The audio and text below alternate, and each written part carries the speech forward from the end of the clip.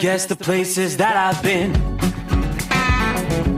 You never guess the places that I've been. 'Cause everything is like a dream, yeah, but only in that dream that I live in. I'm never gonna let the day begin. Never gonna let the day begin. 'Cause everything is like a dream, yeah, but only in that dream that I live in.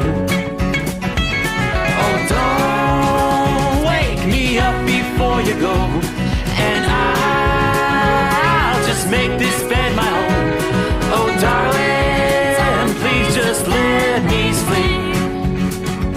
Give me my dreams.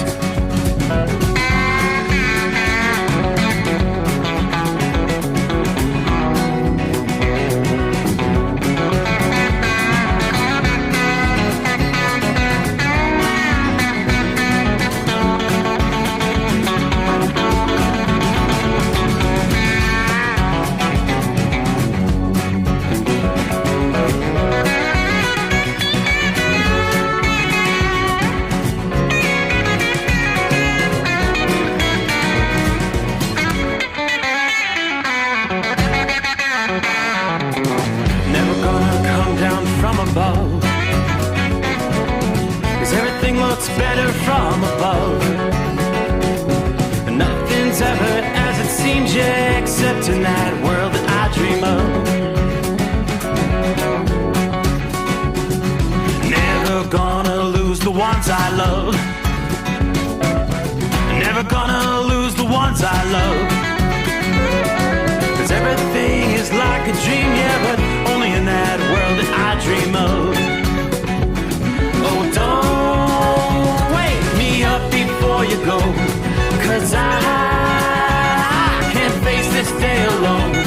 Oh, darling, please just let me sleep. Give me my dreams. Give me my dreams. Give me my dreams.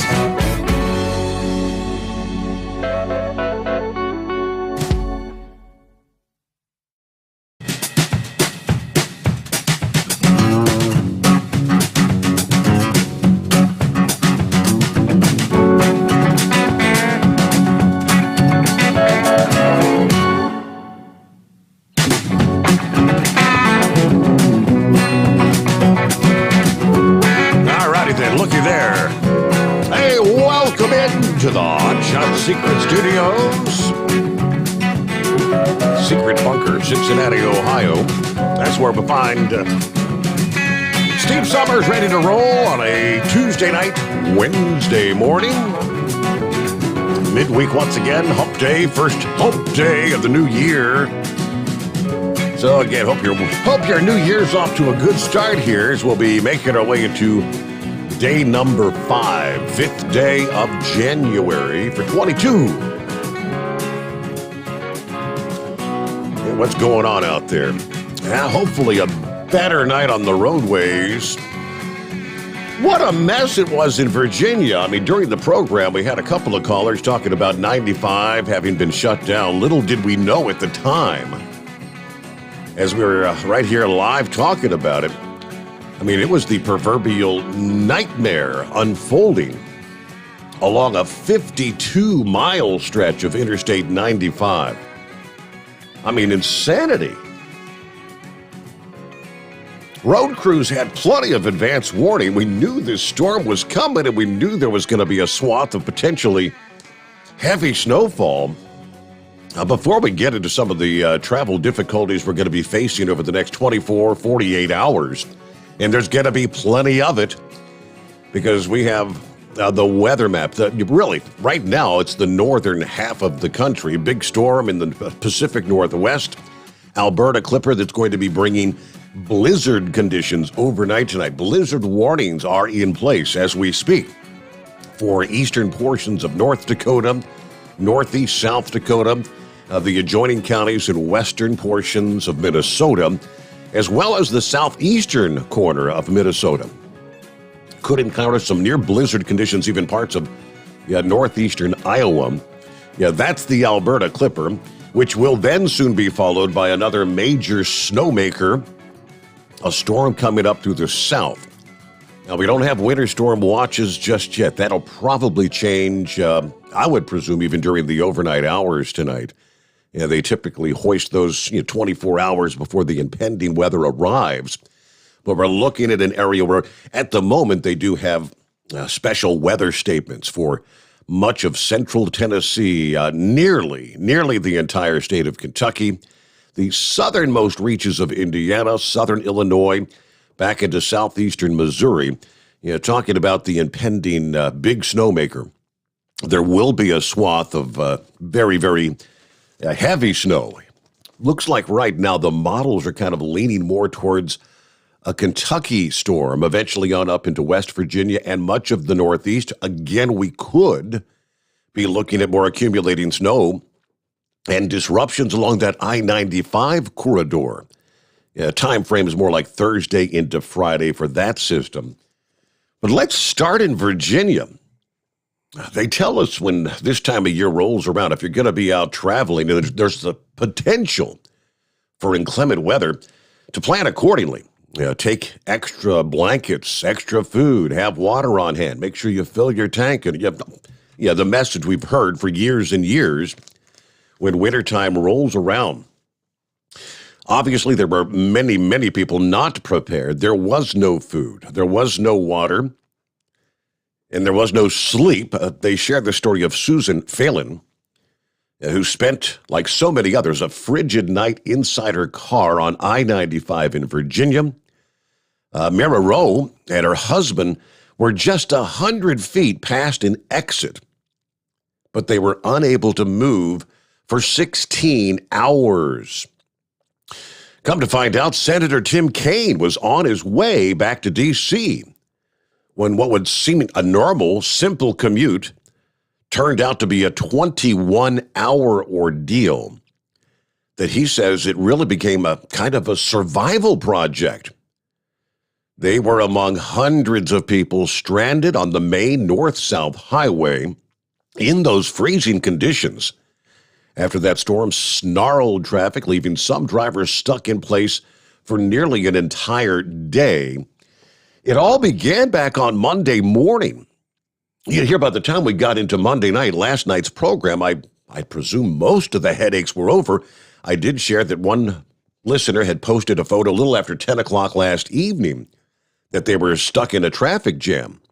Like I said, little did we know at the time how unprecedented it was. Monday morning, there was a truck that jackknifed on 95, which triggered a chain reaction as other vehicles lost control. Eventually, lanes in both directions were blocked across about a 40-mile stretch of the highway between Richmond and our nation's capital. Snow was falling at the time at a rate of nearly 2 inches per hour. Ultimately, hundreds of motorists spent the night in their vehicles, worrying about a lack of food, a lack of fuel, lack of water, as temperatures dropped into the teens. One family reported that they went more than 18 hours without eating. Amazingly, no reports of serious injuries or deaths, but there's plenty of angry motorists, angry drivers out there. Rao says no one came. It was just shocking. She was traveling home to Burtonsville, Maryland, after visiting her daughter in North Carolina for the New Year's weekend when she got stuck Monday evening. I mean, she said, being in the most advanced country in the world, no one knew how to even clear one lane for us to get out of this mess. It actually took till just a few hours ago, folks, Tuesday evening, about 8:30, for the Virginia Department of Transportation to finally reopen the interstate. They had announced earlier this past evening that finally all the stranded motorists had made it off the highway. Transportation officials then oversaw the removal of many abandoned vehicles to make sure the entire stretch was plowed. But as those stranded motorists waited in their cars, many posting desperate messages on social media, between the midnight and 3 a.m. hour last night, traffic came to a complete standstill The governor said his team responded through the night, sending emergency messages, whatever that's worth, to connect drivers with help, working with local officials to set up warming shelters. Officials told reporters crews were helping to distribute food, water, and fuel. Rouse said they stopped their car's engine at least 30 times trying to conserve gas, running the heat just enough to try to get warm. Yeah, they had some potato chips, some nuts, and a few apples. But she did not want to drink any bottled water because she had a sprained ankle and didn't think she'd be able to reach a makeshift restroom. Finally, about mid-morning Tuesday, a tow truck driver appeared and cleared away the snow, allowing their family and other cars to back up to take that exit. Again, they were just 100 feet past the exit. People who were stranded with the families lashing out at the governor on Twitter, asking why the National Guard was not deployed. Governor Northam said in an interview that he opted not to request National Guard help because the issue facing state crews was not a lack of manpower, but the difficulty of getting workers and equipment through the snow where they needed to be. He said that effort was complicated by all the disabled vehicles, of course. And then you had the freezing temperatures and the ice.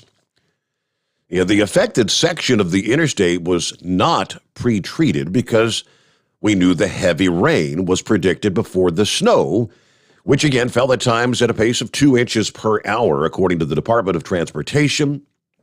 It was entirely too much for us to keep up with. Yeah, the storm also left passengers on an Amtrak train stranded in Virginia. Amtrak's Crescent left New Orleans on Sunday and was on its way to New York, ultimately getting stuck near Lynchburg Monday morning with downed trees blocking the tracks. One passenger says that Amtrak did provide food, but toilets were overflowing. Passengers were furious. Amtrak planned for the train to complete its trip once the tracks are cleared. All said and done, though, up to 11 inches of snow had fallen in the area during Monday's blizzard. State police had warned people to avoid driving unless it was absolutely necessary, especially as the nighttime temperatures were setting in. Compounding the challenges, traffic cameras went offline as much of central Virginia lost power in the storm, according to the Transportation Department. Senator Kaine left his home in Richmond for his usual 2-hour commute to the U.S. Capitol after Monday's snowstorm, expecting to preside over the Senate this past morning. Instead, he spent the night alone in his car on Interstate 95.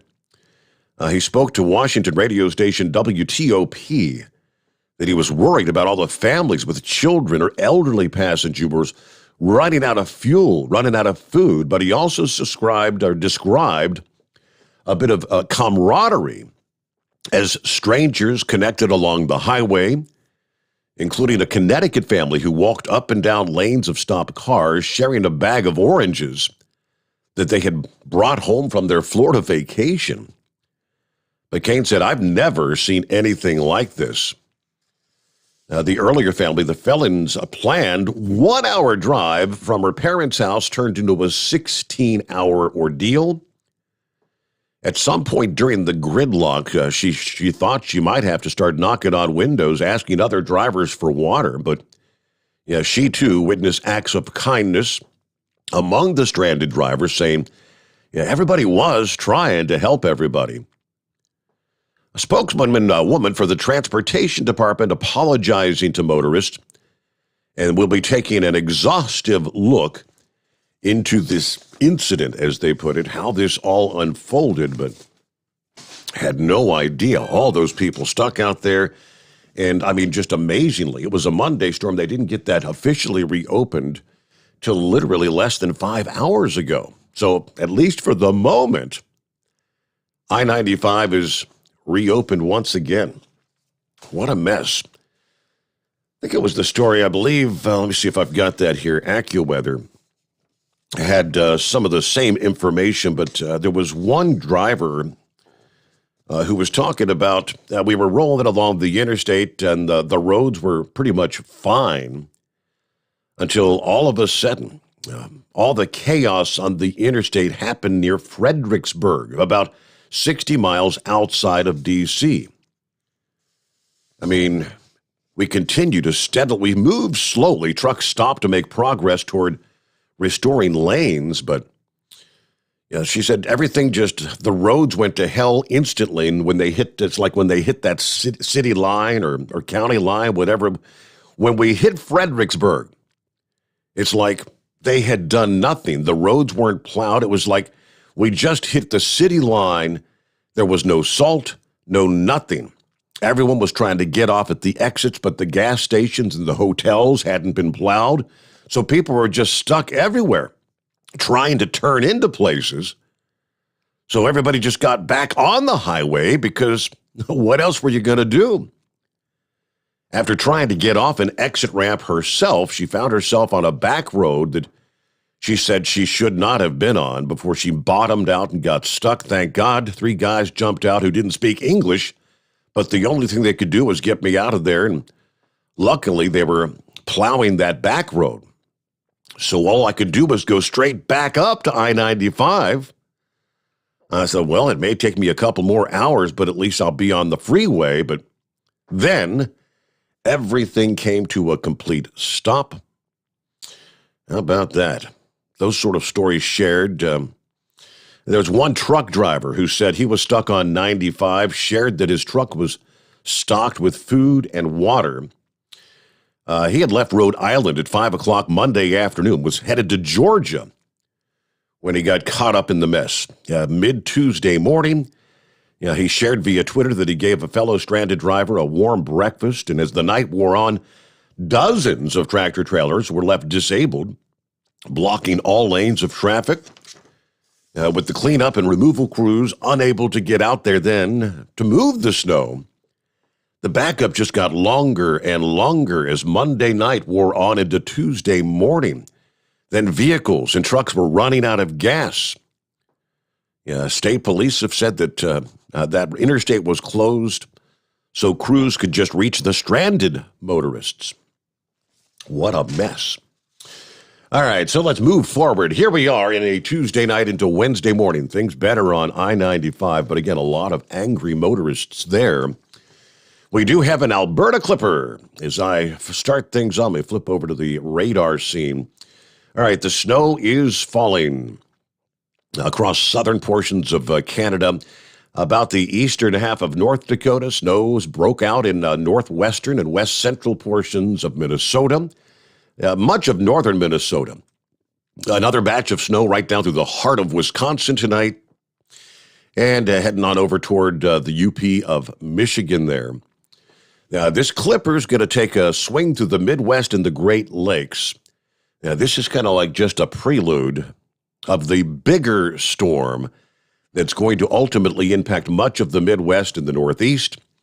First of all, through the day today, a quick hitting storm marching from the northern plains to the upper Midwest. Through the day on into Wednesday evening. This is going to be that real fluffy, powdery snow, but blustery conditions. The storm, as we speak, dropping snow in Canada across southern Saskatchewan and southern Manitoba for racing across parts of the Dakotas.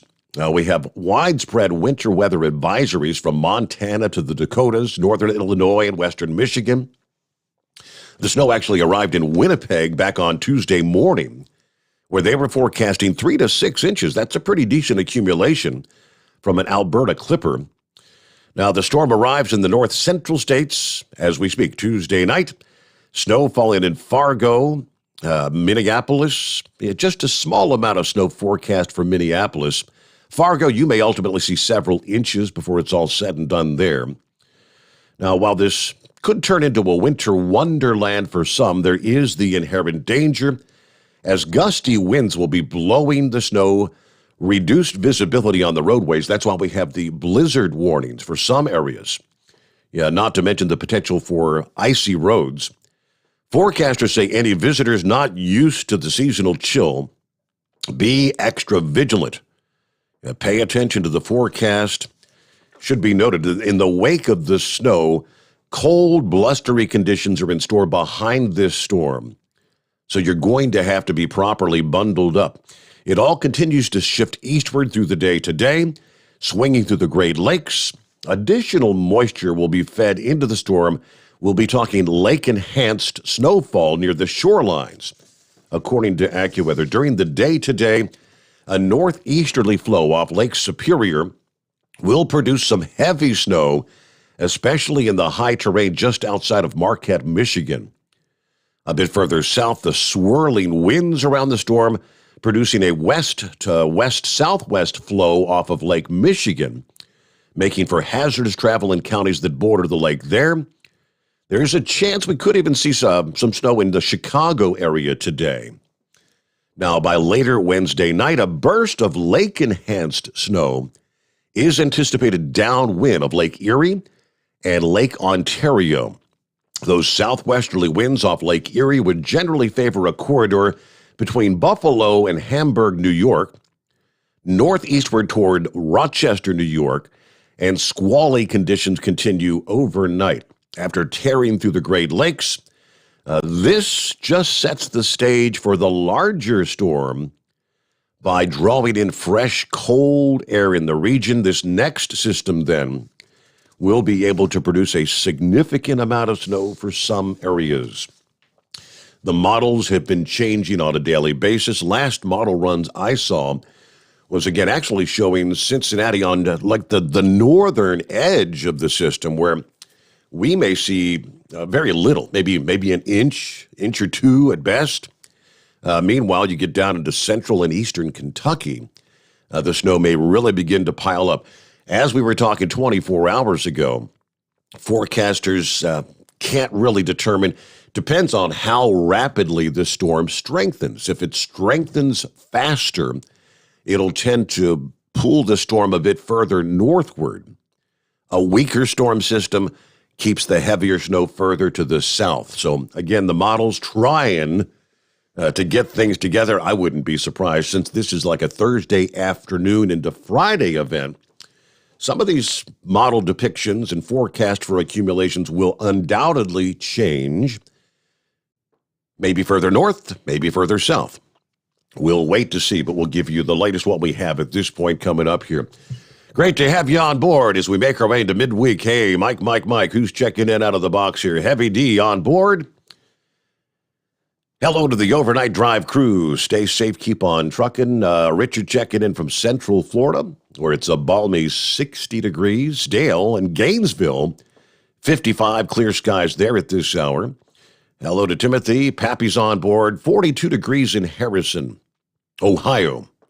It's a beautiful night, though. Be safe. Yeah, a little windy out there. I noticed the wind's starting to pick up in the last few hours. There are wind advisories. Winds are really going to be kicking in. Most of these wind advisories for the northern half of Ohio, much of Indiana, up into Michigan, will be kicking in about 4 o'clock this morning. We'll tell you how gusty things are going to be out there, but definitely blustery conditions. But we're a good nearly, 20 degrees warmer than we were 24 hours ago, with 42 degrees outside the secret bunker here. Not too bad. Hello to Dave. Morning, Steve, from Jersey, where it's 25 and chilly. Hope everyone had a great start to the new year. Oh, and by the way, Pelosi, don't let the door hit you on the way out. Yeah, we talked about that a bit last evening as well. And I have an update on that. As a matter of fact, sounds like some of Pelosi's staff are dashing toward the exits, according to reports this past day, with word that she's going to retire after the midterms. Everybody abandoned ship all of a sudden. Good morning from Central Alabama, 38 degrees out there. That's from Jonathan. Santa Claus, morning, Steve, and the road gang listening from the Sapp Brothers truck stop in Salt Lake City. It's 32 here at this hour. Santa Claus parked, just looking at the fuel pumps tonight. 007 checking in from, Napevine, Washington at the Eagle Plaza truck stop. Got a lot of rain tonight. 65 at this hour in Daytona Beach. Isn't that nice? Well, hello to Stephanie. Joe said, morning, Steve, and the overnight drive crew. I-95 in Virginia, yes, finally open, but They are asking people to still avoid because of what, trees? All right. Still don't know what happened. Let me guess. The Dems are going to blame it on those who weren't vaccinated. Yeah, no, I mean, believe it or not, David, there was an interview with Governor Northam, and he almost tried to divert blame to not January 6th itself. He referenced that on the January 6th of 2021, when that whole insurrection unfolded, remember that supposedly he'd called on the National Guard, and it took hours and hours for them to actually be deployed to get there. And he was trying to say, based on that, I felt like, if I could call in the National Guard, but it's going to take them, it'll be too little too late. It's trying to divert the blame. All right, we'll get a quick time out here, and lines available. It's 844-844-3388. The Steve Sommers Overnight Drive, live from the Hot Shot Secret Studios. You're listening to the Overnight Drive with Steve Sommers. After a long winter road trip, there's nothing like coming home to a warm, comfortable home. Hi, I'm Steve with USA Insulation. We appreciate our truckers and the long hours you're putting in to serve us all. Without you, we wouldn't even get the materials to insulate. So we want you to feel like a king when you get back. We put our foam in your walls. It's like putting a coat around your entire home. Keeps the cold air out and the warm air in. And with the rising energy costs, that's going to save you a bundle. We're getting homes ready for winter right now, and we have $1,000 of savings for everyone. But because we love our truckers, we're going to give you an additional $250 discount just for mentioning this show. So give us a call, 1-800-USA-FOAM. That's 1-800-USA-FOAM or usainsulation.net. We're going to give you an additional $250 discount for mentioning the show. 1-800-USA-FOAM or usainsulation.net. USA Insulation. At Hot Shot Secret, we share the science behind common diesel problems. For example, Diesel fuel cetane levels. the cetane rating in diesel fuel is 42 to 45. Most diesel engines operate more efficiently with a cetane rating of 48 to 50. One treatment of Hot Shot Secret Diesel Extreme will raise your cetane 7 points, increase fuel economy, and improve cold starts. Hot Shot Secret Diesel Extreme is available nationwide at truck stops, fine farm and auto stores, and online at hotshotsecret.com. Hot Shot Secret. Powered by science. My daughter Brinley is here at St. Jude. Coming here was literally life or death, and it was so scary. But St. Jude is fighting for one goal, like this one mission, life. And that gave us hope. We haven't received a single bill from St. Jude, so I really can just focus on what's best for Brinley. Finding cures, saving children. Learn more at stjude.org. And now, back to the Steve Sommers Overnight Drive, live from the Hot Shot Secret Studios.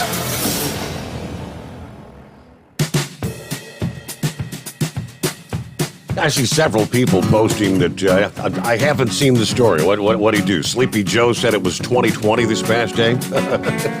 No, it's 2022. Like several, Sleepy Joe didn't even know what year it is. He referenced 2020 in his speech today. Hey, let's go, Brandon.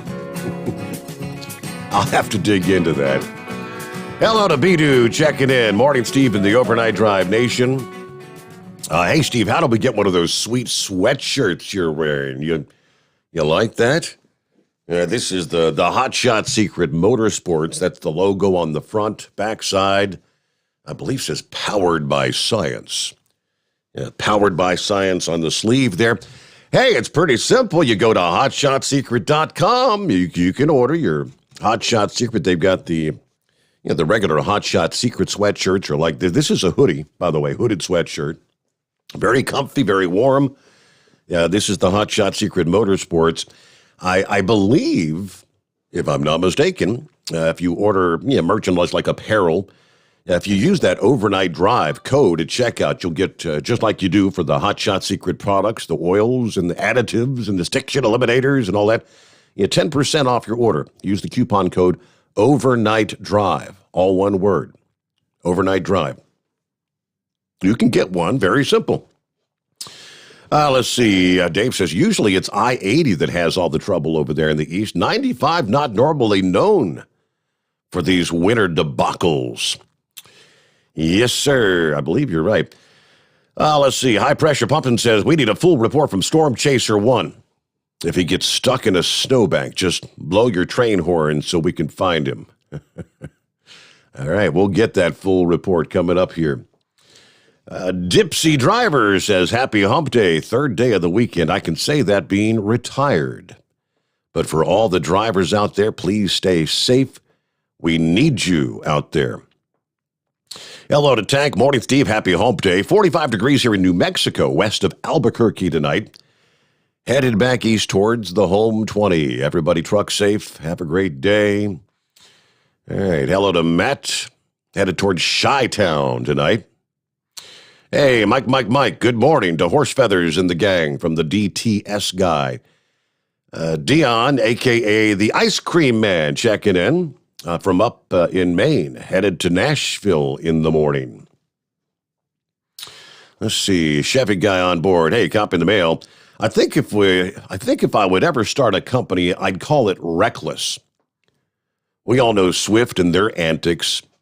Yeah, overnight trucking, not getting it there overnight. I had to fuel 2 last afternoon because a log truck swung tightly, swinging the logs, taking out the fuel pumps. Yeah, name of the logging company, Safe Logging. Okay, Safe Logging. So you would name your logging company Reckless. That would be more appropriate. Yeah, Reckless Logging takes out the pumps, right? Mr. Q on board. Hello to Larry Vaughn. Afternoon, hammer down, be safe out there. A little chilly, 25 in Danbury, Connecticut. Gilligan on board this morning, cold and clear in Dublin, Virginia. According to the trade map, I-95 was still closed in Virginia, 104 to 154. Yeah, I think that's all back up and running. All right, morning, Steve. From Deborah checking in. Be safe out there, especially my favorite driver, Lauren Weiss, 2-time world champion bull hauler. Morning. Shout out to the Carolina Monkey Gouger, who we have not yet heard from in the new year. By the way, hello, Monkey Gouger. But Lauren's in Eaton, Colorado tonight. All right. We'll get to some of our other listening friends coming up here. First, we'll get a news break and your calls all coming up on a Wednesday morning. Welcome in the Steve Sommers Overnight Drive live from the Hot Shot Secret Studios. USA Radio News. President Joe Biden announced on Tuesday he is investing more to fight against COVID-19. Starting next week, Americans can apply for reimbursements for test kits. So if you're insured, you can buy the test and get paid for it. With more capacity for in-person tests, we should see waiting lines shortened and more appointments freed up. Michigan set a pandemic record Monday with 96 children hospitalized with COVID-19. Chief Medical Executive Dr. Natasha Bagdasarian spoke to WXYZ. Our hospitals are completely overwhelmed. Our hospitals are struggling. We've had to ask for federal assistance. We're in a bad place. The previous pandemic high for pediatric hospitalizations in Michigan was 71. And the CDC recommended on Tuesday that Pfizer COVID-19 vaccine recipients get a booster dose 5 months after their second shot instead of the previously approved 6 months. This is USA Radio News. Okay, we are running a car drive right now to help veterans all across America. So if you have an old car, truck, or van, even a motorcycle or an RV sitting around, you can right now give it away and help the vets. They really need your help. And your car will help support the vets and their families. And guess what? You even get a tax donation. Plus, we'll even come and pick up your car for free. And all you've got to do is pick up your phone right now and make a free call. Now is the perfect time to do something good for the vets. Give back to the vets right now for all they've done for this country. And your old car can really help them. So call the Veterans Car Donation Program right now for free pickup of your vehicle. Help the vets and help your taxes at the same time. Call right now. 800-882-2093. 800-882-2093. 800-882-2093. That's 800-882-2093. You're listening to the Overnight Drive with Steve Sommers. Drivers, you demand that your equipment's reliable and dependable, and that also applies to your headset for communication. Well, our friends at Stellar Electronic have you covered. The Pluto Duo headset bundle is the best communication headset you can find in the industry. No matter the challenging environment you're driving in, the Pluto headset will make you sound crystal clear all the time thanks to their 99% noise cancellation. And the Duo's not only a stereo converter for the headset, but also a power bank so you can charge as you go. Learn more at StellarElectronic.com or visit them on Facebook. Do you have a Dodge pickup and hate your automatic transmission? Of course you do. Levon Miller at Firepunk Diesel here, and we specialize in heavy-duty and performance transmissions for your 3/4 or 1-ton Cummins-powered truck.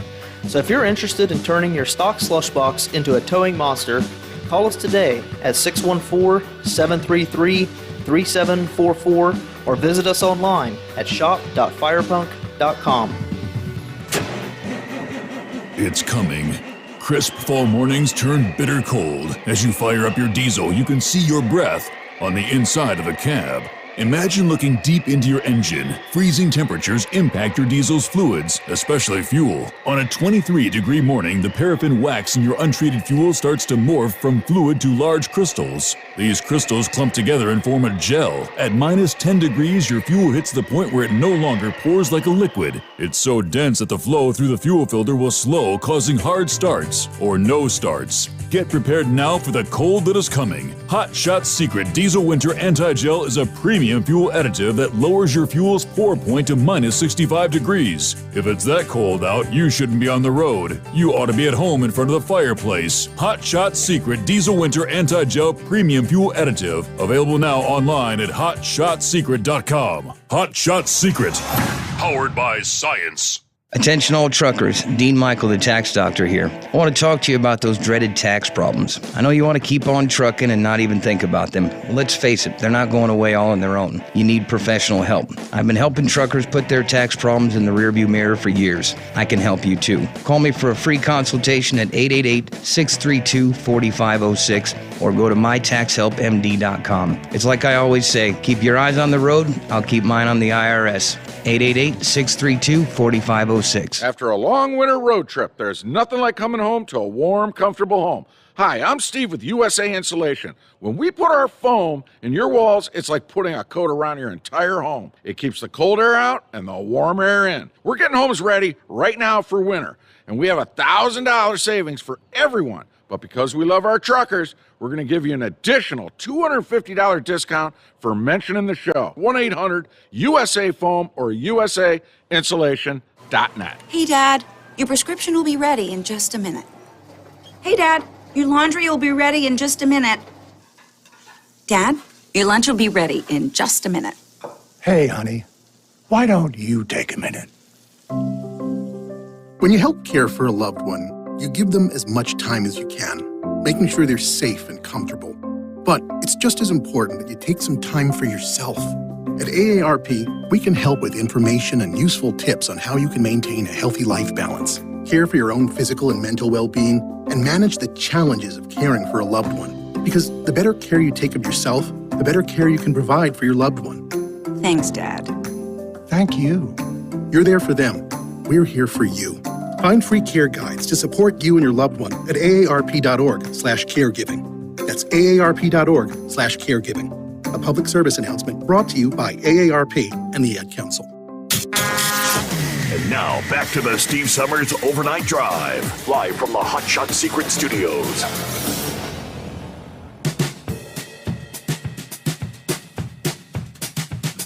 Checking a few of the emails here, starting with Horse Feathers, who says National Weather Service has issued a winter weather advisory or advisories for many locales along and east of 95 from like 4 o'clock this morning till 9 a.m., saying surface temperatures are going to be cold enough east of 95 to produce a brief period of freezing rain Wednesday morning. Surfaces, including roads, sidewalks, will be slick and potentially hazardous. If you must venture out, allow extra time. And he sent me a screenshot as well, which is depicting 95 still closed. Let's just go straight to the source. 95, is it indeed still closed there in parts of Virginia?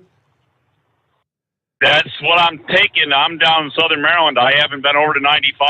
I heard you say Gilligan mentioned that, so I opened up my Google Maps, and that's the picture I see. Everything's white and red dotted line with all the red circles with the white dashes saying it's closed, and it looks like it's from somewhere down around the 100-mile marker all the way up to at least like the Quantico is the 150 exit, 150-mile marker, so it looks like it's closed all the way through there and maybe a little bit further north. Now, the one thing I'll say about the section of 95 through Fredericksburg, from about the 126 to the 136, 126 to 136, they're doing major construction there to put the HOV lanes in the center of the road. So both sides of the highway do not have any emergency breakdown lanes. There's Jersey wall at the lines where the yellow line is on the left and the white line on the right is Jersey wall. So there is absolutely no place to push snow off the road.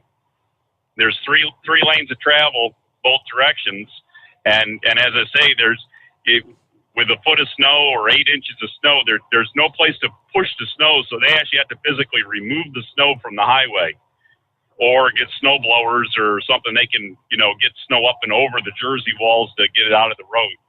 But I imagine they're using front end loaders and just scooping it up and dumping it over the walls or whatever they can do that way. But that's probably one of the major issues, especially between the 126 and the 136.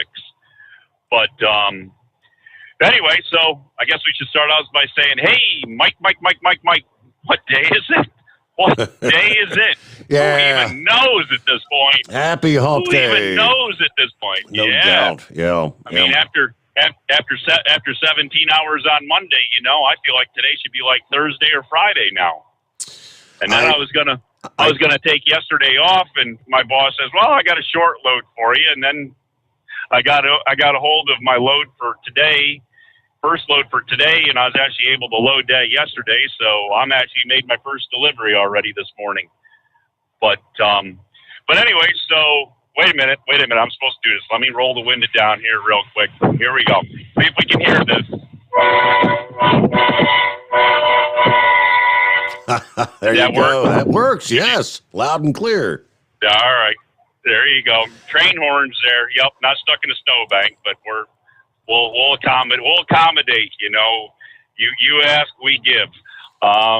Anyways, yeah. So where were we going with all this? I don't know. Well, I mean, I guess first things first. I went ahead since you brought it up. I went back to the map and I pulled up some of those advisories along the eastern seaboard there. And yeah, depending on, from south to north, I guess some of them start at 4 a.m., some of them start at 5 a.m. But, let me start with this one from the office out of Mount Holly, New Jersey. Yes, a freezing rain, just a light glaze anticipated. Southern New Jersey, northeast Maryland, all of Delaware from 5 a.m. till 9 a.m. Scroll down a little further from the Washington, D.C., Baltimore Weather Service office, 4 a.m. till 9 a.m. A light glaze of ice from freezing rain. Central, northeast, northern, and southern Maryland. A couple others on up to the Weather Service office in New York City. Pretty much the same. 4 a.m. till 10 a.m. Wednesday morning. Freezing rain. Everybody, it's going to be just a light glaze for all of northeast New Jersey. So watch those sidewalks and whatnot.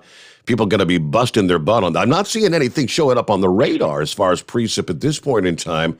Maybe it's just going to be that very light stuff that doesn't even hardly show up on the radar. Could very well be just like a light mist or anything that's probably an untreated surface or anything that's going to refreeze. I mean, I'm down to 28 degrees now, so I mean anything that makes contact on the surfaces freeze and instantly. Yep, absolutely. So we still got some highways that still haven't been completely cleared. You were talking about trees down. This was a pretty wet, heavy, sticky snow. The snow that was sticking in the trees, it was building up on the branches, 2 and 3 inches on the branches and limbs. So it was pulling, especially the evergreens, the pine trees. it was pulling them right over into the highways. And so the snowplows, they were just going around them. They didn't do anything to get the trees out of the road. They just kind of went around them. So there was extra issues with that problem too. But where I was going to start at is the whole deal. Now I'm not a person that believes in the pretreatment. I don't believe the pretreatment does enough to justify the cost and use of what it does. If you got out there and started salting, started your plowing, salting operations when the weather starts, I think you're a lot better off. I was in the Manassas area there. I arrived in the Manassas area. I told you I was going down that way, and I arrived there like 3:30 in the morning to unload, made my delivery, and left there at 4:30. And in the process, somewhere around 4 o'clock, the rain had changed to the big fluffy flakes, and started about 4 o'clock and just coming down, not sticking because it still wasn't below freezing. It was still running about 34 degrees in temperature with the flakes coming down. So they were having, just this beginning of it. And I don't really know where they ended up at. But I headed south from there, which actually brought me down US 29 to US 17, and which brought me down into the Fredericksburg area. I got on 95 at the 133. So I was down there about a little bit after 5 o'clock, a little bit after. And actually all the rain had pretty much stopped. There was absolutely nothing going on. The ground had no coverage whatsoever on it. And there was pretty much, the rain had pretty much slowed down. I got down to where I had to load about 20 miles south of Fredericksburg, spent a half hour there to load, got about another 10 miles up the road, and all the snow started coming down at that point. So that was somewhere around 6:30 in the morning that the snow actually started coming down in that area. But there was the whole way around, I never saw one stage truck out ready to even start any snow removal operation. So they weren't ready for it. I mean, they didn't plan for it, weren't ready for it. I think with the amount of prediction there was for it, yeah, I mean, it's hard to estimate storms. I understand that. And you were calling for 3 to 6, and you talked about 3 to 6. The forecast through the weekend was in the Baltimore area was saying 3 to 6 for Southern Maryland. And I know some point at Monday morning, that all got switched up to 5 to 10. And of course they ended up with a little bit more than the 10. But most of the times when, you get the forecast, a lot of times it's over predicted. So even the 5 to 10, they were probably still thinking 3 to 6. So nobody put a real rush on getting out there. And I think there was 2 other factors. Number one, it was Monday after New Year's weekend. So everybody still wasn't done with, getting through the holidays. And number 2, it was the first storm of the year. And there's a lot of problems with the first storm of the year that nobody is ready operational to even remember what they're doing. They got to get everything together, and everybody just puts off, and all of a sudden, here's the storm, it's here, and oh my God, we're not ready, and now we got to try to get plows on the trucks, and Maryland and Virginia both use a lot of contractors. They don't have enough. They don't have a lot of plowing equipment and salting equipment to do their own work. The municipalities do not have the equipment to maintain, so they have to rely on getting their contractors put together and brought in and getting them running. And unfortunately, I saw a couple of them with mechanical deficiencies. One had a plow that fell off the truck, and another one had slid off the road, and he was about ready to fall on his side in the ditch. And I hope they got him out before that happened, because it was a brand new Peterbilt. But there's, I don't know, it's just a lot of complications, and a lot of things came together, and they didn't get, knowing the roads weren't pre-treated, which, as I say, I personally don't believe really does a whole lot.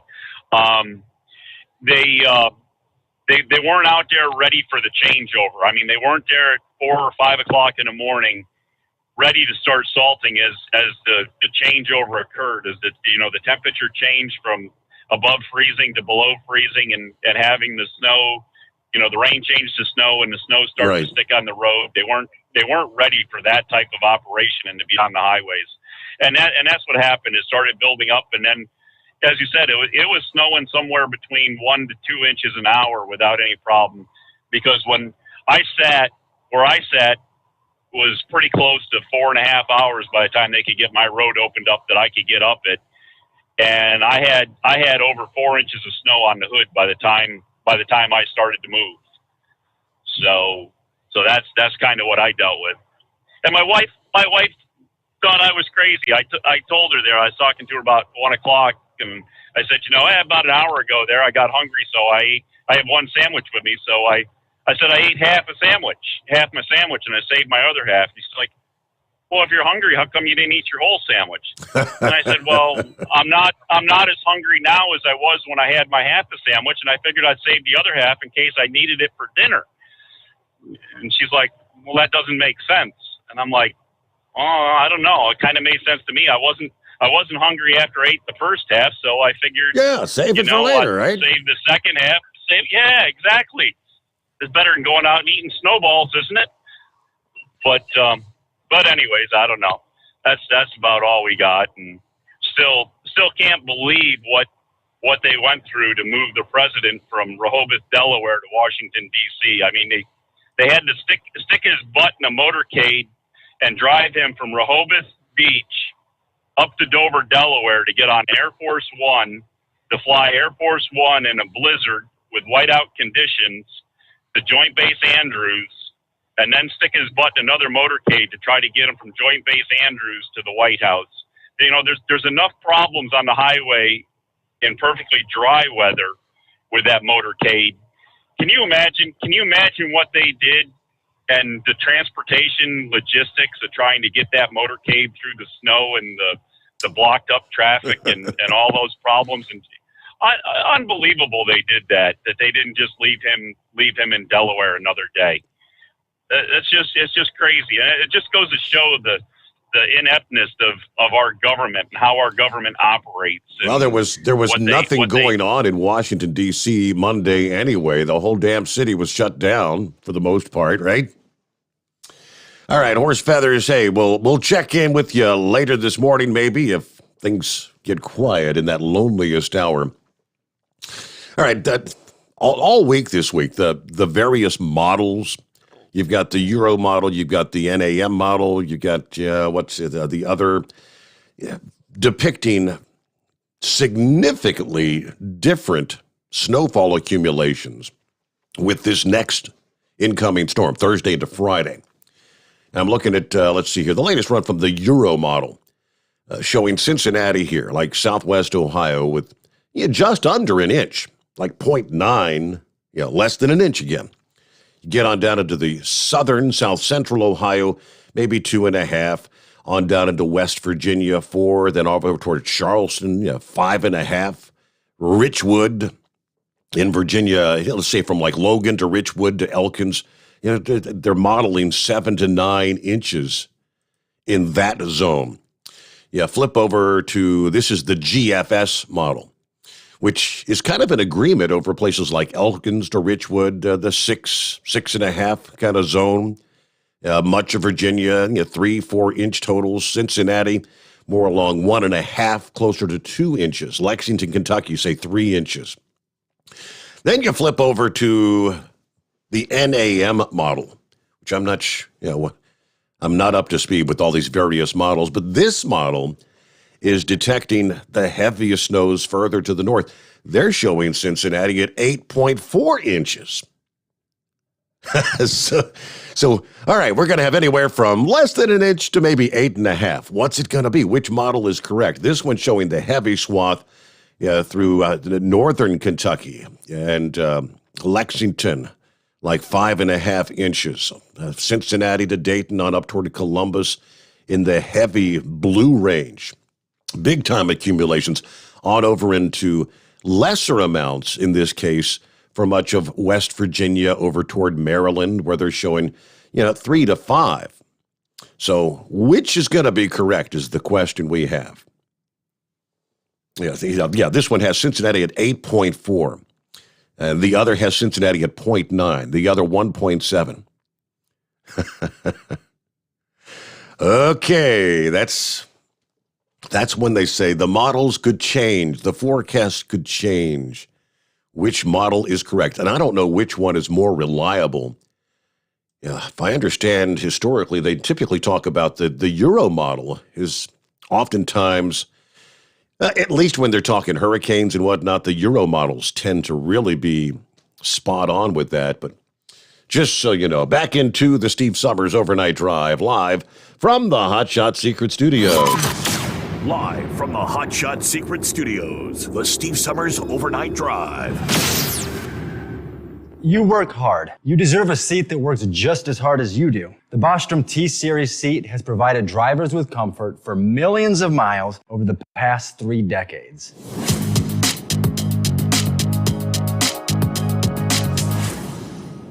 Each seat is built right here in the USA and has 4-position front cushion tilt and higher low-profile air suspension with isolator. It's also equipped with many standard and optional comfort features, such as high and mid backrests, 9.4-inch 4-aft slide adjustment, adjustable armrests, and manual or dual air lumbar support systems to keep you comfortable throughout your ride. Build your T-Series seat today at BostromSeating.com and ensure your ultimate comfort for wherever the road takes you.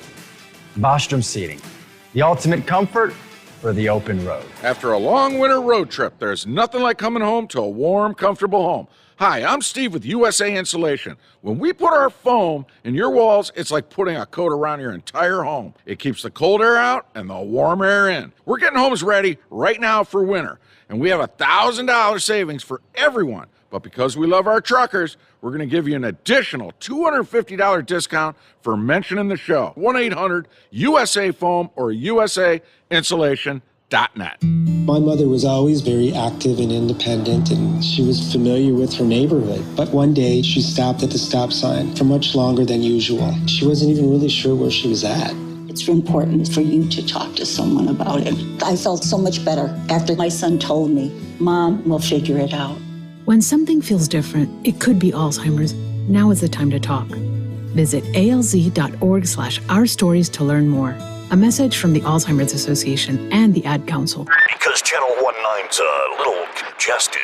Call Steve now at 844-844-3388. The Overnight Drive. There you go. That is our number.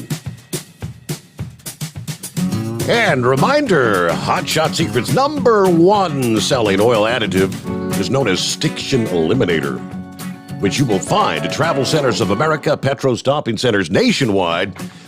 Make your engine run better with a money-back guarantee. Grab a bottle of Stiction Eliminator today. All right, AccuWeather says, hey, get ready. We got another storm on the way Thursday night into Friday. That's the breakdown. This storm will affect a much larger area in the Northeast than the one we started the week off that left hundreds stranded for more than 18 hours along I-95. First, we've got this fresh injection of cold air coming across the Midwest today into the Northeast on Thursday. Another jet stream disturbance, which is going to cause a dip in the jet stream across the central parts of the country Wednesday night into Thursday. That's going to form the storm on Thursday.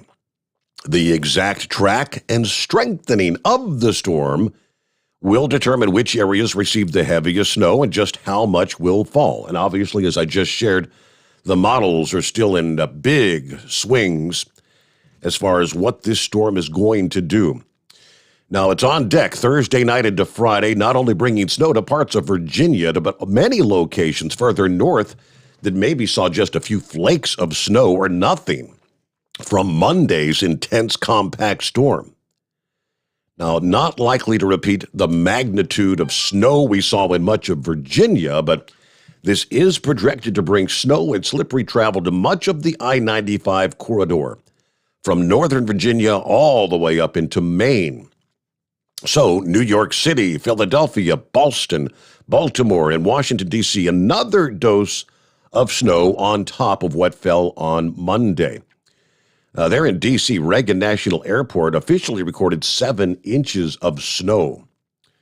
Snowiest day since back in January 2019. Now, further south, little to no accumulation anticipated in places like Richmond, Virginia, and much of the lower Chesapeake Bay region.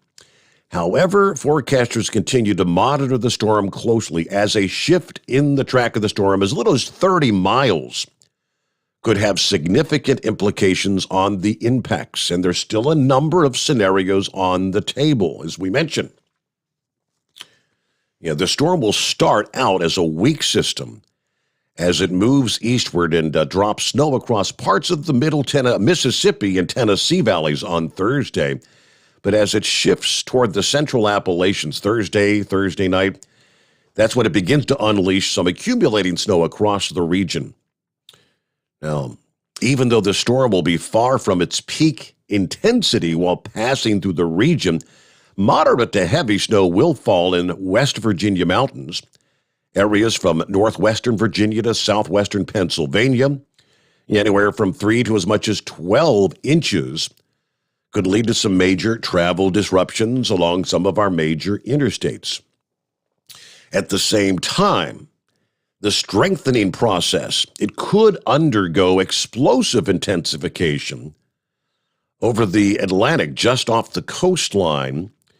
It has the potential to become a bomb cyclone, where the pressure drops 24 millibars in 24 hours. Now, that could take place Thursday afternoon into Friday afternoon, which could lead to snowfall rates 1 to 3 inches per hour. Should they occur with the rapidly strengthening storm, that could bring the risk of slowdowns and even shutdowns again in parts of the Northeast. So again, the intensifying storm could generate other hazards, gusty winds, blowing and drifting snow. It may become strong enough to track in such a way that it unloads 1 to 2 feet of snow in eastern Maine by Friday into Friday night. I mean, it could become a full-blown blizzard in that portion of the country. So really, right now, they're just saying, everybody pay attention. We'll keep you up to speed with the latest. Our number, 844-844-3388. News update, after which we'll get back to your calls here on a hump day, the Steve Sommers Overnight Drive live from the Hotshot Secret Studio. USA Radio News. Michigan set a pandemic record Monday with 96 children hospitalized with COVID-19. Chief Medical Executive Dr. Natasha Bagdasarian spoke to WXYZ. Our hospitals are completely overwhelmed. Our hospitals are struggling. We've had to ask for federal assistance. We're in a bad place. The previous pandemic high for pediatric hospitalizations in Michigan was 71. The CDC recommended on Tuesday that Pfizer COVID-19 vaccine recipients get a booster dose 5 months after their second shot instead of the previously approved 6 months. The agency endorsed the shorter period after the FDA authorized the reduced timeline on Monday for those who received the Pfizer vaccine. Facebook has restored access to an advertising account linked to the conservative children's book publisher Heroes of Liberty after the lockout sparked outcry on social media. This is USA Radio News.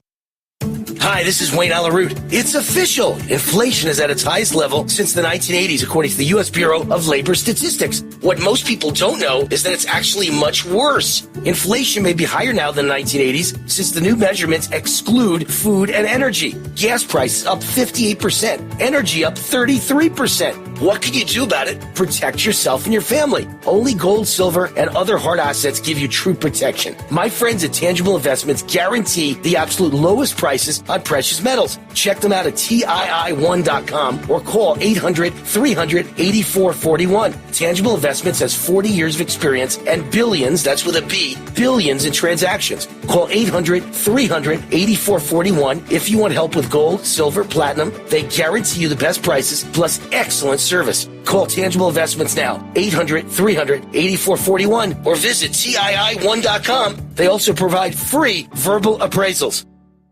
An NFL team is set to unveil a new name. The Washington football team is set to unveil a new team name and logo next month. The NFL franchise making the announcement on Tuesday in a letter written by the team's president. While Jason Wright didn't give a hint as to what the team name will be, he did say the team will not be called the Red Wolves or the Wolves. The team has been known as the Washington football team since 2020 after retiring the Redskins name and logo. The new team name and logo will be revealed on February 2nd. From the USA Radio News Phoenix Bureau, I'm Tim Berg. 1,000 sexual abuse victims of a University of Michigan sports doctor would get a window to sue the school for damages under pending bills in the state legislature. Under bills announced Tuesday, victims of the late Dr. Robert Anderson would have 30 days to sue, regardless of the statute of limitations. This is USA Radio News. The greatest radio shows of all time. Frank Sinatra as Rocky Fortune. Classic radio theater. Matt Dillon, United States Marshal. The story of Dr. Kildare. The Pepsodent Show, starring Bob Hope. The greatest radio shows of all time. Classic radio theater with Wyatt Cox. On this radio station or wherever podcasts are served, just by searching for Classic Radio Theater with Wyatt Cox. That's Classic Radio Theater with Wyatt Cox. Remain in Mexico starts back up and is expanded into San Diego, California. The Biden administration brought 36 migrants back to the United States for court hearings on Monday under the reimposed Remain in Mexico program and expanded its enforcement of that program into San Diego, California. Candidate Joe Biden from a year ago. This is the first president in the history of the United States of America that anybody seeking asylum has to do it in another country. That's never happened before in America. The Biden administration has asked the Supreme Court to intervene and allow them to end the program that blocks illegal immigration. From the West Coast to USA Radio News Bureau, I'm Lance Pry. On Tuesday, President Joe Biden sought to reassure the public that the federal government is prepared to address the growing COVID-19 health crisis. This after Biden said his administration was leaving pandemic management up to the states. Addressing the country before a meeting with the White House COVID-19 response team, Biden once again encouraged Americans to get vaccinated and boosted and wear masks. He called out unvaccinated people and said, quote, "You have some reasons to be alarmed." The U.S. government announced on Tuesday it arrested one of the main suspects in the killing of Haiti's president and charged him with conspiracy to commit murder or kidnapping outside of the United States. Mario Antonio Palacios, a 43-year-old former Colombian soldier, is also charged with providing material support resulting in death. For USA Radio News, I'm Katie Lewis. At Hot Shot Secret, we share the science behind common diesel problems and their solutions. For example, diesel particulate filter regeneration. The DPF catches particulates left over from combustion. The DPF regeneration cycle cleans the filter with temperatures exceeding 1,000 degrees Fahrenheit. A computer sensor triggers the DPF regen, which is often accompanied by a loss of power and fuel economy. The frequency of DPF regens are in correlation to the cleanliness of the fuel burn. Under heavy operation with the dirty burn, DPF regens can occur multiple times per day. Hot Shot Secret Diesel Extreme Fuel Additive promotes a more complete combustion, creating fewer emissions and therefore fewer DPF regens. Vehicles using Diesel Extreme experience 83% less DPF regens. Hot Shot Secret Diesel Extreme is available nationwide at truck stops, fine farm and auto stores, and online at hotshotsecret.com. Hot Shot Secret, powered by science. All righty then, welcome back. Welcome on a Wednesday. Yeah, what do we see here? Day number 5, 5th day of January. And good to have you on board. West Michigan checking in. There's Crazy Ray out there. 33 degrees at this hour. Buster Brown on board. Well, the ground is now cold. They're saying 1 to 3 inches coming late Thursday, East Tennessee. Great show this morning, Steve. Thank you much. Let's see. There's Jeff. He says, me, Kimmy, 2 dogs, laying in bed watching you on television. Oh boy, that's late night entertainment, isn't it? Hello to Country Bump, but thank you for tuning in. Country Bump can check it in morning, overnight drive nation. Everybody have a safe trip. Hello to Eskimo Mom from a breezy Columbus. Doing a store load with the backhaul, so for part of the night, I'll feel like a sailboat. 43 outside right now. Yeah, got to be kind of breezy up there as the night progresses, right? Hello to the Overnight Drive Nation. Rambler checking in, headed to Montgomery, Alabama. Tonight it's cold over here. Yes, shout out to the congregation there at Determined Ministries Church. Everybody be safe and God bless. Don't forget, he loves you. All right. Joe, have a great night. He says, later all. They're concerned about 95 maybe freezing over again. All right. Doc Mojo 1. Glad I found you again. Hope you are well, my friend. Well, I'm glad you found us again as well. It's taken a lot of time for some of our old friends to find us, but yeah, little by little. Good morning from Ottawa, Canada. There's Jake with us this morning. All right, good to have you all on board. Meanwhile, back to the phones we go, and Curtis is checking in from Salisbury, I believe. Hello, Curtis. How are we doing? Happy New Year, by the way. Well, hi, B, sir. Well, it was amusing today. I had a truck roll in, and I raised the door first time this year. And I called the mechanic, and I said, I need the loading dock cleared. He said, we had him do that this morning. I said, you don't understand. There was a foot of snow on the lip of the loading dock. Oh, boy. He had to come out with a shovel to clear it off so the driver could get the stuff on the truck. Uh-huh. But yeah, I was just laughing. I'm going, you do not understand.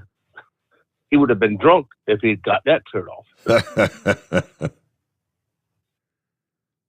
Yep. But yeah, and in my 20 years, I've never seen that much snow sitting on the lip of the loading dock, but there was a foot of snow and it was frozen from, the really cold temperatures. So a broom wouldn't have done it. Yeah. But yeah, it was definitely an amusing day on Delmarva. So how was? And I have a silly question. Okay, go ahead. Skyline or Gold Star? Which is the better of the two to try? Well, I mean, everyone has their own opinions in this town, but I'm a 10-1 Skyline is my preference. Because I've seen on Amazon, because I belong to Cincy Favorites, and I've been wanting to try, and I just didn't know which one to try, the Gold Star or the the other. Well, better yet, get a little bit of, get some of each. Are you getting is it going to be like the canned Skyline or the canned Gold Star? Yes, sir. Yes. I don't know what it is when it comes to like the canned Skyline. For whatever reason, there seems to be more gristle kind of meat in the canned product versus what you get at the actual restaurant.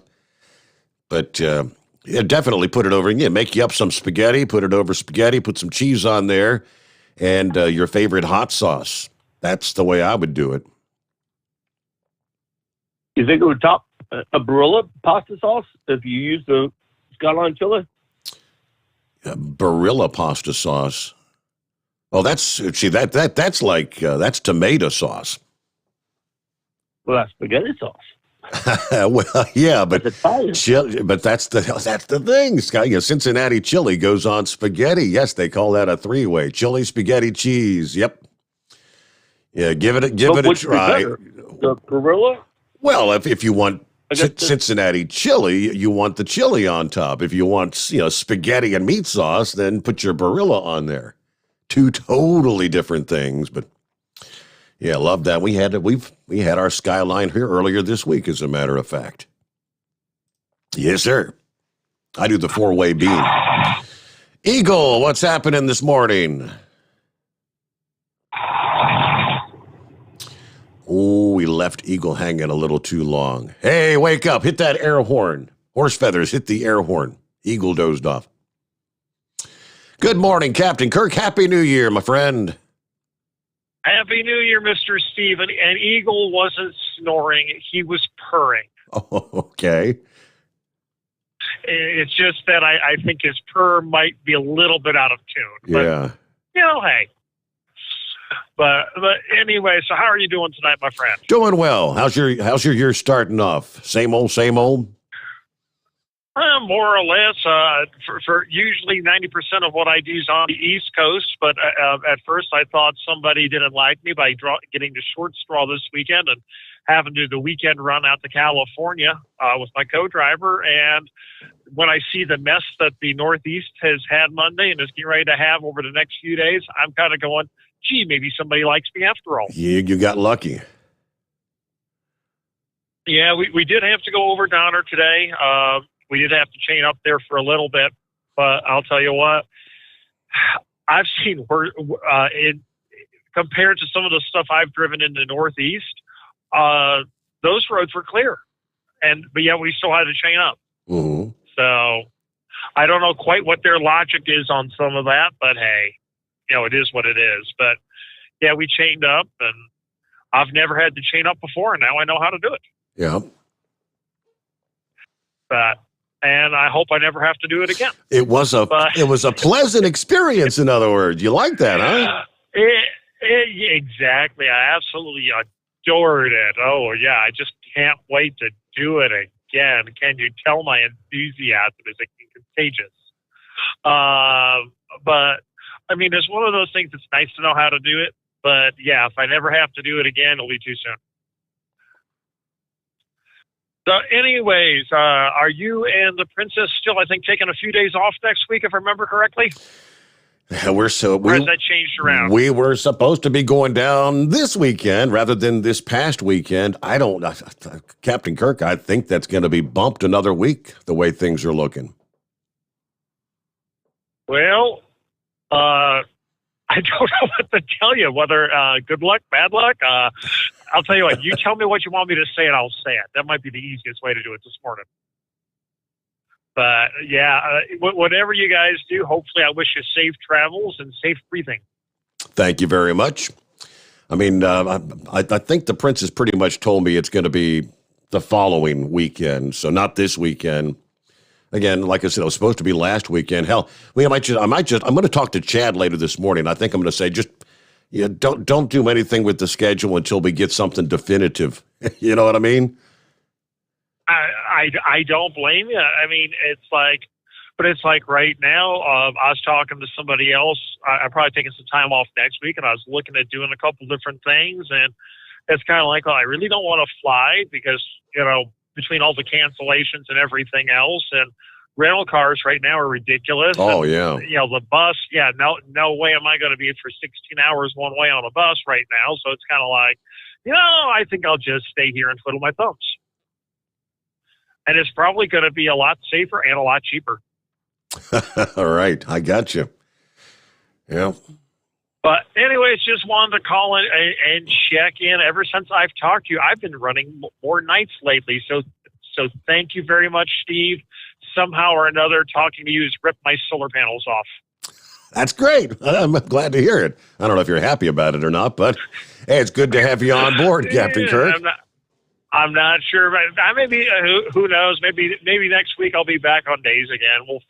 I'll figure it out as I go along. That's the one nice thing about this job I have now. There's a lot of consistency, but there's just enough change so you don't get too bored.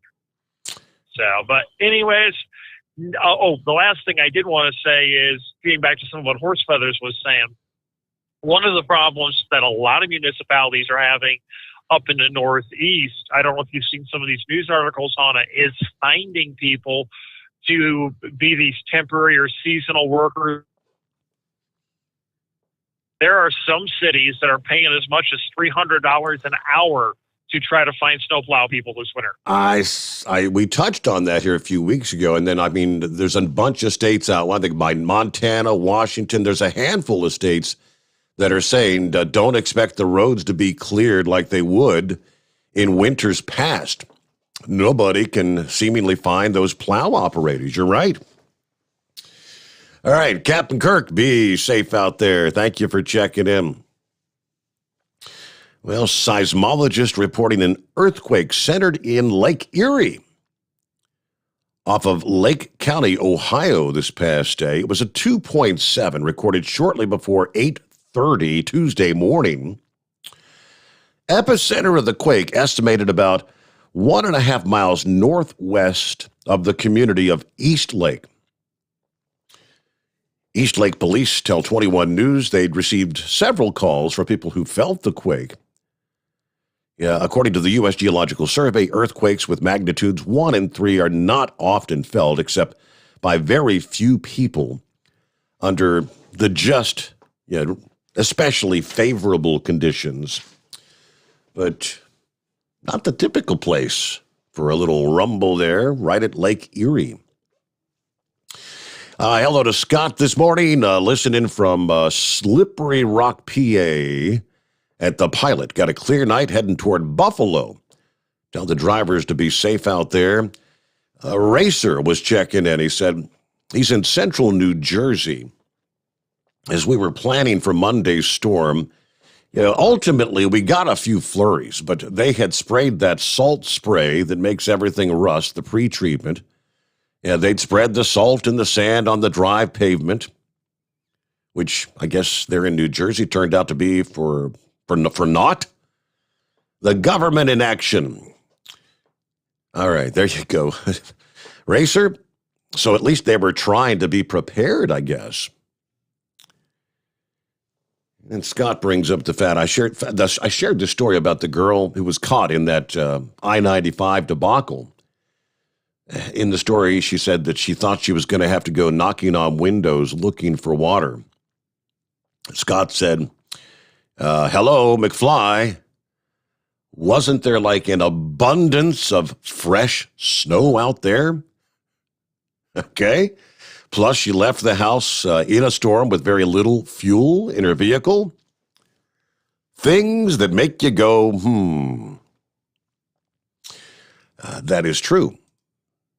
If push comes to shove, last I checked, a little heat on some snow in a glass turns into water. But good to have you on board. All right, plenty of room for you. It's 844-844-3388. Get a quick 2-minute timeout and back to you. The Steve Sommers Overnight Drive, live from the Hotshot Secret Studios. You're listening to the Overnight Drive with Steve Sommers. It's coming. Crisp fall mornings turn bitter cold. As you fire up your diesel, you can see your breath on the inside of a cab. Imagine looking deep into your engine. Freezing temperatures impact your diesel's fluids, especially fuel. On a 23-degree morning, the paraffin wax in your untreated fuel starts to morph from fluid to large crystals. These crystals clump together and form a gel. At minus 10 degrees, your fuel hits the point where it no longer pours like a liquid. It's so dense that the flow through the fuel filter will slow, causing hard starts or no starts. Get prepared now for the cold that is coming. Hot Shot Secret Diesel Winter Anti-Gel is a premium fuel additive that lowers your fuel's pour point to minus 65 degrees. If it's that cold out, you shouldn't be on the road. You ought to be at home in front of the fireplace. Hot Shot Secret Diesel Winter Anti-Gel Premium Fuel Additive. Available now online at hotshotsecret.com. Hot Shot Secret. Powered by science. Do you have a Dodge pickup and hate your automatic transmission? Of course you do. Levon Miller at Firepunk Diesel here, and we specialize in heavy-duty and performance transmissions for your 3/4 or 1-ton Cummins-powered truck. So if you're interested in turning your stock slush box into a towing monster, call us today at 614-733-3744 or visit us online at shop.firepunk.com. Honorary Forest Ranger Betty White here, lending a hand to my dear friend Smokey Bear. Because for years, he's only said, only you can prevent wildfires. But there's a lot more to say. Like if you park your car on tall, dry grass, the hot exhaust pipe can start a wildfire. So keep the animals safe, especially the cute shirtless one. Go to SmokeyBear.com to learn more about wildfire prevention. Brought to you by the U.S. Forest Service, your state forester, and the Ad Council. And now, back to the Steve Sommers Overnight Drive, live from the Hotshot Secret Studios.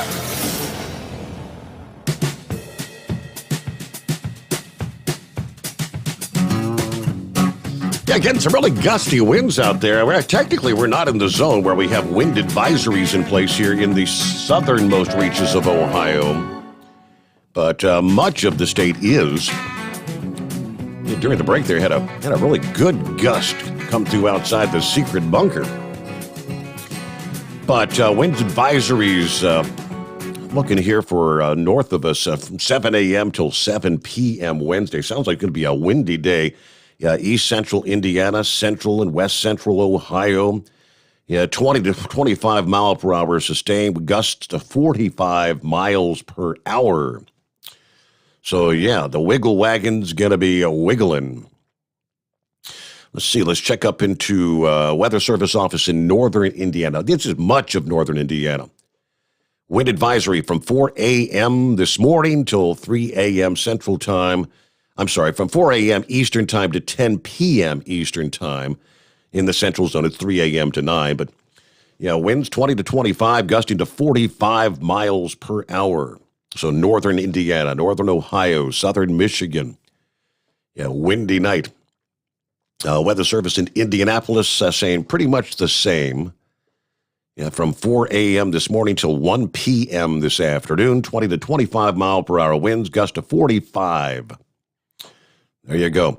For those who still have their Christmas decorations and whatnot out in the yard, should have got them up this past day. I noticed as I stepped out this evening, most of the neighbors, I guess this was neighborhood take down the Christmas decorations day. With the exception of just a couple, everybody's got their decorations down. I guess they're paying attention to the forecast, especially for those who have to get up on the roof to take lights down. Once we get into Thursday, into Thursday night and Friday, got to be snow on the roof. It'd be like Clark Griswold trying to get up there and take the lights down. Meanwhile, lines available at 844-844-3388. Would this be Gypsy? Oh, I'm sorry, Dipsy Driver? Dipsy. Hello, Dipsy Driver. What's going on this morning? First time I called you, I did try, I think it was right before Thanksgiving. It's kind of funny. The first time I called, I was on hold and my wife called me and said, well, Lily, our dog, she got sick. So I went in there, helped clean up. And then I think the next day I tried to call and I was on hold and my wife calls me, said, the washing machine overflowed. I don't know what I did, but it just made a bunch of noise and there's water all over. So, anyway, so far I'm able to talk to you anyway. Well, for the first time, huh? How about that? Yeah, I did try those couple times and, just give you a little history. I found you probably early 2000s, maybe the late 90s. I live here in mid-Michigan, and I was driving down to the Sharonville transmission plant there, and I usually leave around midnight. And at night, I could pick up, on the station that you were on pretty easy. And sure. Then once I got closer, it came in really clear. And, I'd end up probably over at that Waffle House there and have some breakfast around 4:30.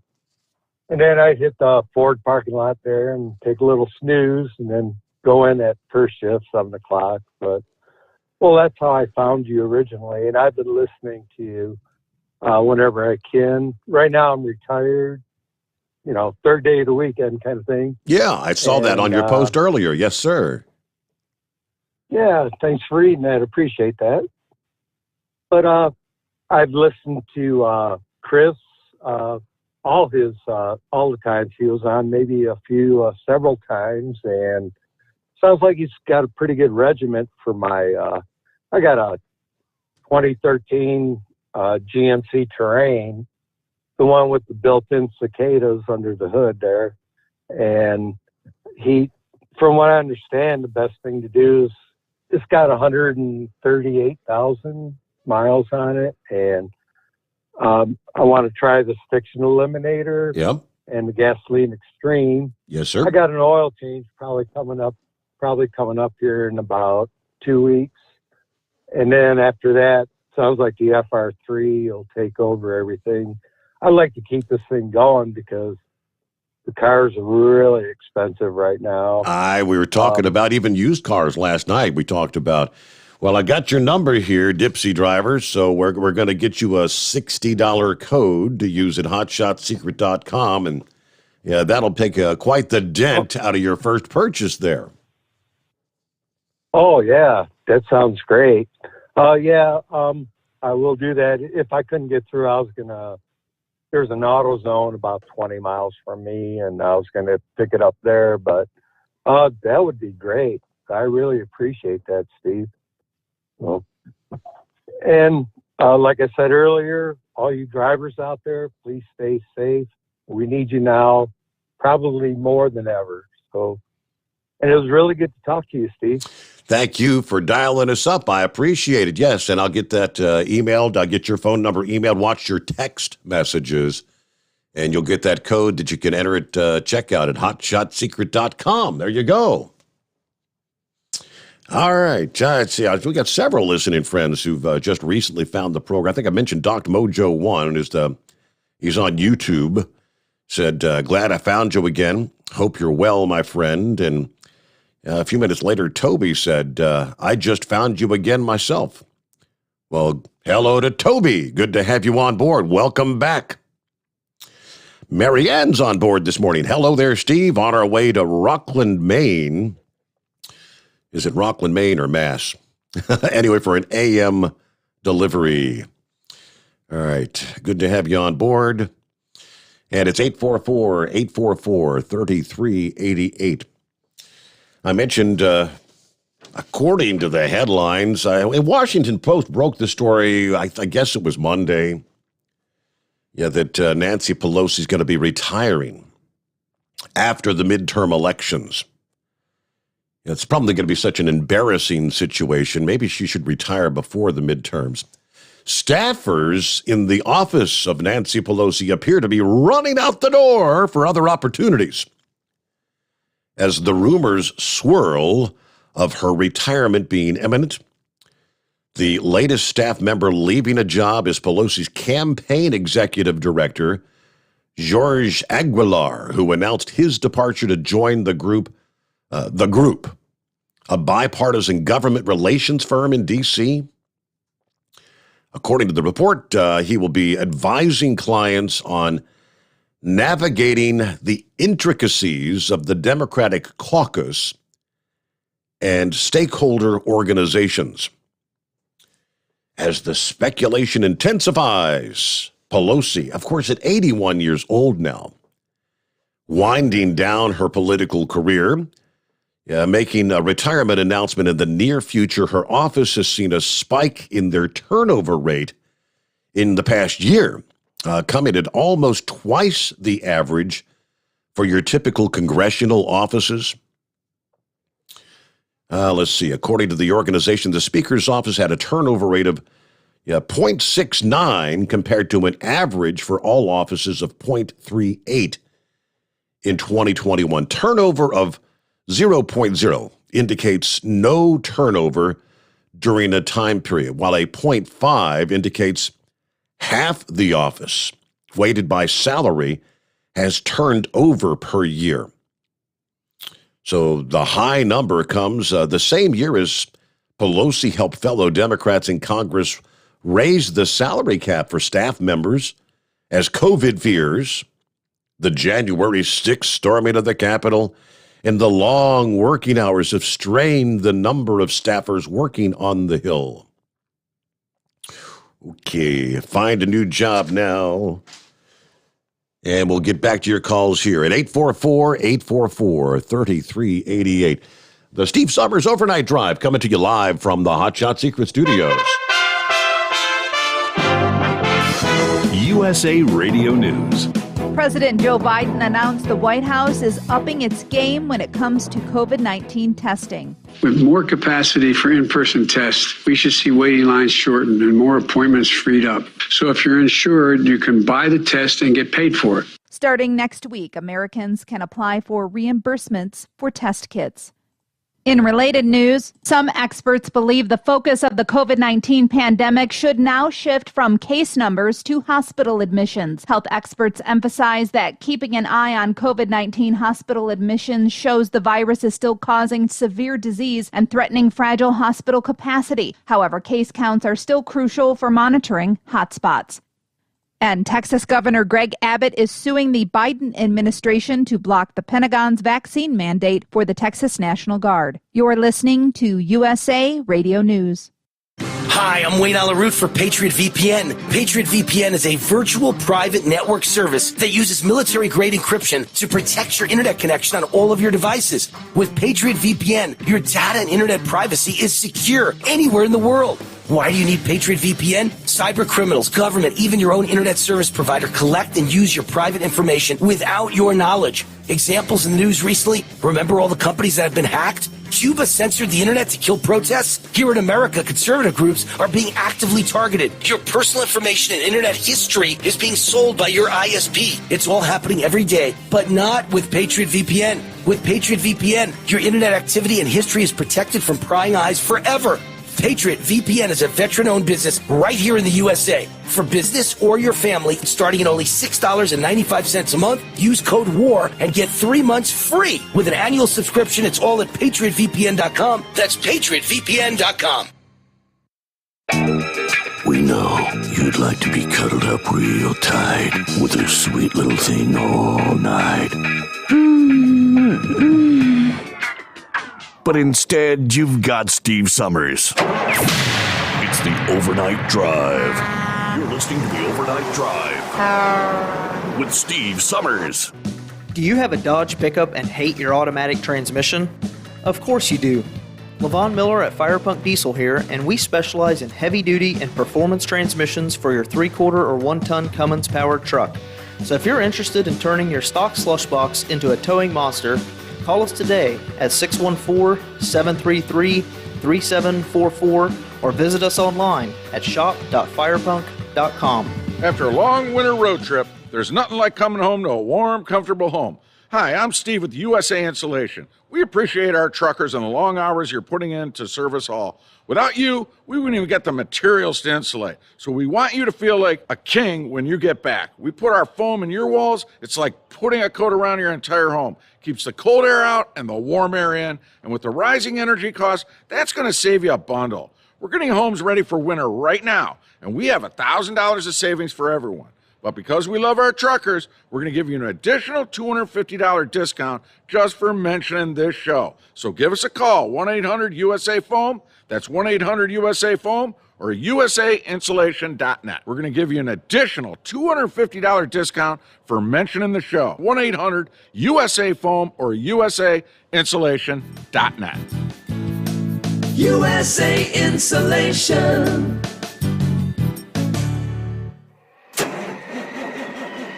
It's coming. Crisp fall mornings turn bitter cold. You climb into your diesel and it feels like you're sitting on an ice cube. Imagine how your engine feels after a frosty night. Freezing temperatures impact your diesel's fluids, especially fuel. As the temperatures drop, water that is emulsified within your fuel is released, adding more water into your system. Frozen water in your fuel lines, filter, or bowl will simply slow the flow, or worse, stop the flow of fuel in your system. No fuel flow, no start. Get prepared now for the cold that is coming. Hot Shot Secret Diesel Winter Anti-Gel is a premium fuel additive that lowers your fuel's pour point to minus 65 degrees. If it's that cold out, you shouldn't be on the road. You ought to be at home in front of the fireplace. Hot Shot Secret Diesel Winter Anti-Gel Premium Fuel Additive. Available now online at hotshotsecret.com. Hot Shot Secret. Powered by science. Dean Michael, the tax doctor here. I have one question for you. Do you want to stop worrying about the IRS? If the answer is yes, then look no further. I've been around for years, I've helped countless people across the country, and my success rate speaks for itself. So now you know where to find good, honest help with your tax problems. What are you waiting for? If you owe more than $10,000 to the IRS or haven't filed in years, call me now at 888-557-4020 or go to mytaxhelpmd.com for a free consultation and get your life back. Hi, we're the Goo Goo Dolls. We're fortunate that we can give our daughters everything they need to grow and learn, but not every child can focus on classes and play dates. Nearly 13 million kids in the U.S. face hunger. That's 1 in 6. School lunch might be their only meal each day, and it's heartbreaking to imagine any child going to bed hungry. We're dreaming of a perfect day when kids can smile, play, and just be kids without worrying about where their next meal will come from. Feeding America is working to make that perfect day a reality. Each year, the Feeding America network of food banks rescues billions of pounds of good food that would have gone to waste. That food is given to families and children in need. Being a kid should be about doing things that make an ordinary day extraordinary. Learning to play an instrument, building a sandcastle, hosting tea parties. Hunger should never be an obstacle to growing up. You can help end childhood hunger in your community by visiting feedingamerica.org. Brought to you by Feeding America and the Ad Council.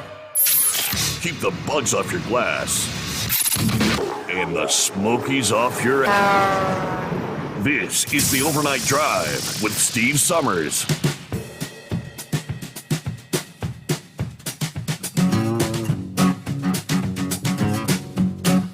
Well, it may have smelled kind of like the Waffle House caught on fire in Zanesville Monday night as a semi-truck carrying thousands of eggs crashed and caught fire. This was westbound lanes of I-70 in Zanesville. Nobody hurt, but the tractor and trailer a complete loss. And the mess caused the highway to be shut down for about 12 hours. Yeah, photos via social media show a DOT spokesperson, the eggs splattered across the highway, many of them charred by the fire. Scrambled eggs, fried eggs, you name it. The fire chief said when crews arrived, the tractor and trailer were both fully engulfed. The situation was made worse by the freezing temperatures. Street crews had to be called out to assist spreading salt on the frozen highway before they could get things reopened there. But all right, fried eggs. Hey, take two, Eagle, good morning. Yeah, okay. Yeah, I'm ready to go now. Hey, you got a couple of winks in there for a minute anyway, right? Yeah. I've been driving. Did a lot of driving today. Yeah, I'm kind of tired right now, but I'm ready to go. You know, before I get to the coronavirus, I got more news, Steve. More bad news on that subject, but before I get into the coronavirus tonight, I'm going to talk about the situation in Virginia with the road conditions. A lot of people, that were stranded on the road, and truck drivers, four-wheelers, and other people are making comments, bad comments about Virginia in 95. I do believe that they definitely were not prepared for the situation. It shouldn't, like I say, in Washington, D.C., Steve, in that area, I've traveled that highway a lot of times, and I got caught in some snowstorms myself in the past, but luckily I wasn't in this one. But, that being the capital of the United States of America, it's really no excuse for the capital of the U.S. to be shut down like that, a major stretch of highway. But I will give them the benefit of the doubt this time because it did rain before the snow and ice came. There was rain, so the treatment that they put down on the ground, you've already said it. They wasn't allowed to put the treatment on the ground to maybe keep it from freezing. And that was part of the problem, the rain that preceded it. But they knew that the storm was coming in. Like I said, it wouldn't have done no good to put the treatment on the ground if the rain is just going to wash it away. Mm-hmm. So there really was nothing they could do. But as far as cars being stranded on the road for over 24 hours, and that's totally uncalled for, in modern day United States. It wasn't no, it was, a storm, but it wasn't no blizzard. So it shouldn't have been shut down like that. I've heard some bad stories, from people, like you say on social media and all that, that have saying how long, they didn't have no food, no water, run out of gas, and they waiting for help. So, it was a bad situation, like I say, but they need to be more prepared. Like I say, it's not kind of like when I was living in Atlanta, Georgia, Steve. I don't know how many years ago that was when Atlanta, Georgia had an ice storm come through and it shut the whole city down.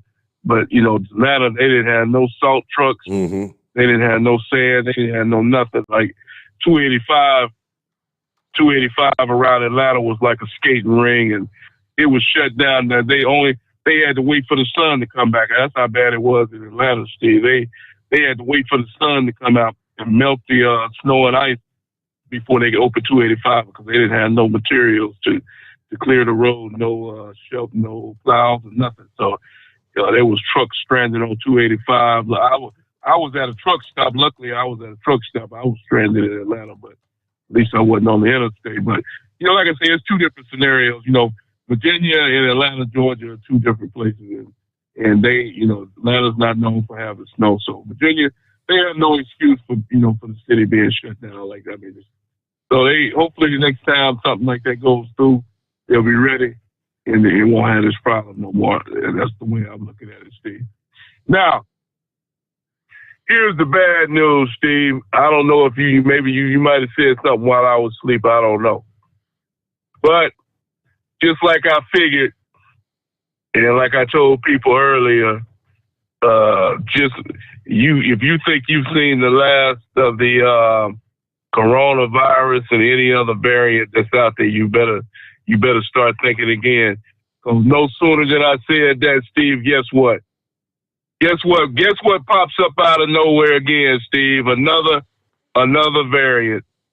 Have you heard about this one? This one comes from France this time. Yep. What'd you say? I touched on that last evening. What was it? The IHU? They've called it the IHU variant. Yeah. This one here coming out of France. They don't know too much about this one right now. They claim that 15 to 20 people have tested positive for this new variant. So it's just a matter of time. Like I always say, Steve, it's not a matter of if it's going to get to the United States. It's just a matter of when. So, same thing we said with the Omicron variant. You'll hear on the radio in the next couple of days, Steve, probably on your news report or some other report where some guy was visiting his family in France and he flew back into New York City or California on a plane and he was sick and he tested positive for this IU virus variant or whatever the hell you want to call it. So, like I said, it's just a matter, that's the same thing that happened with the Omicron deal, Steve. It's just a matter of days before it'll be in the United States and spreading like wildfire because the Biden administration does, like I say, that so-called press secretary they have, she's one of the biggest losers out there. Yeah, Joe Biden, he has no control whatsoever of the coronavirus, Steve. Somebody asked her at the press conference today, has the Biden administration lost control of this virus? Yeah, they lost control. But like I said, they not only lost control of it, they never had control of it to begin with, as far as I'm concerned. So, like I say, Joe Biden, he kicked his own self in the butt, Steve. And like I say, I'm not gonna say I better not say that. But anyway, he never had no control of the situation. And like I say, it's only getting worse and worse. So he come on TV once again today or yesterday, and the only thing this guy can come up with is you got to get vaccinated. That's all he say. For some reason, like I told you the other day, Steve, why are these people not talking about other drugs that have been known to stop this variant cold in its tracks? Why are these people avoiding these different drugs? It makes no sense. There are other things out there besides the vaccine that can stop this virus, Steve. You see what I'm saying? Absolutely. This makes absolutely no sense. They are any mention of any alternative treatments. So I don't care if you ivermectin, remdesivir. hydroxychloroquine. They don't want to, they're suppressing any discussion about any alternatives versus, like you said, like the vaccine is the only thing we've got. Yeah, that's what upsets me the most about this situation, Steve, is that they, like you say, anytime somebody mentions these names on social media, they block your account. Leading doctors around America have been blocked. You played a video, the audio from a guy last night was talking. They trying to block him from social media. They don't want his message to get out. Why are these people only wanting the vaccine to be your only alternative? They act like this is the only way that you can stop this thing. It makes absolutely no sense. They have to look at other alternatives. There are other, and that's what makes me believe, Steve, it all comes down to money when it's all said and done. Somebody wants to keep this money going and flowing into their pocket. The more injections they give, the Johnson & Johnsons, the Maduras, and all these any other name you can name, somebody is making a lot of money, and they don't want this money to go into anybody else's pocket except that. That's the only reason. That's the only thing I can think of at this point, Steve, to why they don't want other alternatives for a treatment for this virus. It makes no sense in what's happening right now, Steve. So like I told you, they can go. But what they're doing is they're causing a lot of people to lose their lives. They're causing a lot of people to get sick. They're causing a lot of people to lose their jobs. They causing a lot of unnecessary problems because Donald Trump, he said it from the beginning, there are other alternatives to this virus. And for some reason, these people are not doing this. So we're going to continue to go down this long run, another long year, 2022. We'll be talking, unfortunately, it seems like we'll be talking about this the whole year, about another variant coming out of another country, coming into the United States and doing more damage and more people losing their lives, Steve. It's a sad situation. And that, like I said, this loser that they got in the White House, why he can't figure that out, why he cannot figure out that there are other ways to stop this virus other than the vaccine makes no sense. So, and like I said, anybody, that's another reason. Like I said, I just keep coming up with reasons why this guy should be impeached out of the White House. And that's another reason for him to be impeached right there, because he's not even trying to find other alternatives to the virus. And I thank you for taking my call tonight, Steve. There is a gentleman by the name of Dr. McCullough this past day that addressed just what Eagle's talking about. Suppressing any alternatives. The public should question why governments and public health officials around the world have put little to no emphasis on any sort of outpatient treatments in their efforts to fight COVID, rather promoting this massive effort on vaccines. Dr. Peter McCullough says lots of messaging on the vaccine, but zero mention of treatment, none whatsoever. And that's been the case from the very beginning. There is a theme here, and I hope everyone's starting to get the theme. There is zero effort, zero interest, zero promotion or care about early treatment of people who are sick. But there's a complete and total focus on people who don't have COVID and giving them a vaccine. McCullough is an internist, cardiologist, epidemiologist, and lead author of the first paper on early COVID outpatient treatment involving a multi-drug regimen. In a recent interview, he discussed a wide range of evidence on preventative treatments that are being used in places around the world. He said drug treatments must be prioritized in an effort to stamp out the threat. Early treatment markedly changes the spread. So we reduce new cases, we reduce the intensity and severity and the duration of the symptoms.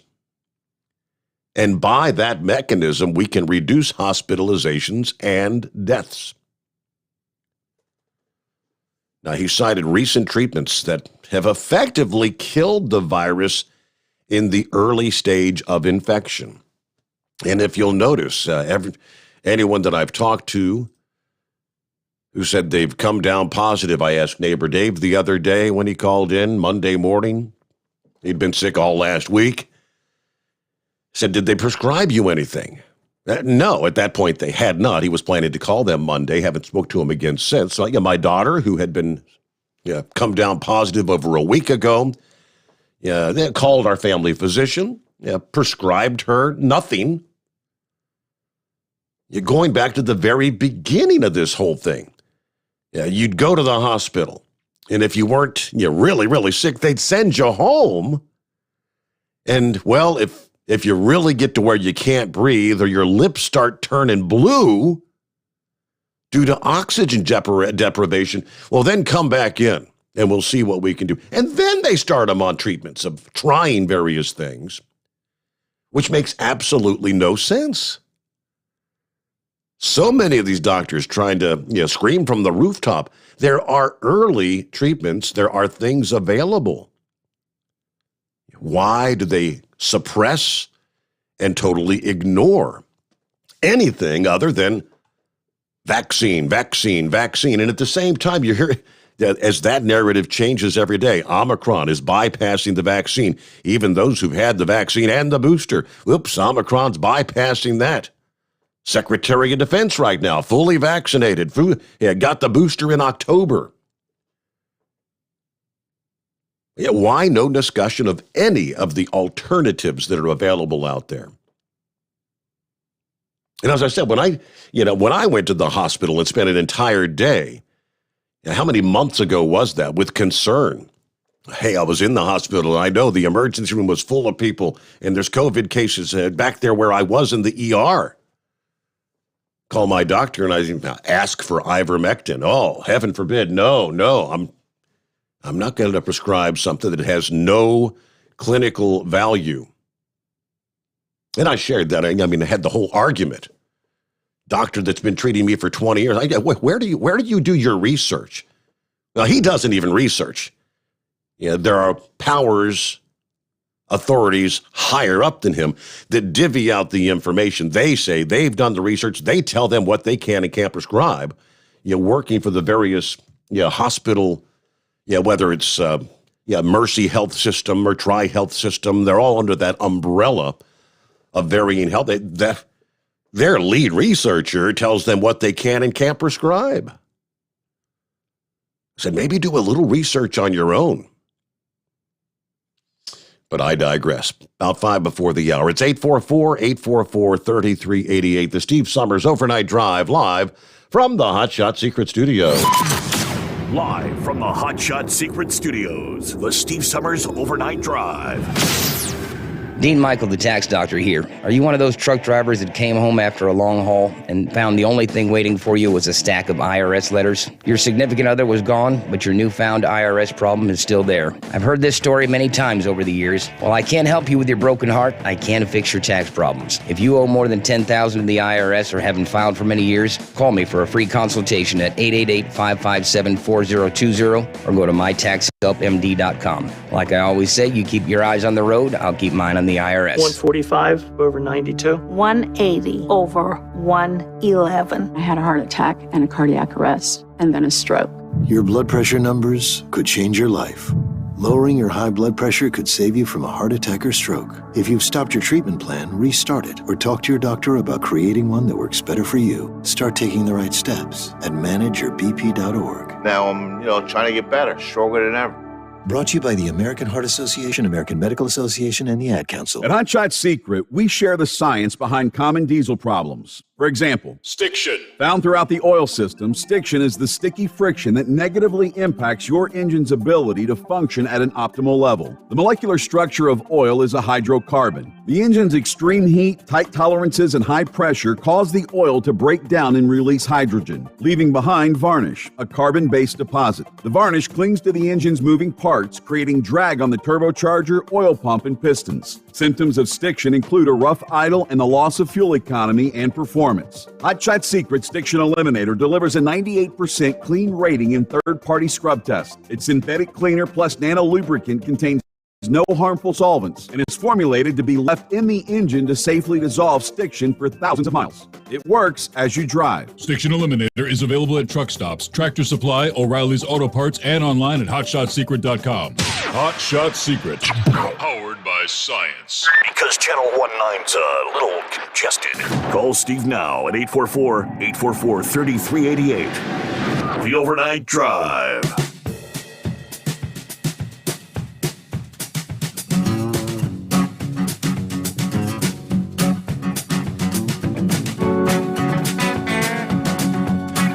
Well, seeing as I got a little tip from one of our listening friends who says, hey, nobody's talking about it. It's because I had not seen or heard anything about it myself. Who was that posted? Yeah, Zach. Zach says, hey, we got another Russian rocket that's going to fall into the Earth's atmosphere today, but nobody's talking about it. So I said, well, let me do a little check there, Zach. So thank you for the tip. Yes, it is a 20-ton, out-of-control Russian rocket tumbling back toward the Earth that will strike Wednesday afternoon, they say.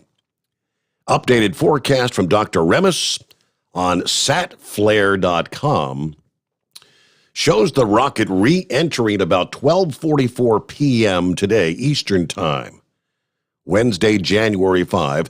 Now, because the rocket is uncontrolled and could shift around erratically as it enters the Earth's atmosphere, impact could occur plus or minus 7 hours of that estimated strike time.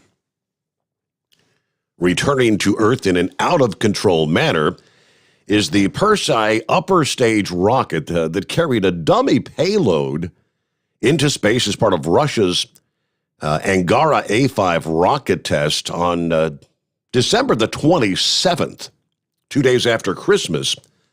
The rocket lifted off from the Cosmodrome. The Angara rocket is the first heavy lift launch vehicle used by the Russians in decades. This launch was the third test flight of the giant rocket. Now, while the launch was flawless, an upper stage rocket failed to successfully fire. While the Angara's first two stages fired as planned, the third stage, a Persei rocket, failed to fire a second time. While the first fire helped put the dummy payload it was carrying into low Earth orbit, the failure of the second fire failed to put the dummy payload into a geostationary orbit. Instead, the 20-ton mass is tumbling out of control toward the Earth. Now, while they shared pictures and a congratulations message before and immediately after the launch, that's Roscosmos, they've offered no comment on the Persei rocket and the failure for it to fire, deferring instead to the Russian military, which was responsible for the launch. At press time, the Russian military has offered no comment on the rocket. Now, according to NORAD, the tumbling rocket and payload has been numbered 50505. It was identified to be in an initial orbit. Commercial and private entities at SatFlare and Aerospace Communication are tracking the out-of-control rocket and are providing maps and statistics in their respective websites. Now, SatFlare suggests the Wednesday afternoon East Coast time impact would occur over Australia. However, if the rocket comes in a little faster or slower, due to its tremendous speed, it could end up striking Earth elsewhere along its potential orbital planes. 4 such orbital lines extend across the United States at around the time the rocket would hit the Earth. The first possible area extends from San Francisco Bay to the northwest corner of Nevada, north and east across southwest Oregon, west central Idaho, and western Montana. The second extends from near the Los Angeles area across the middle of Nevada into southeastern Idaho and central Montana. The next or third path would come through the middle of Texas into central Oklahoma, central Missouri, near the Iowa-Illinois border, and then up across the middle of Wisconsin. There is a fourth possibility that extends across southeast Florida, the Outer Banks of North Carolina, southeast New England, and far eastern Maine. Now, even if the rocket doesn't strike these areas, debris could light up the sky and appear as a shooting star or a bolide, as they call it. And then, of course, between each of those orbital trips around the Earth, you've got vast spaces of ocean, which in most instances, the likelihood is would impact probably the largest areas, of course, out over the Pacific Ocean. But interesting. Thanks for the tip, Zach. News update here. The Steve Summers Overnight Drive live from the Hotshot Secret Studios.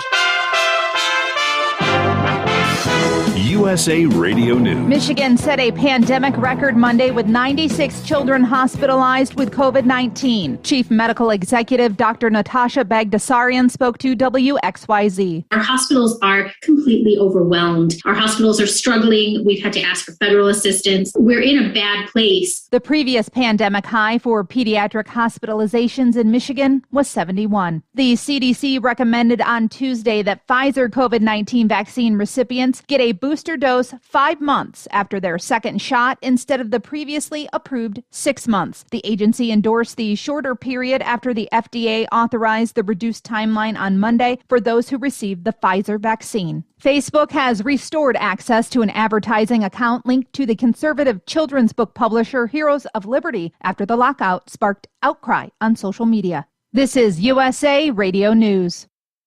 Hi, this is Wayne Alaroot. It's official. Inflation is at its highest level since the 1980s, according to the U.S. Bureau of Labor Statistics. What most people don't know is that it's actually much worse. Inflation may be higher now than the 1980s since the new measurements exclude food and energy. Gas prices up 58%, energy up 33%. What can you do about it? Protect yourself and your family. Only gold, silver, and other hard assets give you true protection. My friends at Tangible Investments guarantee the absolute lowest prices on precious metals. Check them out at TII1.com or call 800-300-8441. Tangible Investments has 40 years of experience and billions, that's with a B, billions in transactions. Call 800-300-8441 if you want help with gold, silver, platinum. They guarantee you the best prices plus excellent service. Call Tangible Investments now, 800-300-8441 or visit TII1.com. They also provide free verbal appraisals. An NFL team is set to unveil a new name. The Washington football team is set to unveil a new team name and logo next month. The NFL franchise making the announcement on Tuesday in a letter written by the team's president. While Jason Wright didn't give a hint as to what the team name will be, he did say the team will not be called the Red Wolves or the Wolves. The team has been known as the Washington football team since 2020 after retiring the Redskins name and logo. The new team name and logo will be revealed on February 2nd. From the USA Radio News Phoenix Bureau, I'm Tim Berg. 1,000 sexual abuse victims of a University of Michigan sports doctor would get a window to sue the school for damages under pending bills in the state legislature. Under bills announced Tuesday, victims of the late Dr. Robert Anderson would have 30 days to sue, regardless of the statute of limitations. This is USA Radio News. The greatest radio shows of all time. Frank Sinatra as Rocky Fortune. Classic radio theater. Matt Dillon, United States Marshal. The story of Dr. Kildare.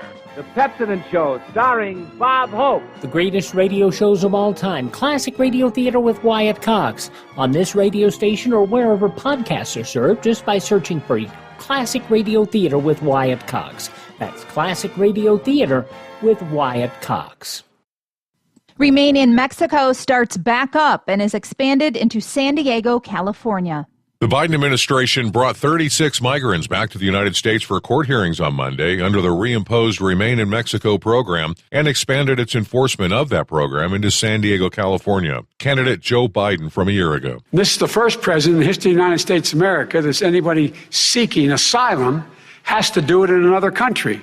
That's never happened before in America. The Biden administration has asked the Supreme Court to intervene and allow them to end the program that blocks illegal immigration. From the West Coast to USA Radio News Bureau, I'm Lance Pry. On Tuesday, President Joe Biden sought to reassure the public that the federal government is prepared to address the growing COVID-19 health crisis. This after Biden said his administration was leaving pandemic management up to the states. Addressing the country before a meeting with the White House COVID-19 response team, Biden once again encouraged Americans to get vaccinated and boosted and wear masks. He called out unvaccinated people and said, quote, "You have some reasons to be alarmed." The U.S. government announced on Tuesday it arrested one of the main suspects in the killing of Haiti's president and charged him with conspiracy to commit murder or kidnapping outside of the United States. Mario Antonio Palacios, a 43-year-old former Colombian soldier, is also charged with providing material support resulting in death. For USA Radio News, I'm Katie Lewis. It's coming. Crisp fall mornings turn bitter cold. As you fire up your diesel, you can see your breath on the inside of a cab.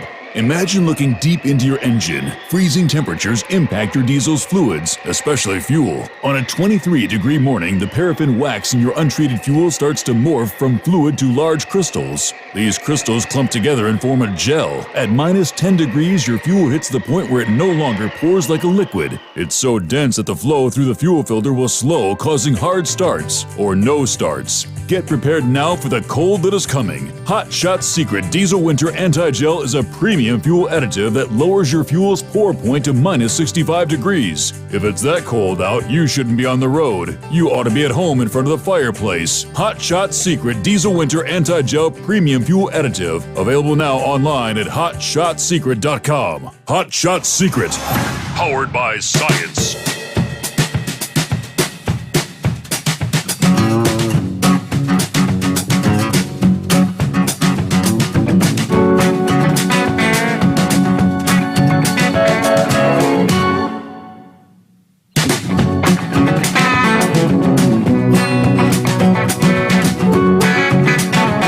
Exactly sure. It may or may not have been the big storm Eagle was referring to.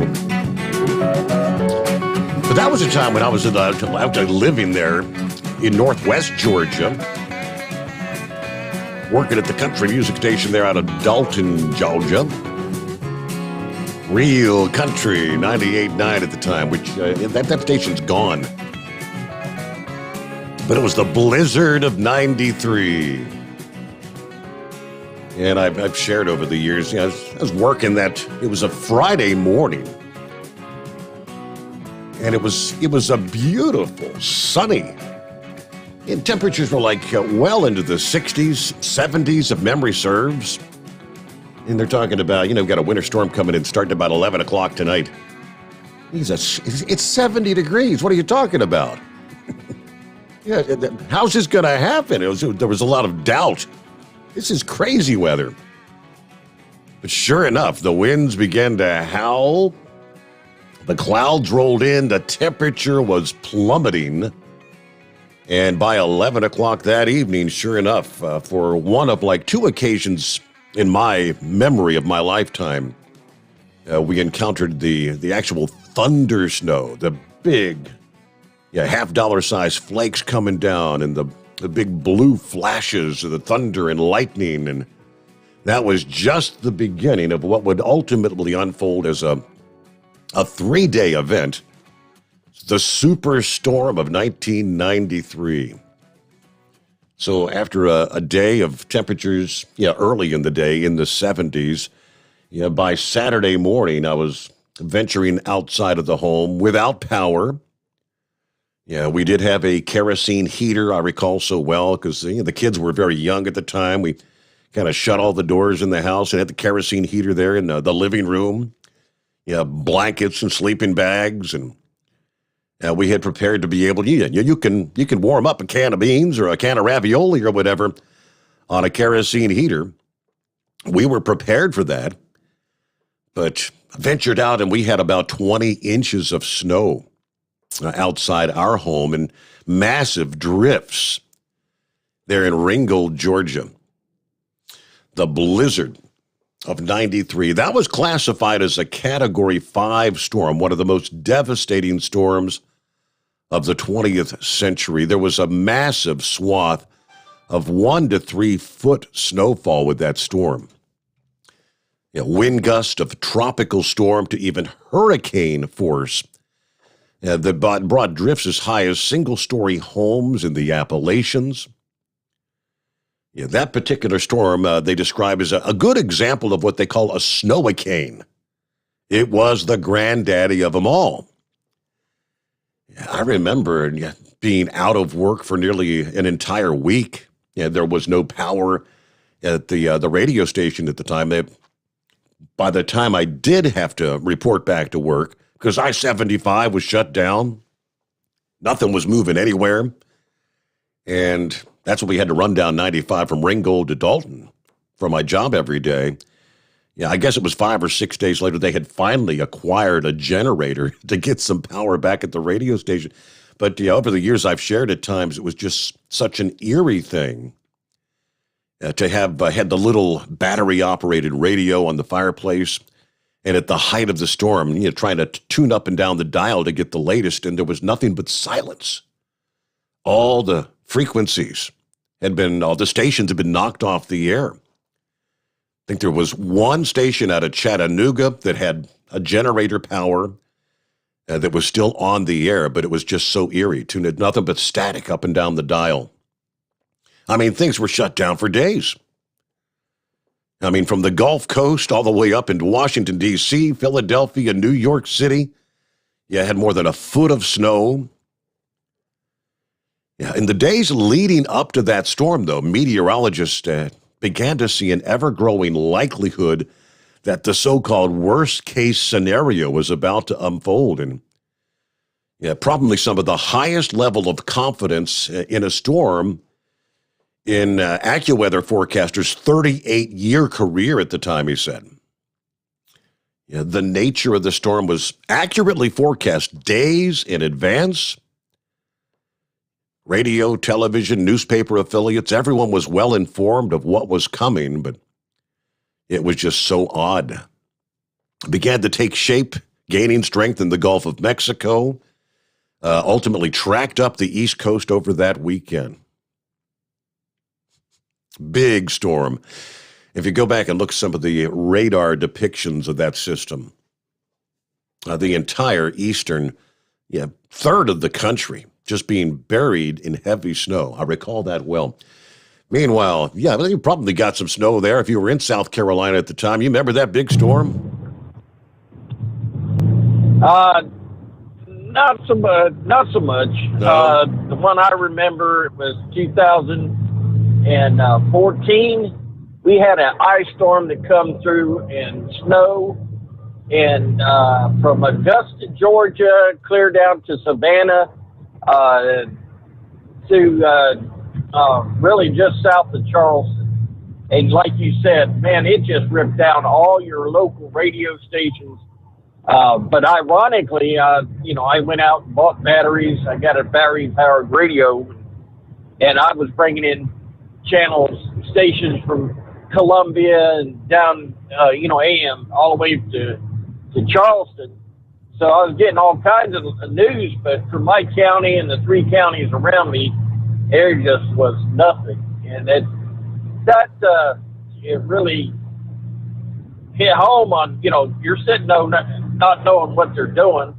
The power was out for 4 days straight. Mm-hmm. Thank God I've got LP gas, so all I had to do is go in the kitchen, take a match, and light up the stove and heat up the house. We never missed any hot coffee or hot grits. You know what I'm saying? Yeah. So, it's and what part of my story is the next year or 2 maybe, we had another ice storm. They're called for another ice storm coming through our area, and I normally go to shopping even before the pandemic, early Sunday morning, get it all done because there's nobody there, and that just, my wife's immunity system is pretty low anyway, so I gotta, it's safer that way. Well, I go down there. I go down there, and on the Saturday, because my wife says that storm's coming, you better go. I said, okay.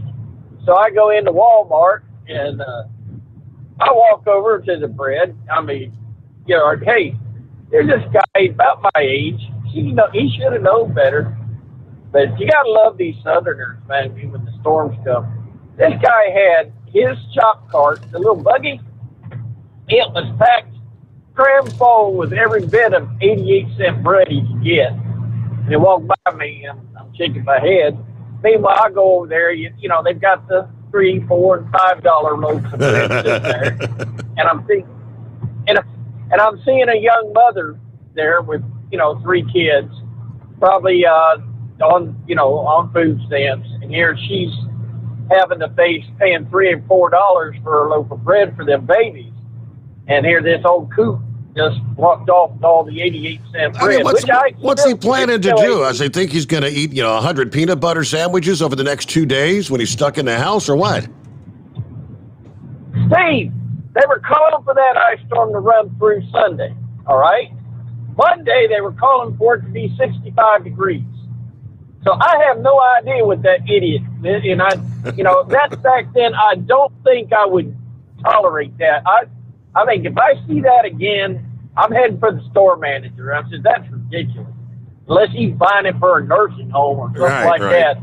But, I guess I didn't get ticked until I seen that young mother standing there, looking into the face of them babies. And I said, Lord have mercy. What kind of people are we? But, by noon Monday, you couldn't even tell the storm was there on that one. But it's amazing what the people do here in the South. It hits the road. They tell you to stay home. Got to put it there. Got to take it away.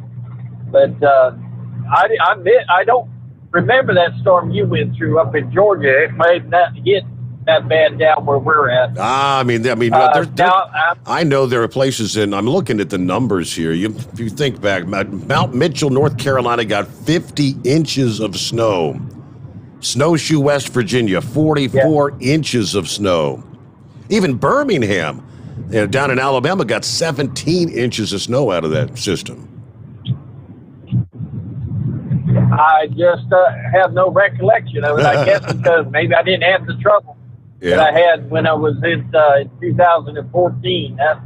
That's the one that sticks with me, because 4 days without electric power, it was a trip. But we laid there that night when it was still snowing, and I can imagine what all that snow did to the pine trees up there where you were at.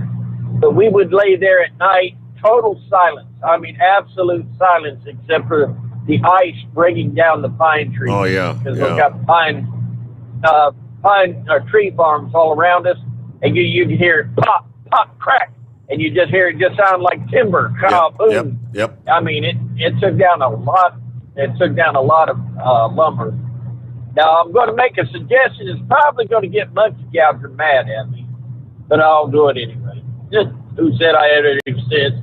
All right, and also that him who worketh of iniquity, and I know he's listening. I know he's probably going to write this down, send it to his masters in D.C. You want to raise Joe Biden's numbers up to popularity up to 50% or more. Just have him get up there and start saying, I'm pretty much fed up. Instead of throwing my head and saying the federal government can't do nothing, I'm fed up with this Fauci guy. Everything he told me was supposed to work ain't worked. And I'm fed up with him, being responsible for playing them, tests on them beagle dogs, puppy dogs. And now they've got news out that I guess, I don't know if it's true or not, I'll just throw it out there, that they ran tests in Africa where they infected young children in Africa and then tried to re-heal them before the pandemic, I assume. So if Fauci would just Biden would can Fauci and drag him into court for the crimes that he's committed against not only the United States but the world, then I guarantee you, man, he don't need to worry about beating up on the people on the 6th. Man, if they go after Fauci and what this man's done to this country, I mean, don't tell anybody, because we don't want his numbers to go up. That's not what's going to happen, though. January 6th, funny you brought that up. I mean, everybody's going to speak January 6th. You know, Biden's going to speak. They've got the whole laundry list of people that are going to speak. They're all going to be presenting that horrific narrative of how bad Republicans are, how bad Donald Trump was, and, you know, try to tarnish things just because they know the midterm elections are coming up this year. We have to make the Republicans look like bad people. And the public television is doing their part. As I was pouring my coffee, going through the channel, and there was Nancy Pelosi talking about, election integrity again. Good Lord. But they were going on and on. They started talking about Charlottesville and all these white supremacists, all this stuff. You know, they never one time mentioned Antifa and BLM. And I guarantee you they didn't mention this, because I didn't stay too long. But they didn't mention it. In this country, even knuckleheads, fools, can get a permit and protest. But if the people that came with BLM and Antifa, if they hadn't showed up, nobody would have got hurt. Matter of fact, probably nobody would have heard a bit about it. But I guarantee you in that show, they did not mention about the hate groups on the left showed up that day. So we are definitely in a culture war, and just hang in there. It looks like the Democrats are running for the door, or the rats are trying to leave the ship. You got Democrats leaving office because they're smelling the wind is coming their way. And other than that, we're going to sit back and copy the mail. And war, I'm fed about talking about this. I'm fed up talking about that. Well, we're in a war, and I'm fed up with the war that we're in, but you can't stop fighting it. And we got to remember, get out and vote. If you're not registered, guys, get out and vote. Just remember, this is why they're doing this. The Democrats are trying to destroy the citizens of this United States, their ability to vote. They spend tons of money to get you vote this way, get you vote that way. But with the new technology, they're spending tons of money to trying to totally annihilate our own vote. To be able to set things up so that the elections will go their way. Hey, we're at 25 past the hour. Let's get a quick timeout. Back into the Steve Sommers Overnight Drive, live from the Hot Shot Secret Studios. You're listening to the Overnight Drive with Steve Sommers. After a long winter road trip, there's nothing like coming home to a warm, comfortable home. Hi, I'm Steve with USA Insulation. We appreciate our truckers and the long hours you're putting in to serve us all. Without you, we wouldn't even get the materials to insulate. So we want you to feel like a king when you get back. We put our foam in your walls. It's like putting a coat around your entire home. Keeps the cold air out and the warm air in. And with the rising energy costs, that's going to save you a bundle. We're getting homes ready for winter right now, and we have $1,000 of savings for everyone. But because we love our truckers, we're going to give you an additional $250 discount just for mentioning this show. So give us a call, 1-800-USA-FOAM. That's 1-800-USA-FOAM or USAinsulation.net. We're going to give you an additional $250 discount for mentioning the show. 1-800-USA-FOAM or USAinsulation.net.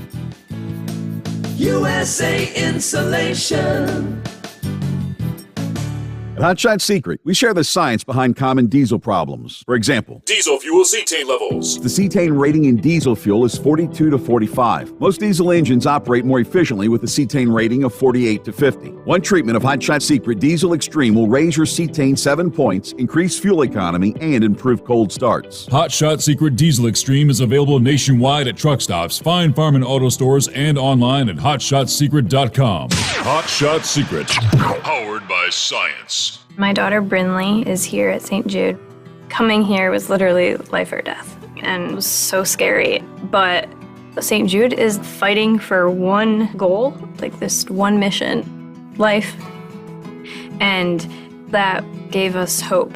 We haven't received a single bill from St. Jude, so I really can just focus on what's best for Brinley. Finding cures, saving children. Learn more at stjude.org. And now, back to the Steve Summers Overnight Drive, live from the Hot Shot Secret Studios.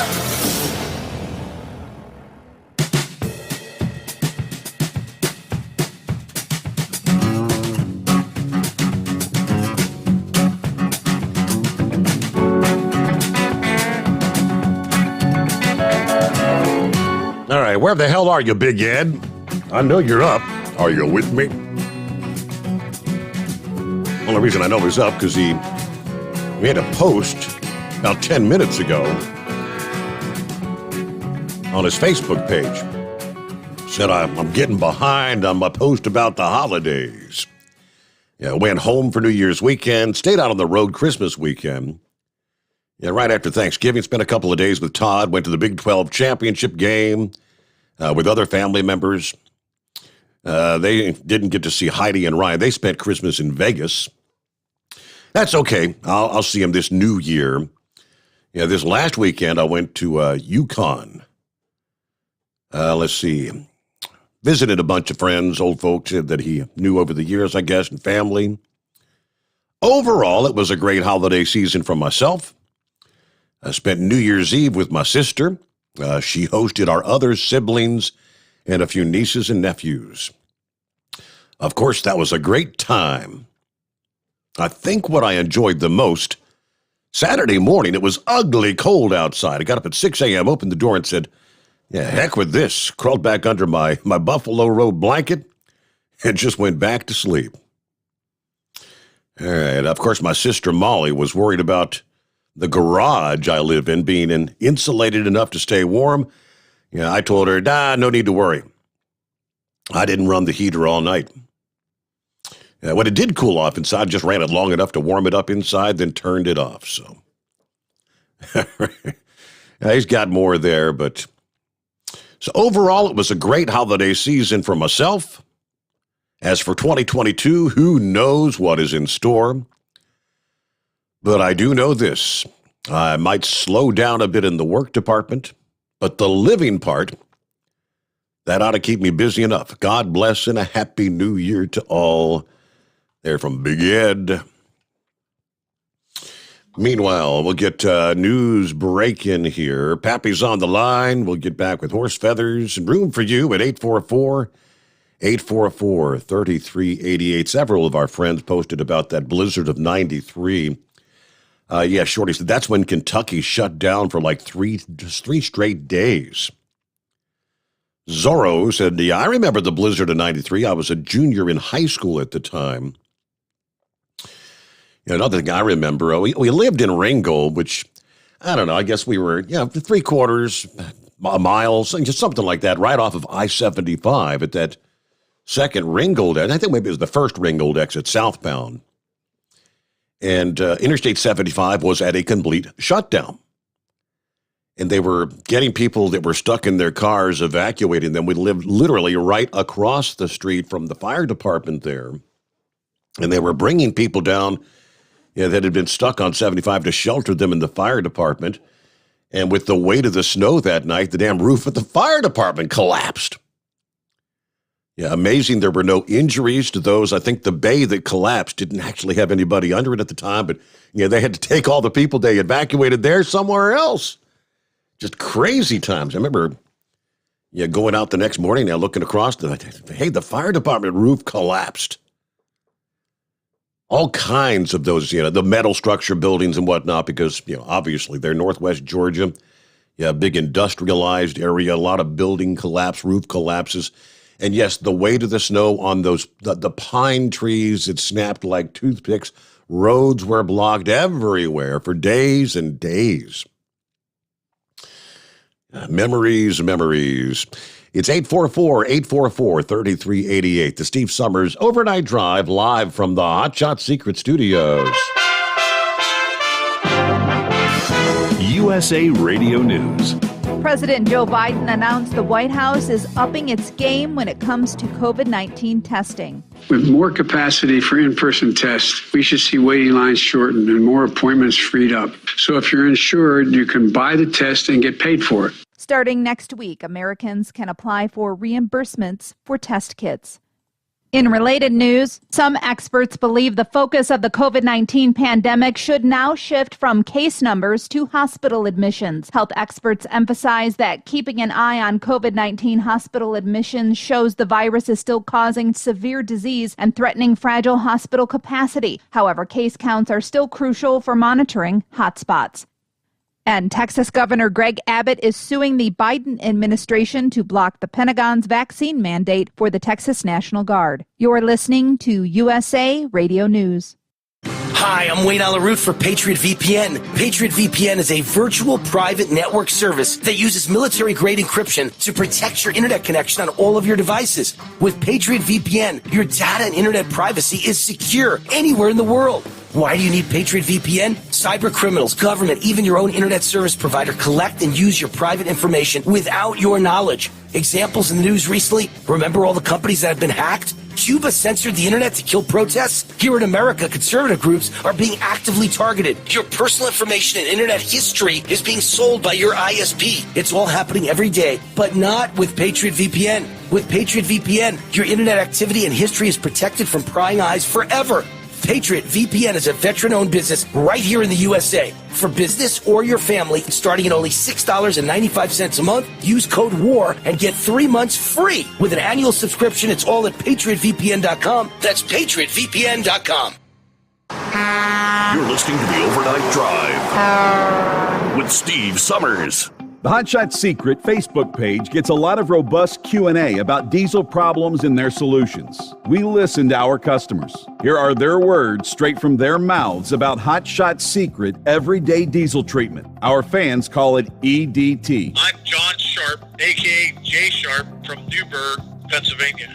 Using EDT, my local fuel mileage went to average of 22 to 23, and my highway MPG went to 26 to 28. Hi, I'm Danny. I'm from Arizona. I drive a 02 Ford Excursion. I use EDT at every fill-up, and my mileage went from 12.5 miles to gallon to 14 miles per gallon. I highly recommend it. Everyday diesel treatment delivers a 6-in-1 premium fuel treatment for every fill-up, every time. Everyday diesel treatment is available at truck stops, Tractor Supply, O'Reilly's Auto Parts, and online at HotShotSecret.com. Hot Shot Secret, powered by science. How do you sleep on the road? After downtime, do you wake up well-rested and invigorated, or tired, achy, and sore? Well, if it's the latter, you're not sleeping on the Big Rig Mattress. The Big Rig Mattress is a hybrid with an individually pocketed spring core that's engineered to deliver the best restorative sleep for your time on the road. Learn more about the Big Rig Mattress at thebigrigmattress.com or call 877-736-4233. The Big Rig Mattress, 100% made in the USA since 2009. You work hard. You deserve a seat that works just as hard as you do. The Bostrom T-Series seat has provided drivers with comfort for millions of miles over the past 3 decades.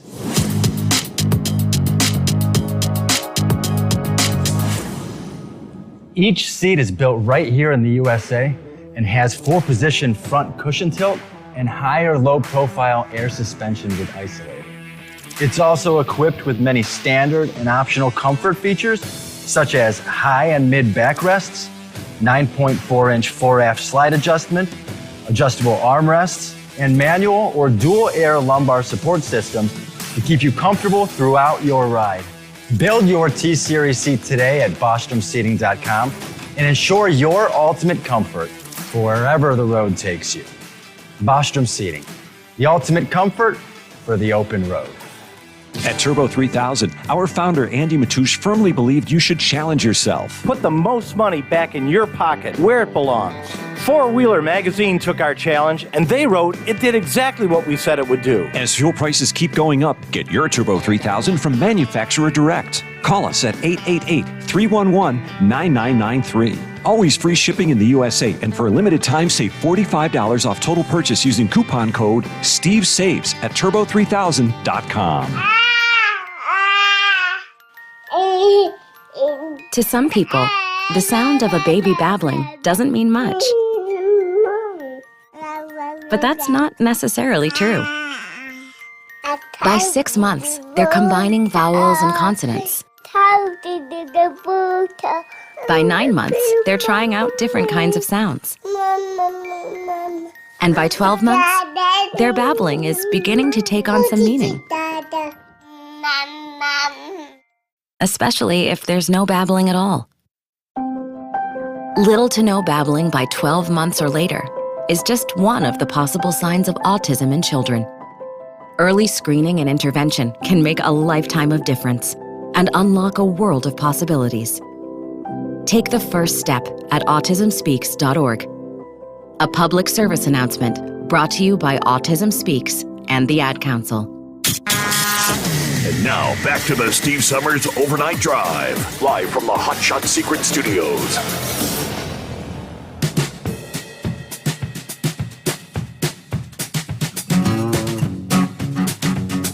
All right, jump back into it here. Looking at some of the other comments. Real quick, like Zorro, yeah, he mentioned he was a junior in high school. Lori Glory said, yeah, I remember the blizzard in 93. It got down to 7 degrees in Fort Pierce, Florida. Anyway, good morning to Steve and all the listeners out there. Eskimo Mom said she was a junior at Bowling Green State, and not long after that storm, we had record cold for our region. If I remember right, we had like anywhere from 20 to 40 below zero for low temperatures. Cold. All right. Meanwhile, back to the phones we go. What's happening, Pappy? What's the word, man? Hey, Mike. Steve, I do not. Yes, sir. What day is it? Yep. I don't remember that in 93. No, really? Maybe Cincinnati didn't, No, Cincinnati was a mess. Because I was, I checked in. My dad, of course, was still on at the time. I was working in Georgia. He was working here in Cincinnati, and I spoke to him. We spoke together on his program about what was going on where we were. He was getting updates on the South, and I don't know if you were as hard hit here, but you had snow, and it was nasty. Well, I mean, that could be, but it wasn't like a major catastrophe. Yeah, maybe not to 2 and 3 feet like everybody else. It was more like the Eastern Seaboard, up the Eastern Seaboard. Yeah. Now, I remember one in 97, January, I believe it was 97, maybe 98. Man, I was working second shift out in Anderson, running a beat out there, and I left the house like 1 o'clock to go to work, and it started snowing. And like you said, in big flakes, where they're just floating down. It wasn't even like the wind was blowing. It was just snowing. And it snowed all night at work, all overnight. During the day, got up to go to work the next day, had to drive all the way in Anderson from Harrison. It was snowing. I think it snowed for 3 days, Steve. We got 17 inches of snow. And that was in like 97 or 98. Wow. That was a fun time, trust me. But man, no, the reason I called, somebody, I think it was Eagle, was talking about the vaccine again, right? Man, it was either Tucker or Hannity tonight showed this Mirage clip, right? And it was all these news outlets, mainly like the Sunday shows and whatnot, but several clips where before, after the show or whatever it was, they were saying this show is sponsored by Pfizer. This show is sponsored by Pfizer. This show is sponsored by Pfizer. And man, I don't know how many they went through. Mm-hmm. So Pfizer, is in the process of sponsoring a lot of these news organizations. Mainstream media. Well, go figure, huh? Yeah. Follow the money. And then on Hannity tonight had a segment on there about some major ballot harvesting going on in Georgia. I don't know if you've seen that in the news. I did not. Man, do a little Google search on that, maybe. I think we talked about it a few months ago, but I think it's really coming to light. They were talking about there's a video forthcoming. Steve, if the Biden administration wants to come out January 6th and start calling us all racist again, it's going to backfire on them. Everybody said this, not going to fall for it. Did you hear that there was some video of January 6th that they're refusing to turn over, Steve? I have a story that I probably still have over here where there was one side of the Capitol that was like totally secured and blocked off, and another side that there was essentially nobody there, no security, no nothing. Yeah. Is that the one you're talking doors about? Wide open, people just working. Yeah. Supposedly there's, some videos of people just like walking, strolling in, and some of the Capitol police that are standing by these doors are just letting people walk on in, like they weren't even trying to say, "Hey, no, you can't come in," or nothing. Correct. And, yep. And they're refusing to give this evidence out, I guess, so to speak. But then again, they arrest other people for not cooperating. Jeez, what a joke. So yeah, man. When you first talked about that, I lost what year you were talking about that storm. And, I thought maybe you might have been talking about that one in 96 or 97 rather. But when you mentioned it back at the break there, it's like, nah, man, I don't remember that one. But hey, man, we'll see what happens here. What, Thursday? Anywhere from a half inch to 8 inches. Something, right? yeah. So take your pick, right? Throw a dart at the board. Wow. Well, I go back. I work Wednesday, Thursday. So Thursday night going into Friday, I guess you would say at 0400, it can do whatever it wants. I just don't care. I'm off the weekend. You know what I'm saying? Mm-hmm. All right, my man. That's all I got. Have a good night. Thank you, Pappy. And I did a quick search here. Like I said, since I was living in Georgia at the time, I looked more specifically at the state of Ohio. How much snow did Ohio get with the blizzard of 93? It was nearly 2 feet in southeastern third of the state, 6 to 10 inches around the Columbus area. Says did not really impact the Miami Valley as hard as the rest of the state. So it was more or less probably just your typical, winter storm, few inches here in maybe the Cincinnati area. Okay, that makes sense. No wonder you don't remember it. But people in the Deep South remember well. People like maybe the Rambler. Hello, Rambler. Hey, brother, that's right. I remember it very well, living in Mobile, Alabama, the blizzard of 93. Steve, and you may want to look this up because I could be wrong, but if my memory serves me correct, it snowed in Miami, Florida, if my memory serves me correct. That's how powerful that storm was. I know And, Mobile. yeah, You got even several inches. Like Dothan and Mobile, Alabama, got several inches of snow, which is almost unheard of there on the Gulf Coast. Yeah, we got between 6 to 10 inches. I know Houston County got over a foot, but man, it totally shut us down. I'm 93. I think I was 17, 18 years old. I was over at my girlfriend's house, a little high school sweetheart, and it started to calm down. And me being the vivacious young man I used to be, I didn't want to leave, but I better get back home. I'm not gonna be able to drive with this. And my God, it happened on a Friday night. I do remember that. Mm-hmm. And man, our city was shut down. Whoever was filling in for Dave Nemo, because I would listen to them out of New Orleans, because I want to say it was Rusty Wheeler was filling in for Nemo. I believe he was on air, and New Orleans was shut down. The entire Gulf Coast was shut down. Yep. It was just bad, man.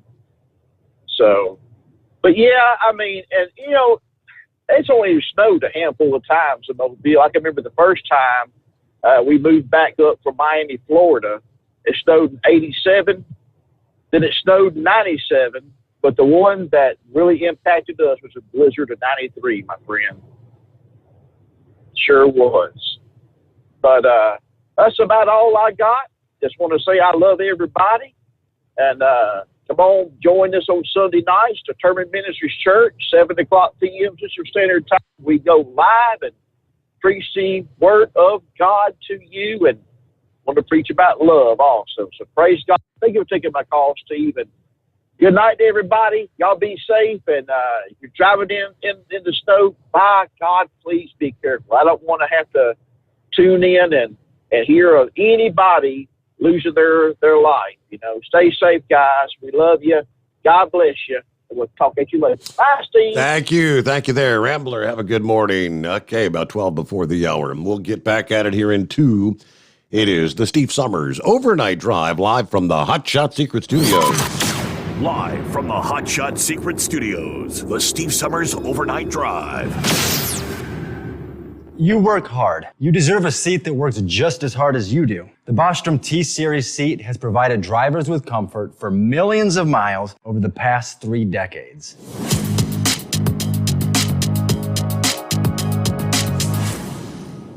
Each seat is built right here in the USA and has 4-position front cushion tilt and higher low-profile air suspension with Isolator.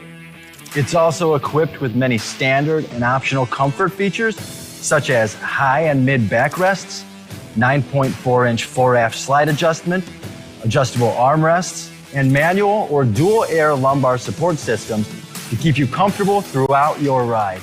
Build your T-Series seat today at BostromSeating.com and ensure your ultimate comfort for wherever the road takes you.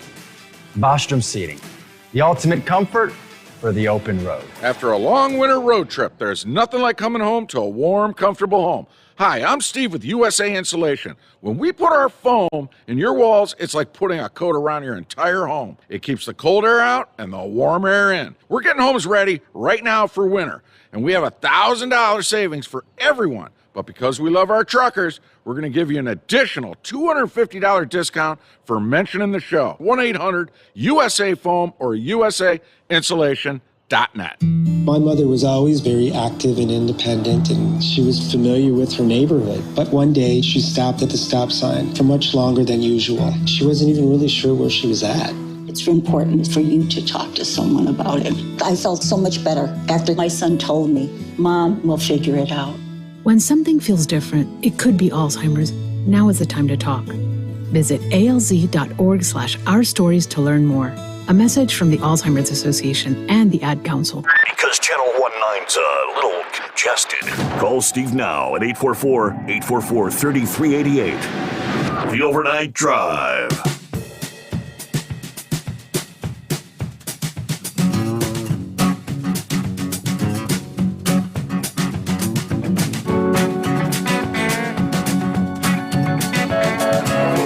Catch that on the news break at the bottom of the hour, how we need to change the narrative on how we're tracking the COVID now.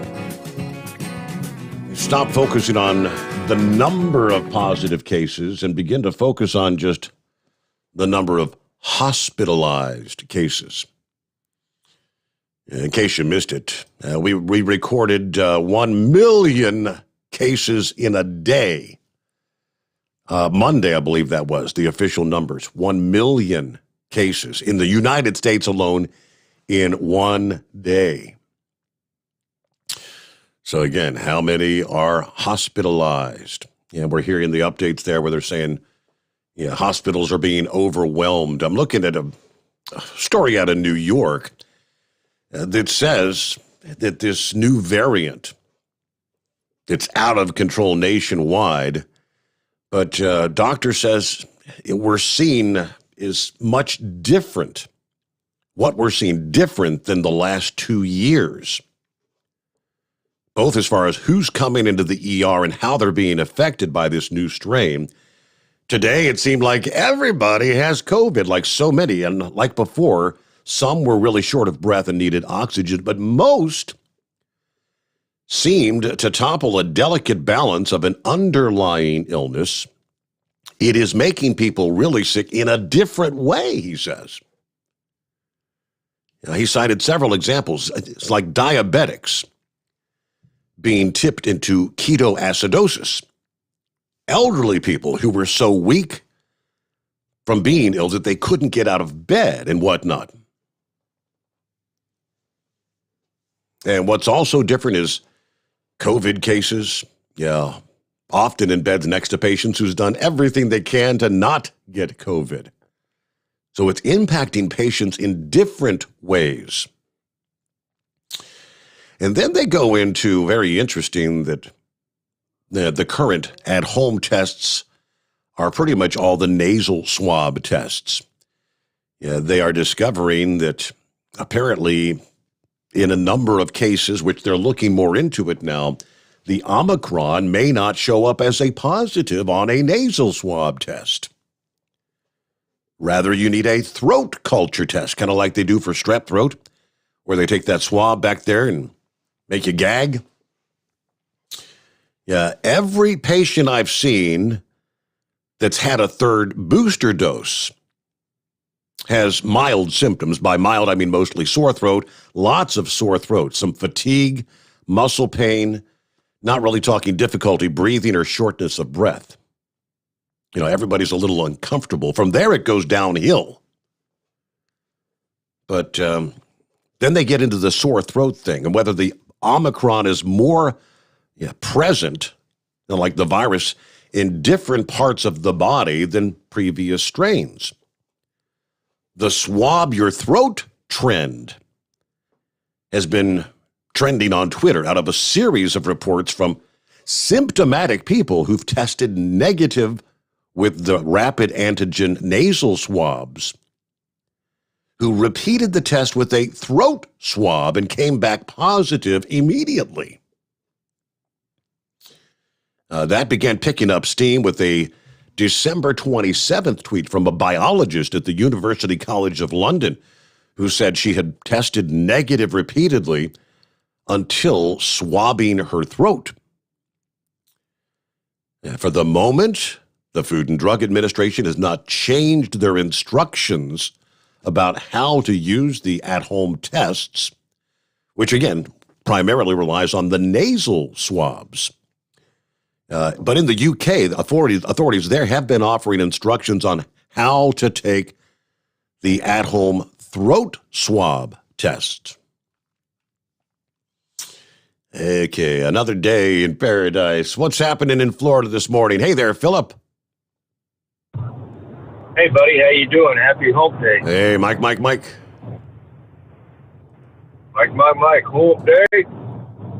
Hey, little man done did it again last night. Did you hear on the news about that little North Korean guy? Yeah, that's launch out. He launched something out there. What was it this time? Now he shot one off, and she went almost to Japan, so off their East Coast.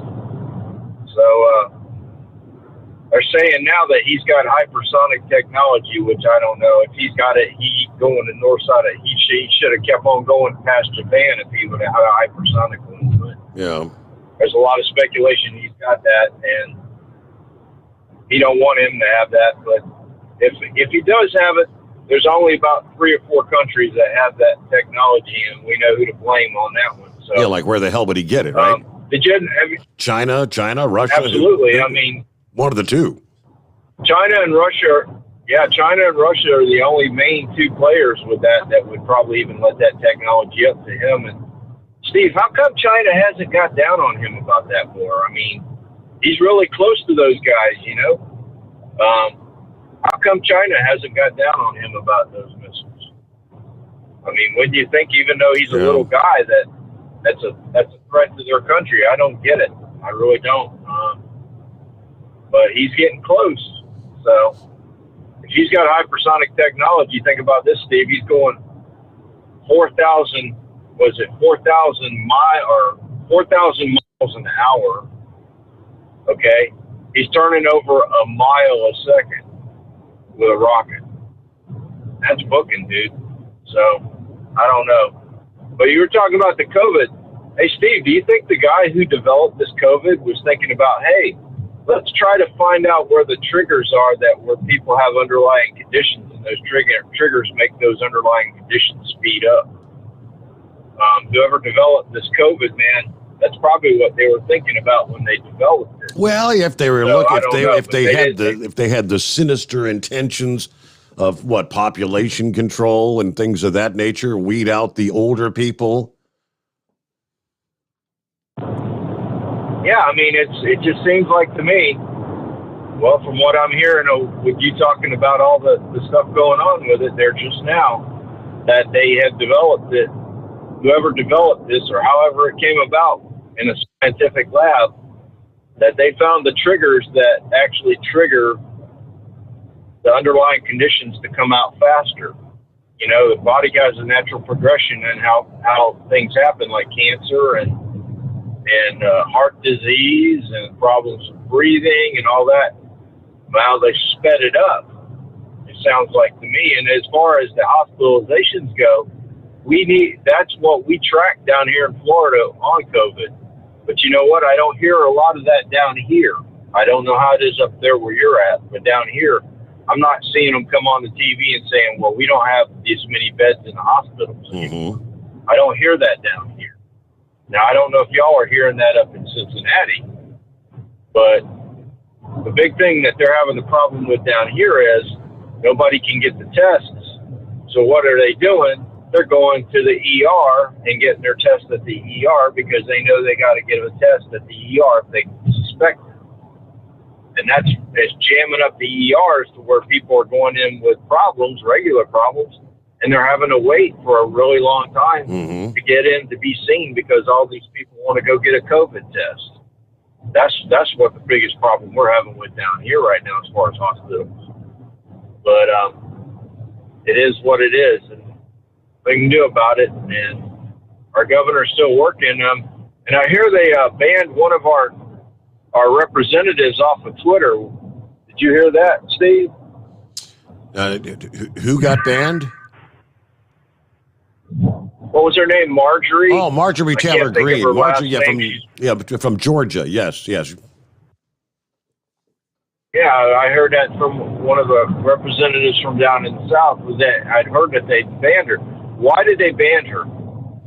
I didn't hear the legit story. Well, she made some comments about the COVID vaccines.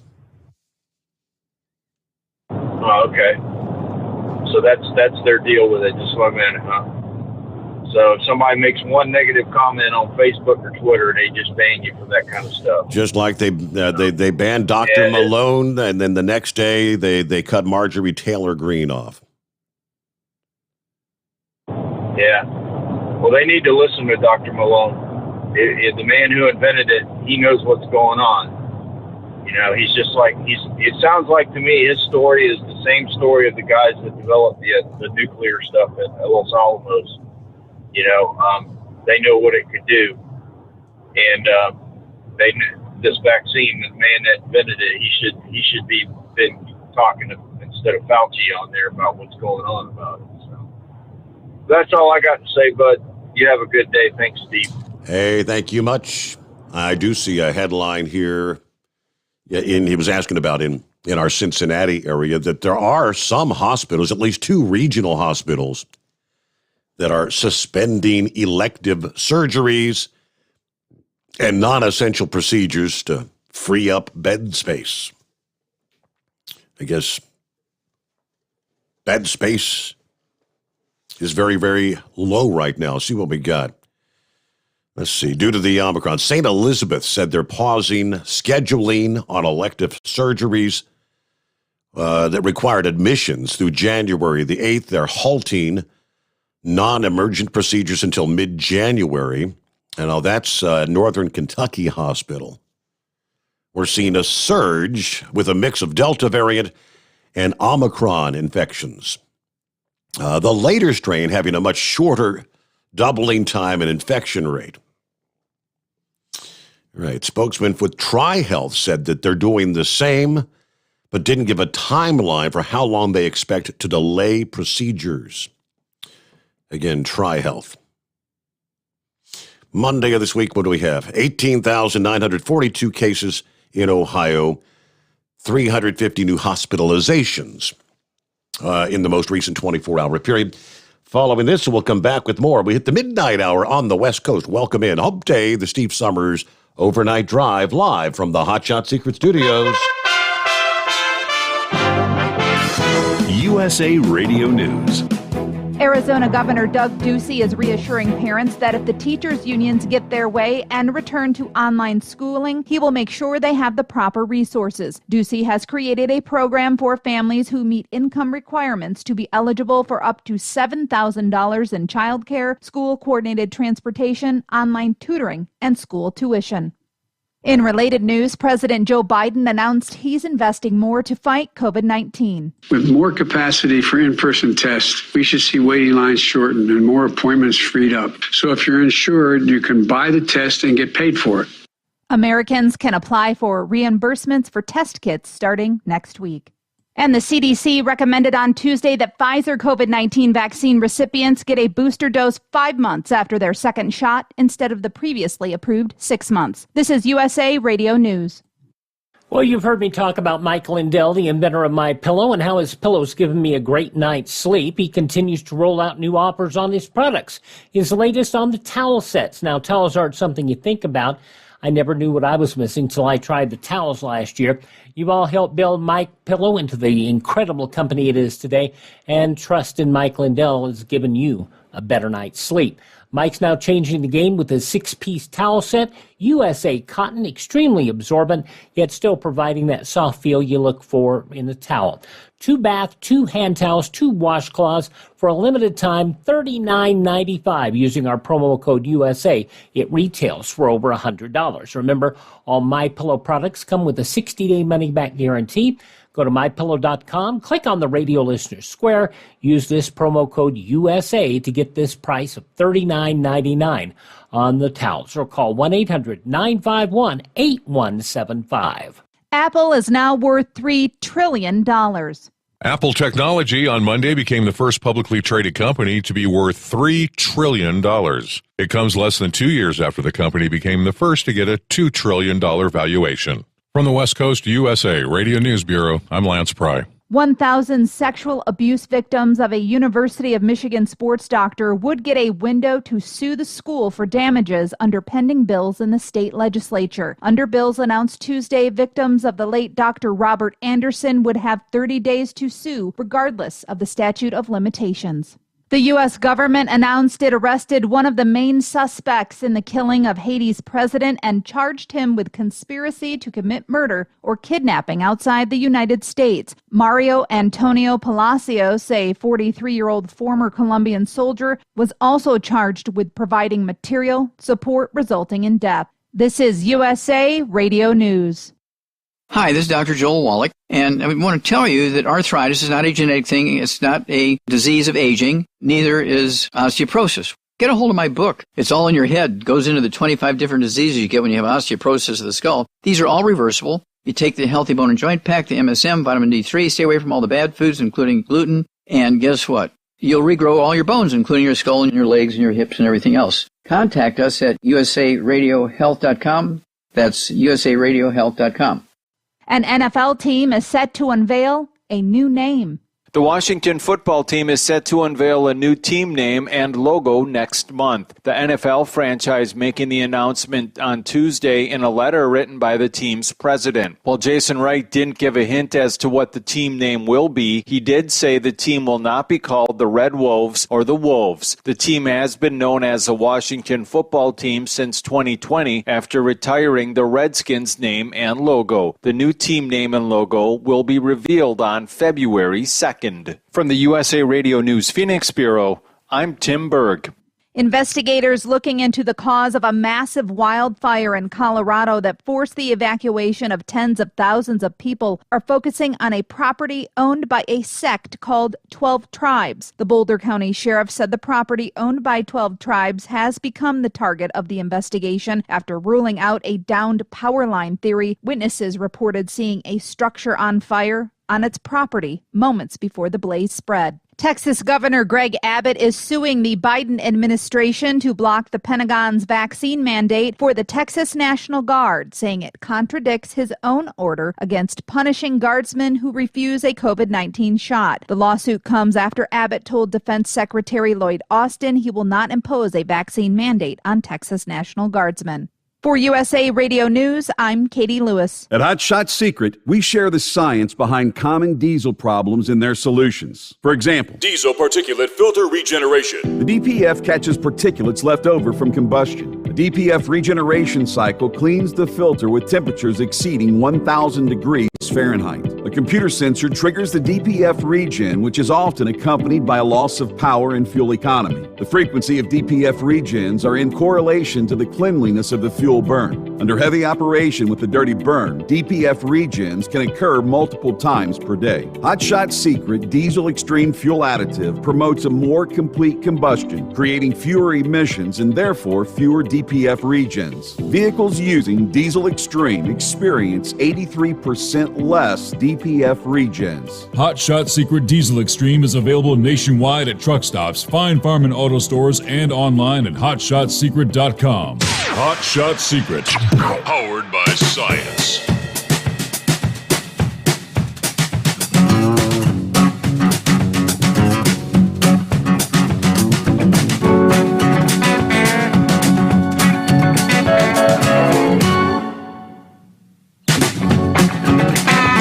Anybody participating in the SpaceX Starlink beta testing right now? I know they made it available here several months ago. I guess you got to put a little dish out there. I don't know, is it on the roof, out in the side yard? I guess it's in the yard or something. It's kind of funny from one of the tech websites. It says, looks like SpaceX's Starlink, Elon Musk bid to establish his space company as a heavyweight internet provider.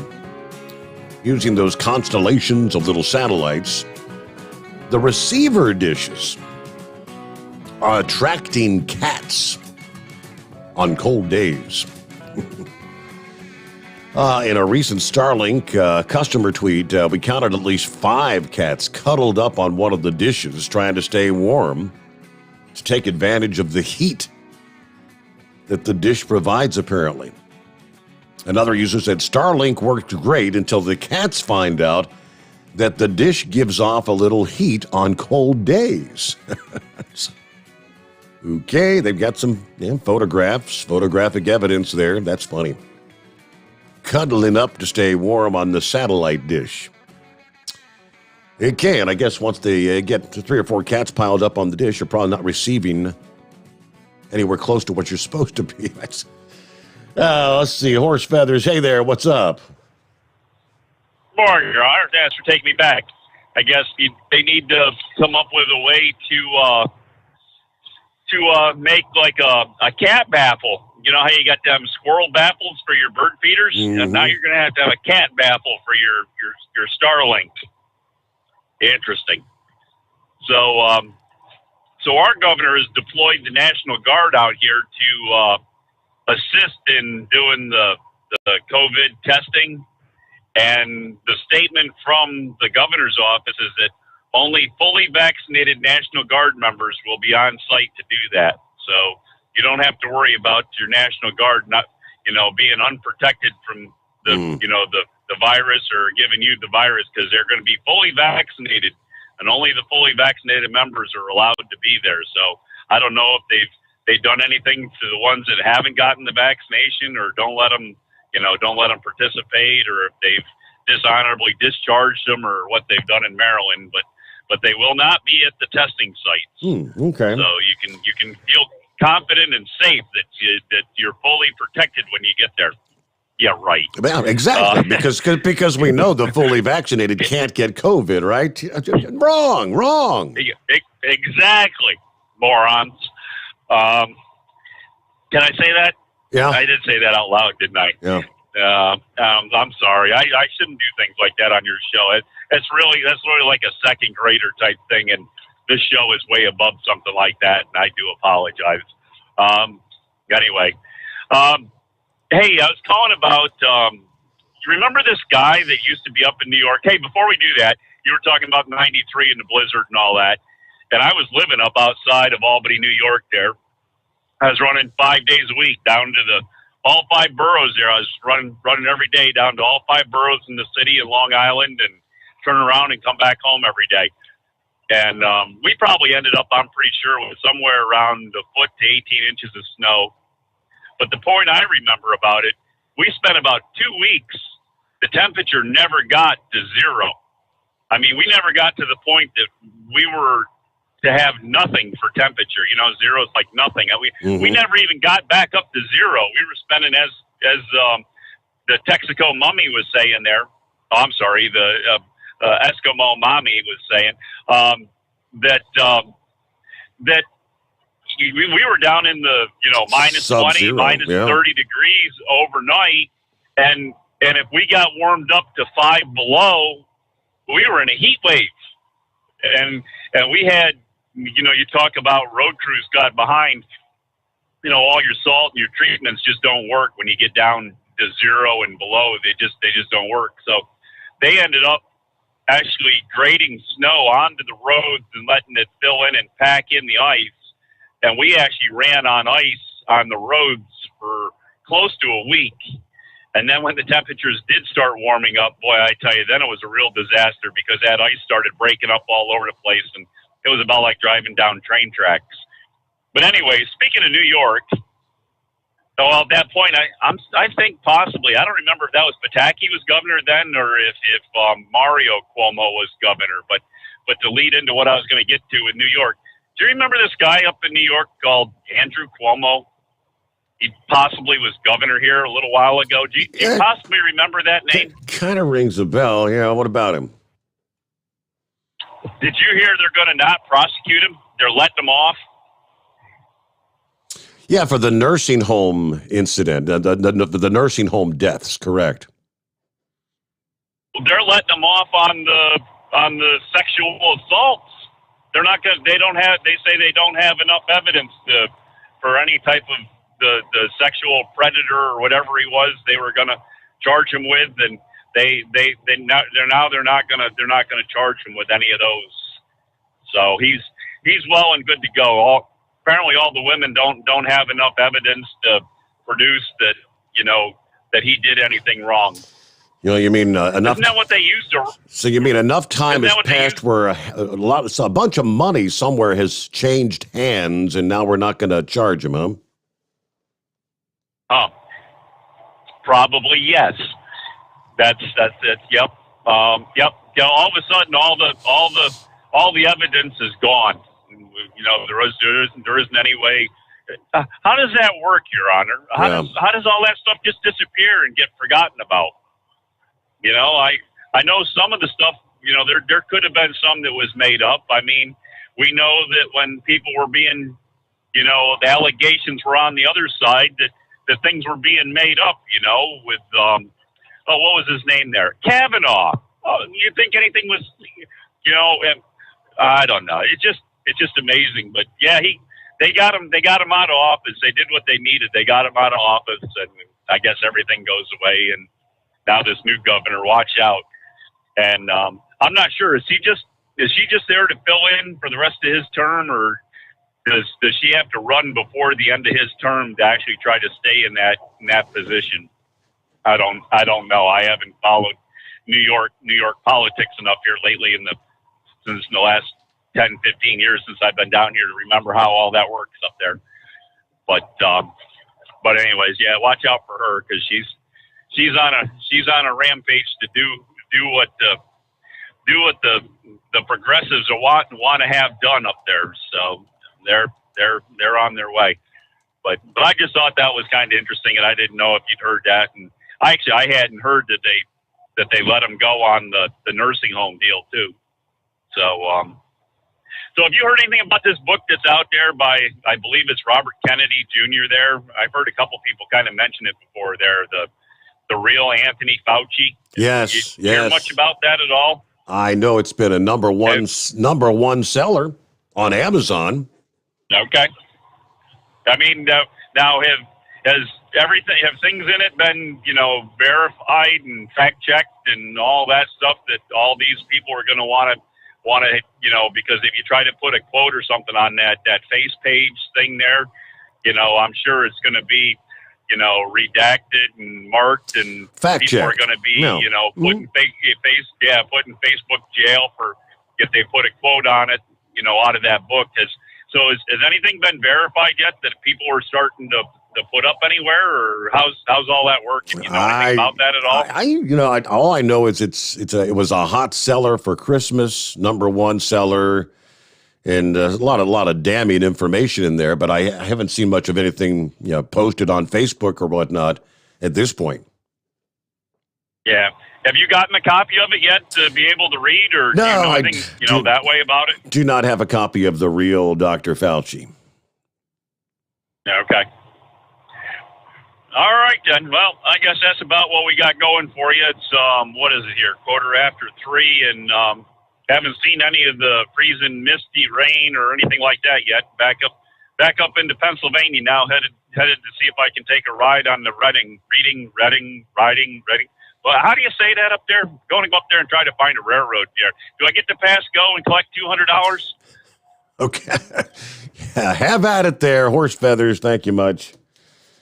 All right. Yeah, let's see. Prices at the pump. You get the new numbers, and all I can say is prices were steady this past week. The headline tries to read that most regions saw a drop in diesel prices. Yeah, those drops, for the most part, were like 0.2 of a penny or 1/10 of a penny.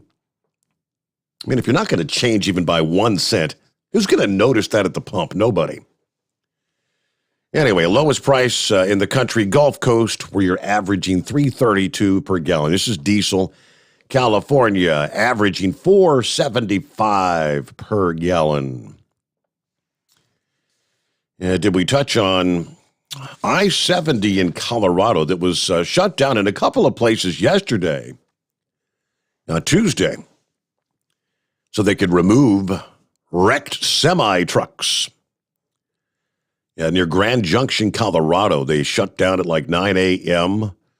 and wrapped things up about 5 in the afternoon, but looks like the first closure was between the 157 and 147, removing a semi-truck after it crashed during the winter storm there. They had a detour in place. The second closure was between the 140 and 147. It started about 1 this past afternoon, where they were removing a wrecked semi-truck, where it wrecked around 200 yards off the roadway. And yes, we've got more winter storms expected to roll through the area in the upcoming days. Meanwhile, there's the inbred redneck. Happy New Year, redneck.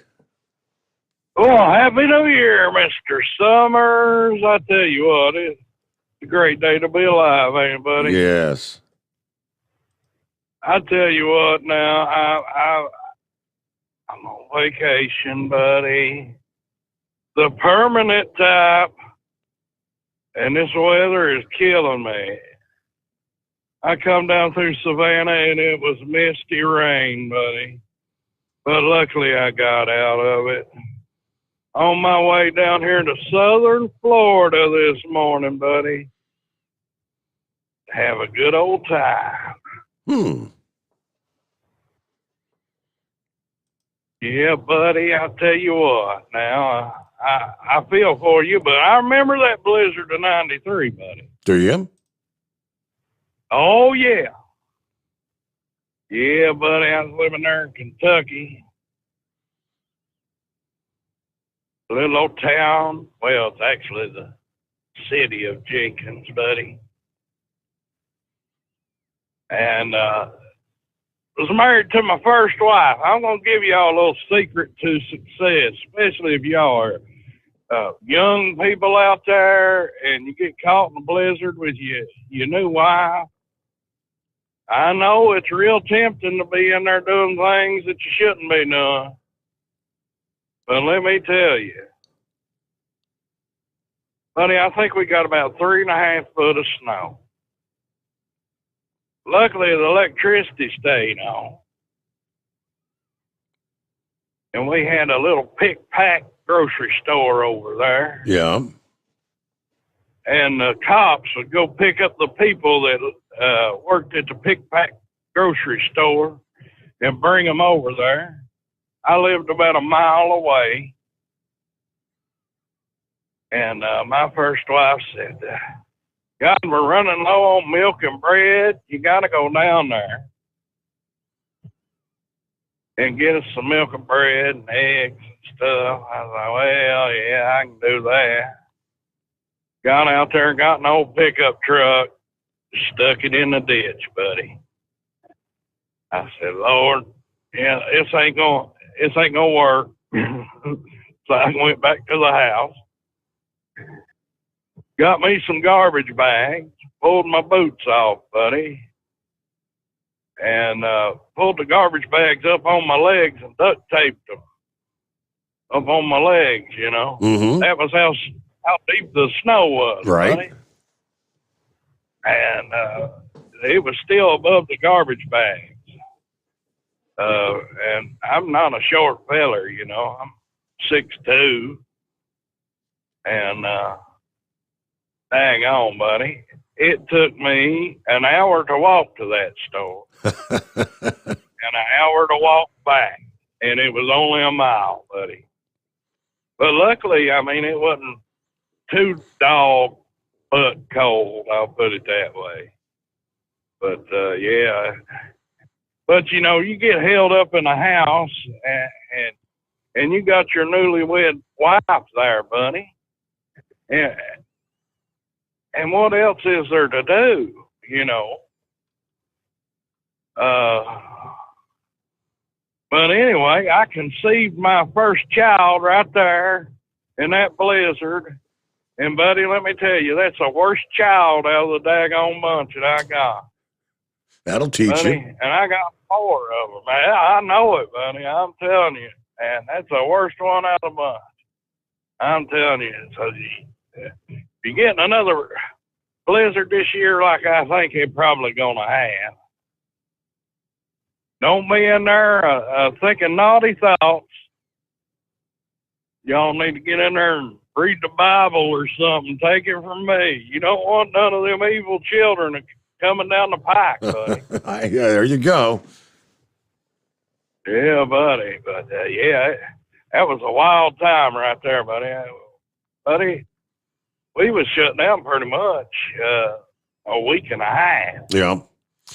Yeah, I said we had our kerosene heater to stay warm, and we were getting low on kerosene. I remember me and the princess were doing our walk to the Golden Gallons where we were headed, the Golden Gallon, but the Golden Gallon didn't have any power, so the pumps wouldn't work, so we couldn't get any kerosene. Yeah, that's a bad thing about it, you know. Yeah, stuff like that happens, but luckily we didn't lose power. We was really lucky, buddy. But yeah, I remember it like it was yesterday. I will tell you one thing. Seen the awfulest thing ever was. I lived on this hill. It's called B&O Hill back then. And we'd all call it Beans and Onions Hill because you support when you lived on B&O Hill. That's all you could afford was beans and onions. And I mean, this hill straight up now, still is to this day. And daggone, got out there and got to looking, and they were kids that around the neighborhood there. They were out there riding sleds. I said, well, that's pretty interesting, you know. After a while, they had it beat down. And there was this old feller lived up there. We all called him hippie because he was an old hippie. Well, that cat pulled a windshield out of a car, buddy. And he was using that windshield as a sled after them kids. It beat the sled past. And me thinking, Lord God, all it's going to take is one rock to bust that windshield. Yeah. Boom. But, buddy, I tell you what, he sledded on that windshield for a good 2 days. Nothing ever happened to it. He'd ride it down, pick it back up, put it on his back, and go back up the hill. Funniest thing you ever seen in your life, buddy, now I'll tell you. He was in an altered state of conscience. Wow. You know what I'm saying, Steve? Yeah. So I think he was permanently that way, but that's just my thoughts on it. But, yeah, buddy, that was a bad deal right there, but yeah, on up north now, I was hearing back then that up in Maine, I think it got like 4 foot of snow or something like that, or it was something astronomical. But only other thing I've ever seen like that before is, you know, some of that lake effect snow, you know, like old Hogzilla come out with me on the road there one time. I guess this was around 2000. Why, we went up the East Coast, come around, and worked our way over to Buffalo, and I know some snow started getting real deep the closer I got to Buffalo. Well, daggone, buddy, got into Buffalo, they had 10 feet of snow. And I think that was right around 2000, but that was like, you know, it's a little bit different than one of them big blizzards rolling. Oh, right. But it seemed like, you know, that 93 deal seemed like every year after that till about 98, 99, you had a big old blizzard roll through once a year or so, you know. But my mind may be distorted over the years, but, you know, weirder things have happened. But, yeah, only other one I can think of is maybe, I think it was one in 95, right there, right around February, that was about the same amount of snow, at least for Kentucky. And that one was a bad one. I remember it was bringing down power lines and everything there. But yeah, buddy, I was still living in Georgia at the time for that one. So yeah, we didn't get hit by that one. It was just a rain event. I think that was one of your big ice storms. Inbred Redneck, hey, Happy New Year. Glad to have you on board with us. We get a news break. And back to your calls after a quick timeout. The Steve Sommers Overnight Drive, live from the Hot Shot Secret Studios. USA Radio News. President Joe Biden announced the White House is upping its game when it comes to COVID-19 testing. With more capacity for in-person tests, we should see waiting lines shortened and more appointments freed up. So if you're insured, you can buy the test and get paid for it. Starting next week, Americans can apply for reimbursements for test kits. In related news, some experts believe the focus of the COVID-19 pandemic should now shift from case numbers to hospital admissions. Health experts emphasize that keeping an eye on COVID-19 hospital admissions shows the virus is still causing severe disease and threatening fragile hospital capacity. However, case counts are still crucial for monitoring hotspots. And Texas Governor Greg Abbott is suing the Biden administration to block the Pentagon's vaccine mandate for the Texas National Guard. You're listening to USA Radio News. Hi, I'm Wayne Alaroot for Patriot VPN. Patriot VPN is a virtual private network service that uses military-grade encryption to protect your internet connection on all of your devices. With Patriot VPN, your data and internet privacy is secure anywhere in the world. Why do you need Patriot VPN? Cyber criminals, government, even your own internet service provider collect and use your private information without your knowledge. Examples in the news recently, remember all the companies that have been hacked? Cuba censored the internet to kill protests? Here in America, conservative groups are being actively targeted. Your personal information and internet history is being sold by your ISP. It's all happening every day, but not with Patriot VPN. With Patriot VPN, your internet activity and history is protected from prying eyes forever. Patriot VPN is a veteran-owned business right here in the USA. For business or your family, starting at only $6.95 a month, use code WAR and get 3 months free. With an annual subscription, it's all at patriotvpn.com. That's patriotvpn.com. You're listening to the Overnight Drive with Steve Summers. Drivers, you demand that your equipment's reliable and dependable, and that also applies to your headset for communication. Well, our friends at Stellar Electronic have you covered. The Pluto Duo headset bundle is the best communication headset you can find in the industry. No matter the challenging environment you're driving in, the Pluto headset will make you sound crystal clear all the time thanks to their 99% noise cancellation. And the Duo's not only a stereo converter for the headset, but also a power bank so you can charge as you go. Learn more at StellarElectronic.com or visit them on Facebook. Do you have a Dodge pickup and hate your automatic transmission? Of course you do. LaVon Miller at Firepunk Diesel here, and we specialize in heavy-duty and performance transmissions for your 3-quarter or 1-ton Cummins-powered truck. So if you're interested in turning your stock slush box into a towing monster, call us today at 614-733-3744 or visit us online at shop.firepunk.com.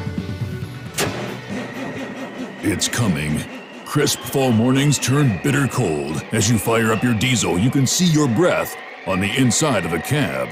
Imagine looking deep into your engine. Freezing temperatures impact your diesel's fluids, especially fuel. On a 23-degree morning, the paraffin wax in your untreated fuel starts to morph from fluid to large crystals. These crystals clump together and form a gel. At minus 10 degrees, your fuel hits the point where it no longer pours like a liquid. It's so dense that the flow through the fuel filter will slow, causing hard starts or no starts. Get prepared now for the cold that is coming. Hot Shot's Secret Diesel Winter Anti-Gel is a premium fuel additive that lowers your fuel's pour point to minus 65 degrees. If it's that cold out, you shouldn't be on the road. You ought to be at home in front of the fireplace. Hot Shot's Secret Diesel Winter Anti-Gel Premium Fuel Additive. Available now online at HotShotSecret.com. Hot Shot Secret. Powered by science.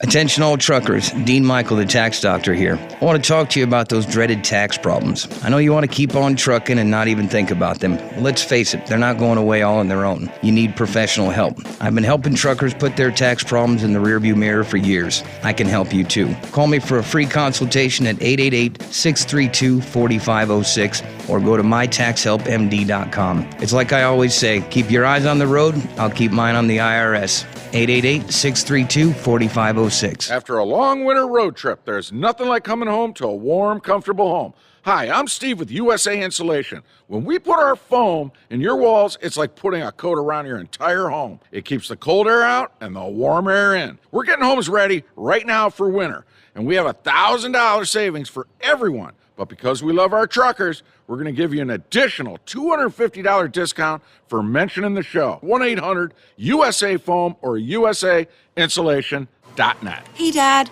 your prescription will be ready in just a minute. Hey, Dad, your laundry will be ready in just a minute. Dad, your lunch will be ready in just a minute. Hey, honey, why don't you take a minute?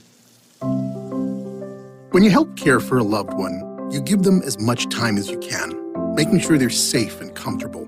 But it's just as important that you take some time for yourself. At AARP, we can help with information and useful tips on how you can maintain a healthy life balance, care for your own physical and mental well-being, and manage the challenges of caring for a loved one. Because the better care you take of yourself, the better care you can provide for your loved one. Thanks, Dad. Thank you. You're there for them. We're here for you. Find free care guides to support you and your loved one at aarp.org/caregiving. That's aarp.org/caregiving. A public service announcement brought to you by AARP and the Ad Council. And now, back to the Steve Summers Overnight Drive, live from the Hot Shot Secret Studios.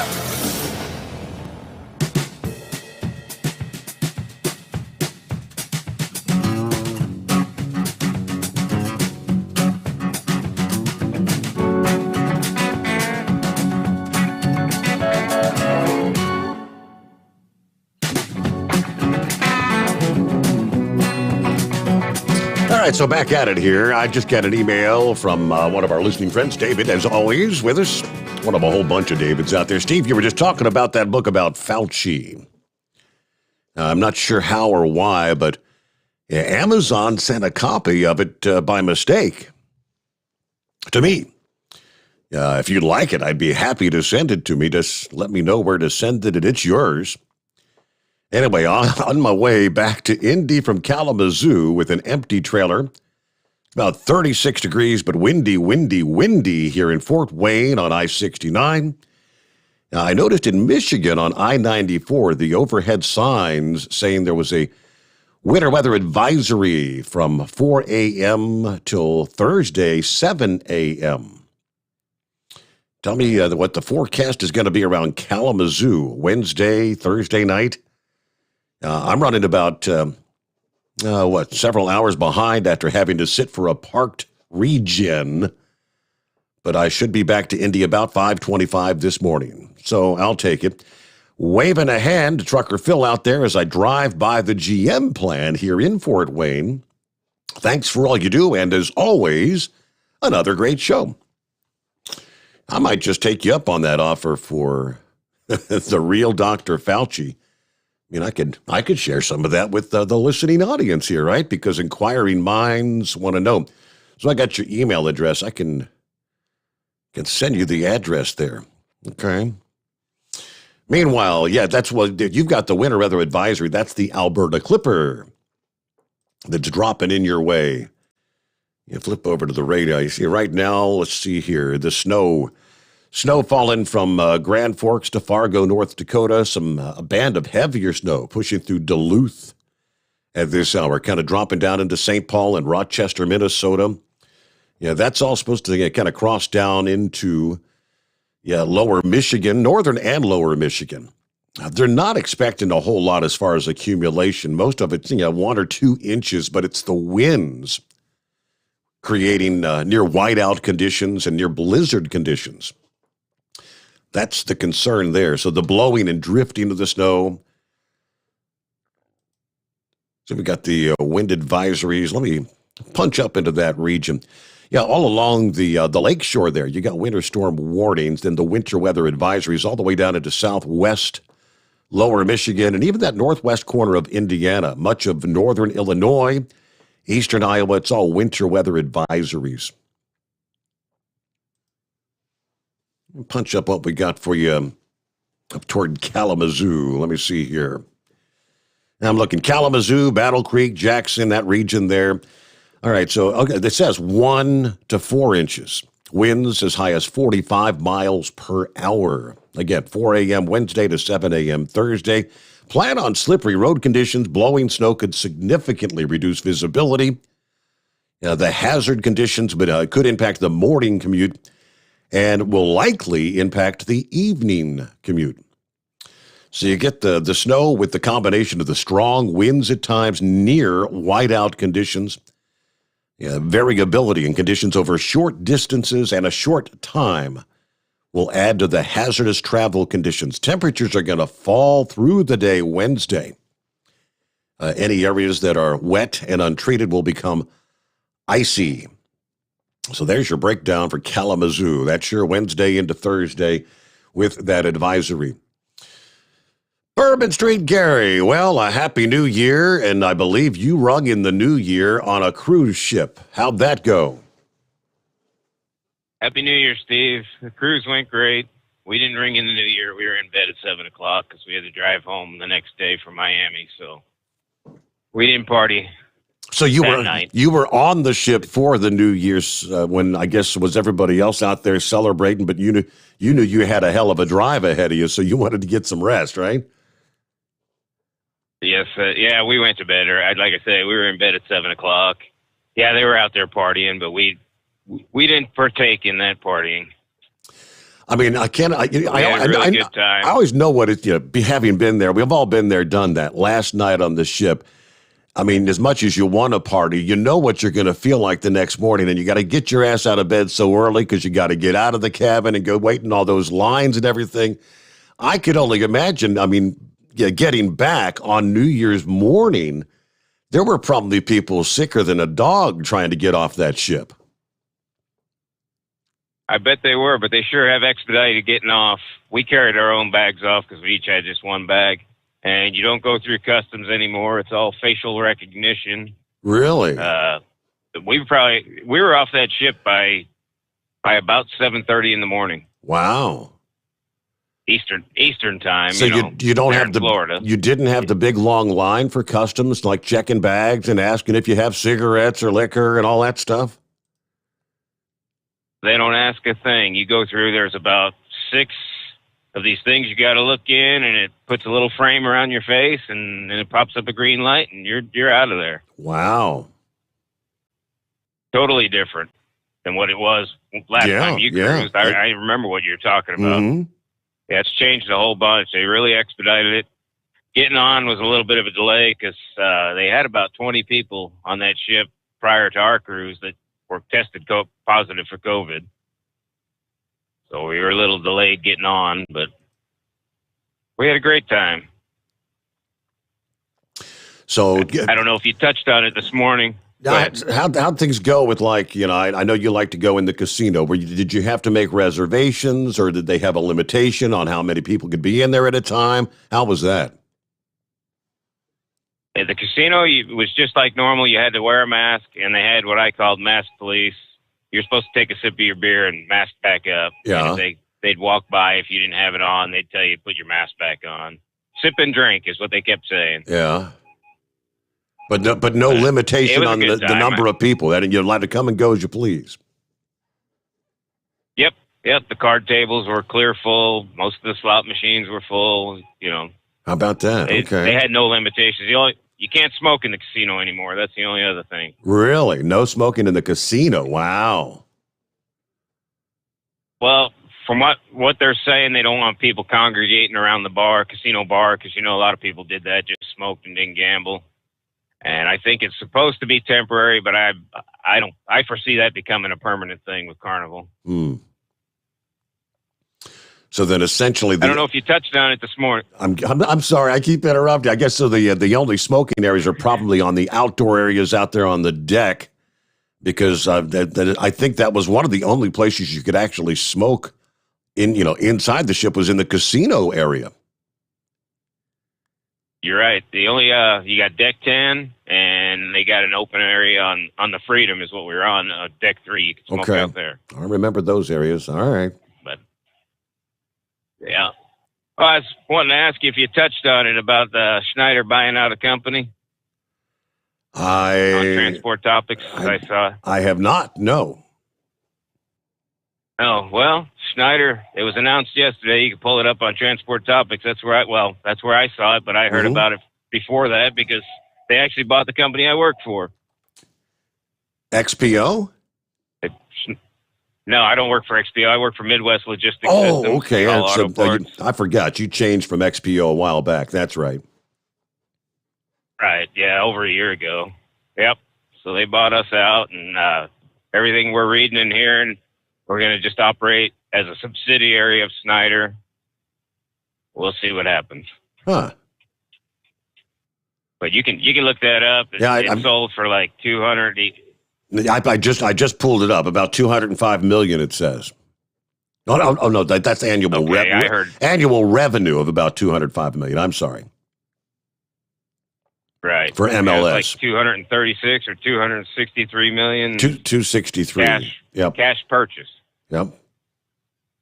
Yeah. So we'll see what happens.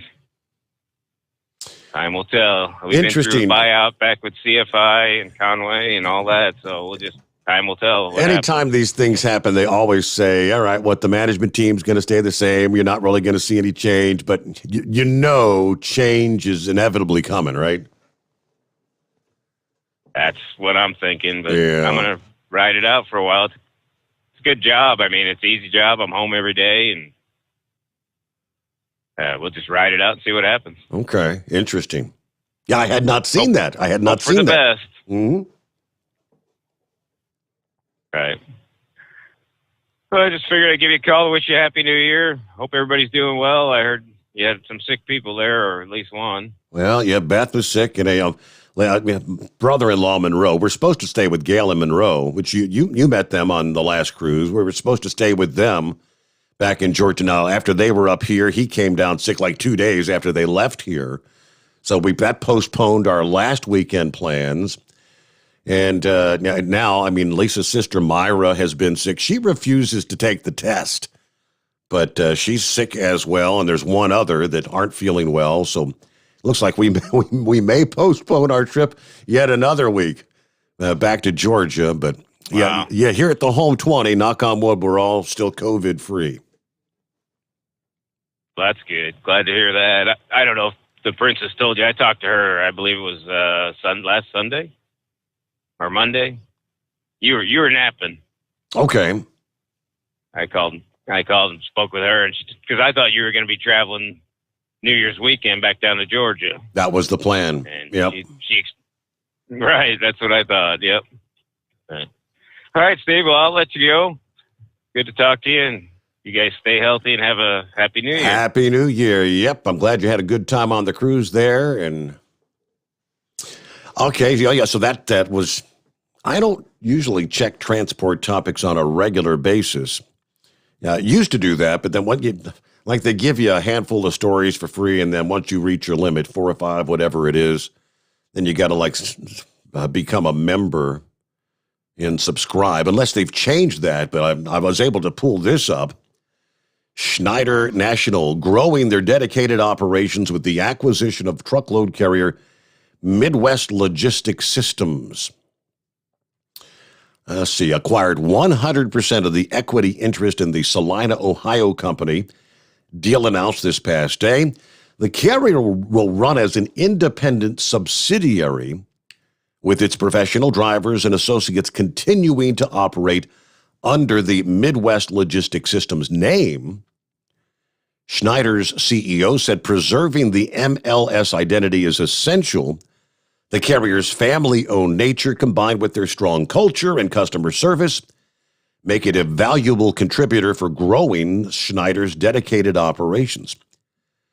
MLS is a dedicated carrier, more than 1,000 professional drivers, 900 tractors in 30 central U.S. locations. Annual revenue, approximately $205 million. Schneider said the acquisition is expected to be immediately accretive and to its earnings per share. All right, with the acquisition, we believe Schneider is on track to generate $1 billion in annual revenue in our dedicated operations with over 5,000 trucks. Value of the transaction was about $263 million. Schneider financed the deal through cash on hand. Schneider is a well-established company and great cultural fit, according to Midwest Logistics Vice President. We're excited to be a key component to Schneider's dedicated growth strategy. So I guess technically under the heading Schneider, they just acquired another 1,000 professional drivers, another 900 tractors. 10 before the hour. All right, thanks for the heads up there, Gary. Hope the transition goes smooth. Back into the Steve Sommers Overnight Drive, live from the Hot Shot Secret Studios. You're listening to the Overnight Drive with Steve Sommers. It's coming. Crisp fall mornings turn bitter cold. As you fire up your diesel, you can see your breath on the inside of a cab. Imagine looking deep into your engine. Freezing temperatures impact your diesel's fluids, especially fuel. On a 23-degree morning, the paraffin wax in your untreated fuel starts to morph from fluid to large crystals. These crystals clump together and form a gel. At minus 10 degrees, your fuel hits the point where it no longer pours like a liquid. It's so dense that the flow through the fuel filter will slow, causing hard starts or no starts. Get prepared now for the cold that is coming. Hot Shot Secret Diesel Winter Anti-Gel is a premium fuel additive that lowers your fuel's pour point to minus 65 degrees. If it's that cold out, you shouldn't be on the road. You ought to be at home in front of the fireplace. Hot Shot Secret Diesel Winter Anti-Gel Premium Fuel Additive. Available now online at hotshotsecret.com. Hot Shot Secret. Powered by science. Do you have a Dodge pickup and hate your automatic transmission? Of course you do. Levon Miller at Firepunk Diesel here, and we specialize in heavy-duty and performance transmissions for your 3/4 or 1-ton Cummins-powered truck. So if you're interested in turning your stock slush box into a towing monster, call us today at 614-733-3744 or visit us online at shop.firepunk.com. Honorary Forest Ranger Betty White here, lending a hand to my dear friend Smokey Bear. Because for years, he's only said, Only you can prevent wildfires. but there's a lot more to say. Like if you park your car on tall, dry grass, the hot exhaust pipe can start a wildfire. So keep the animals safe, especially the cute shirtless one. Go to SmokeyBear.com to learn more about wildfire prevention. Brought to you by the U.S. Forest Service, your state forester, and the Ad Council. And now, back to the Steve Summers Overnight Drive, live from the Hot Shot Secret Studios.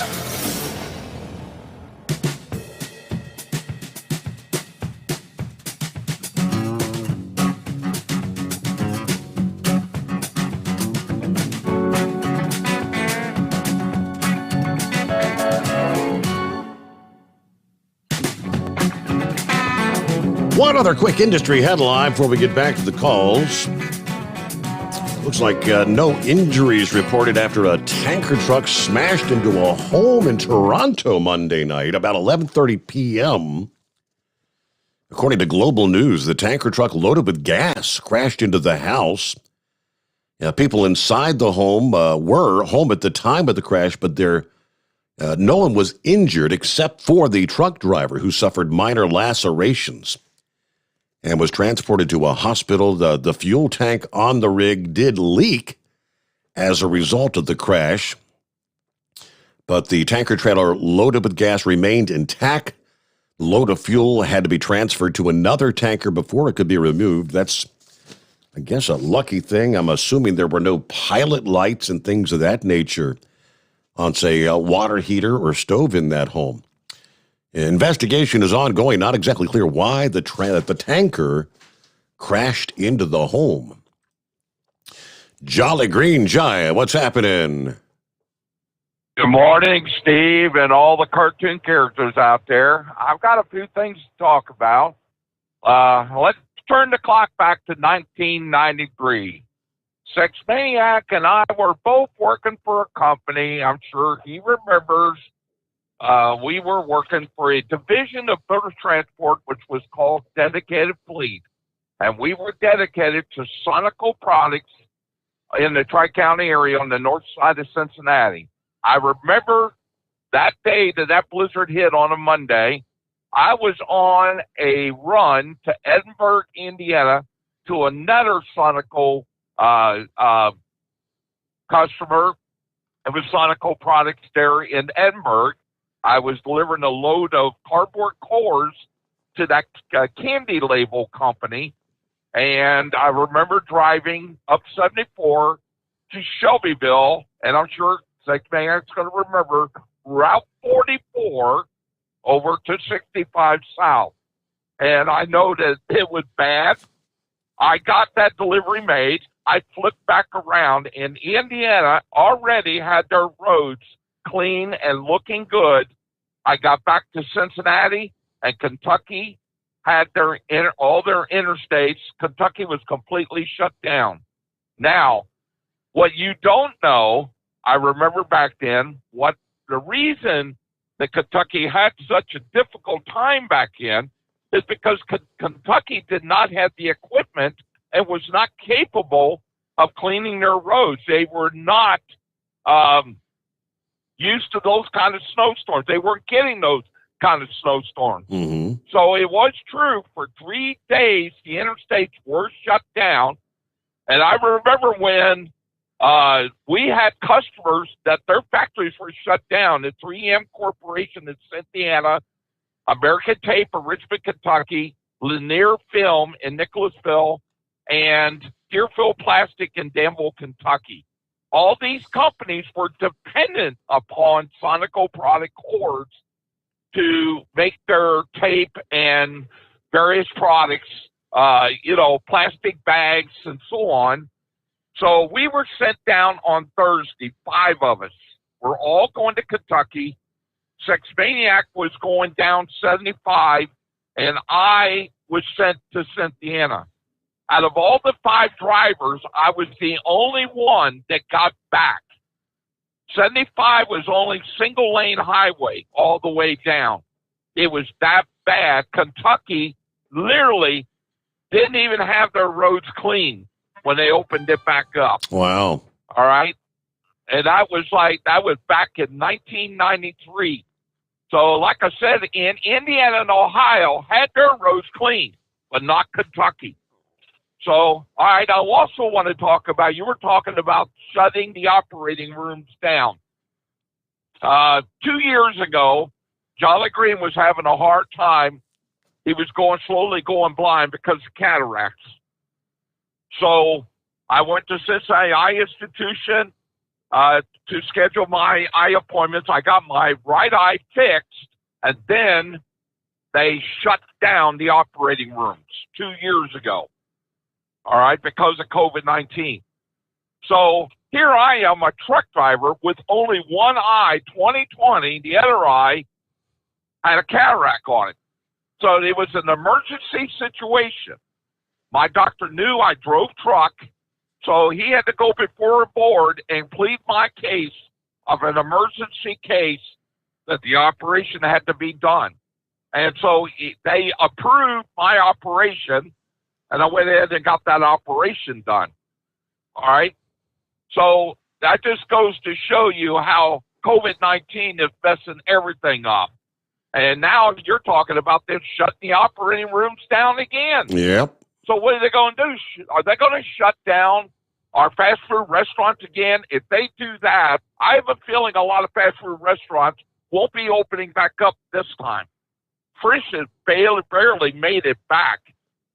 A lot of these restaurants won't be able to go through that a second time. So our government needs to think twice about doing that.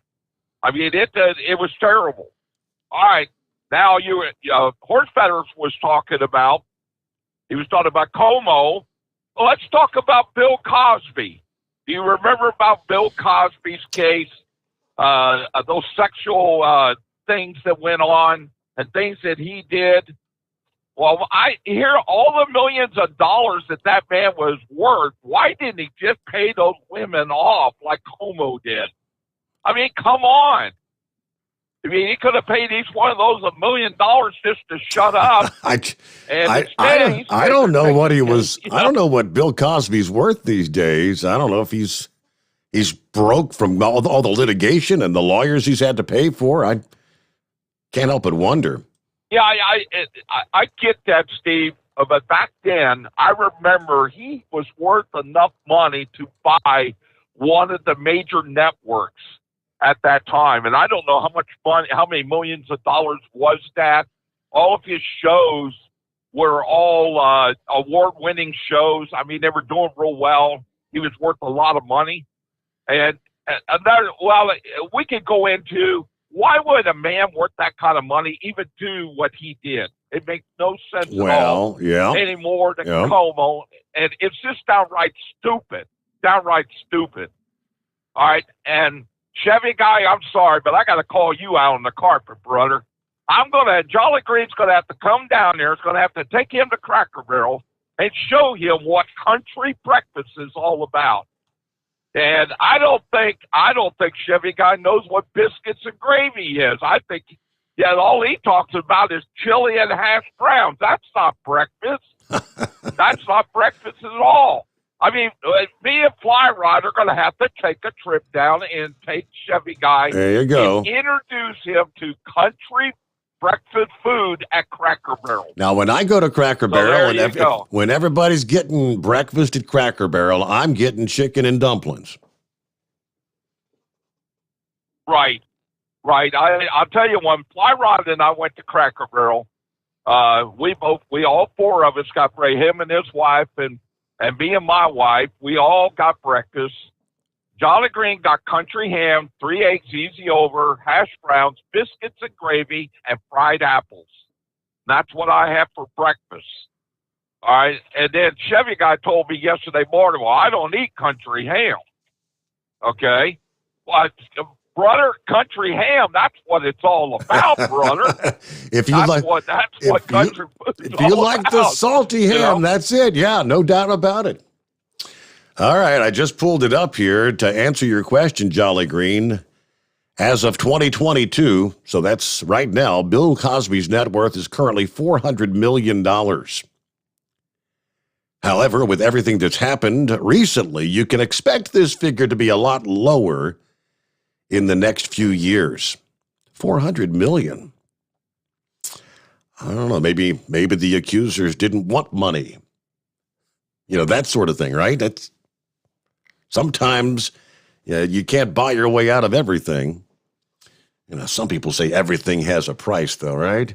With that final hour just ahead, though, get a quick time out. The Steve Sommers Overnight Drive live from the Hot Shot Secret Studios. USA Radio News. A traffic nightmare in Virginia along I-95, which started Monday, continued into Tuesday, and drivers are demanding answers from Virginia officials. Road crews struggled to reach hundreds of motorists on Tuesday after being stranded all night in freezing temperatures along the 50-mile stretch. As of early Tuesday afternoon, the Virginia Department of Transportation worked to reopen a large portion of I-95 and is warning travelers to expect congestion along major routes. Michigan set a pandemic record Monday with 96 children hospitalized with COVID-19. Chief Medical Executive Dr. Natasha Bagdasarian spoke to WXYZ. Our hospitals are completely overwhelmed. Our hospitals are struggling. We've had to ask for federal assistance. We're in a bad place. The previous pediatric pandemic high was 71. This is USA Radio News. There are many things to think about if you are buying a home or refinancing your present one. Like, what's better, a direct lender or a mortgage broker? We like to think that a direct lender like Fellowship Home Loans is best. As a direct lender, there is no middleman and endless requests for more documents. This could save you time and impact your terms and rates. As a direct lender, Fellowship Home Loans can often close your loan in less than 3 weeks. Let's talk about it at 800-804-SAVE. That's 800-804-7283 or online at fellowshiphomeloans.com. Regardless of your needs, Fellowship Home Loans wants to be your go-to source for home loans. Talk to a person, not a machine, at 800-804-SAVE. That's 800-804-7283 or online at fellowshiphomeloans.com. Home is actually our middle name, Fellowship Home Loans. Welcome home. Intercontinental Capital Group, DBA Fellowship Home Loans, Equal Housing Opportunity Lender, MLS number 60134. Apple is now worth $3 trillion. Apple Technology on Monday became the first publicly traded company to be worth $3 trillion. It comes less than 2 years after the company became the first to get a $2 trillion valuation. From the West Coast USA Radio News Bureau, I'm Lance Pry. Texas Governor Greg Abbott is suing the Biden administration to block the Pentagon's vaccine mandate for the Texas National Guard, saying it contradicts his own order against punishing guardsmen who refuse a COVID-19 shot. In a letter on Tuesday, Abbott claimed the federal government has put Texas guardsmen in a, quote, difficult position. The lawsuit comes after Abbott told Defense Secretary Lloyd Austin he will not impose a vaccine mandate on Texas National Guardsmen. And Facebook has restored access to an advertising account linked to the conservative children's book publisher Heroes of Liberty after the lockout sparked an outcry on social media. You're listening to USA Radio News. The greatest radio shows of all time. Frank Sinatra as Rocky Fortune. Classic radio theater. Matt Dillon, United States Marshal. The story of Dr. Kildare. The Pepsodent Show, starring Bob Hope. The greatest radio shows of all time. Classic radio theater with Wyatt Cox. On this radio station or wherever podcasts are served, just by searching for Classic Radio Theater with Wyatt Cox. That's Classic Radio Theater with Wyatt Cox. West Virginia Senator Joe Manchin continues to push back against Build Back Better and the White House. Negotiations on President Biden's Build Back Better plan are stalled after West Virginia Democratic Senator Joe Manchin announced he wouldn't support it. Senator Manchin says he's willing to hear out supporters of Build Back Better. We'll have to see what their desires are and what their priorities right now. They feel very strongly about that, and I respect that. I just had a different of opinion. And Senate Majority Leader and New York Democratic Senator Chuck Schumer wants a vote on the Build Back Better Act later this month. From the USA Radio News Phoenix Bureau, I'm Tim Berg. U.S. health officials are explaining why they recently shortened COVID-19 isolation and quarantine recommendations. They also clarified the guidance applies to school kids and adults. However, the CDC is maintaining people who catch the coronavirus are not required to test in order to emerge from 5 days of isolation. Agency officials previously said the changes were in keeping with evidence that people with the coronavirus are most infectious in the 2 days before and 3 days after symptoms develop. Washington Football's president Jason Wright announced on Tuesday that the organization would be unveiling its new team name on February 2nd. News of the new name comes nearly a year after the previous name, the Redskins, was retired. For USA Radio News, I'm Katie Lewis. We know you'd like to be cuddled up real tight with a sweet little thing all night. But instead, you've got Steve Summers. It's the Overnight Drive. It's coming. Crisp fall mornings turn bitter cold.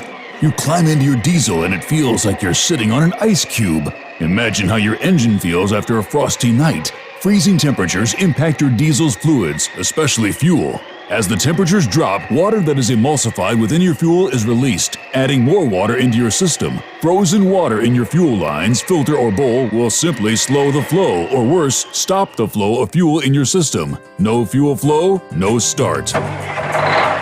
Get prepared now for the cold that is coming. Hot Shot Secret Diesel Winter Anti-Gel is a premium fuel additive that lowers your fuel's pour point to minus 65 degrees. If it's that cold out, you shouldn't be on the road. You ought to be at home in front of the fireplace. Hot Shot Secret Diesel Winter Anti-Gel Premium Fuel Additive. Available now online at hotshotsecret.com. Hot Shot Secret. Powered by science.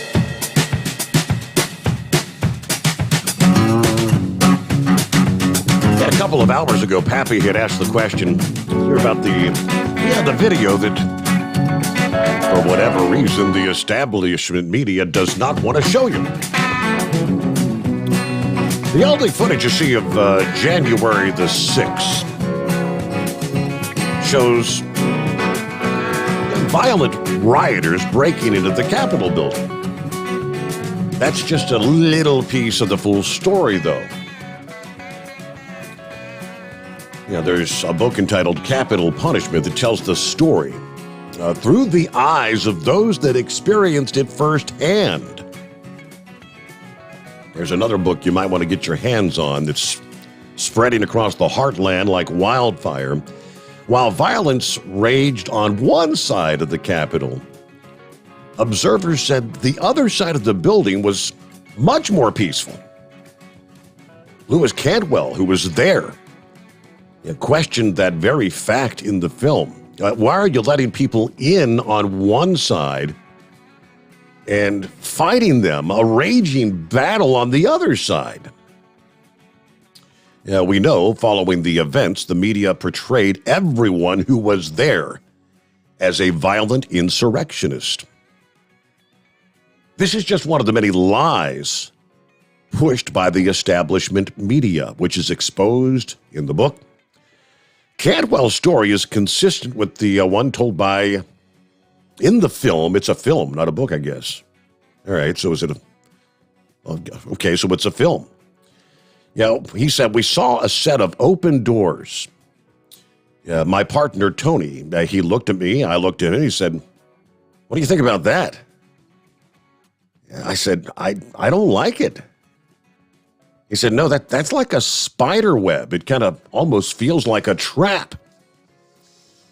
Not everyone who was at the Capitol on January 6th entered the building, and many who did enter did not do so violently. This film exposes the establishment media for the lie and many others that have been portrayed over the past year. Okay, and as we all know, that tomorrow, Thursday, the one-year anniversary of the January 6th insurrection. And I guess we're going to be hearing from everybody and their brother about what they feel. Nancy Pelosi's going to talk. You'll hear from Chuck. You're going to hear from the president. And obviously the mainstream media is going to be about it all day long. I think former President Trump had some sort of a speech that he was going to give. For whatever reason, I guess he's not going to speak on January the 6th, according to what I saw.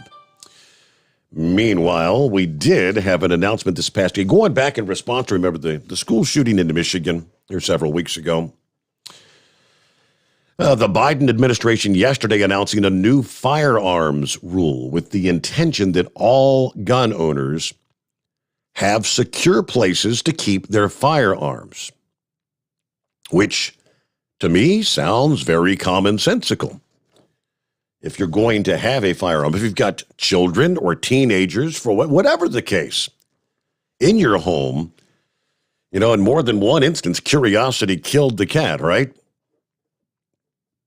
The Department of Justice releasing a statement with the new rule, which mandates all federally licensed gun retailers will have to certify that they have secure storage devices specifically compatible to guns that they're selling on site.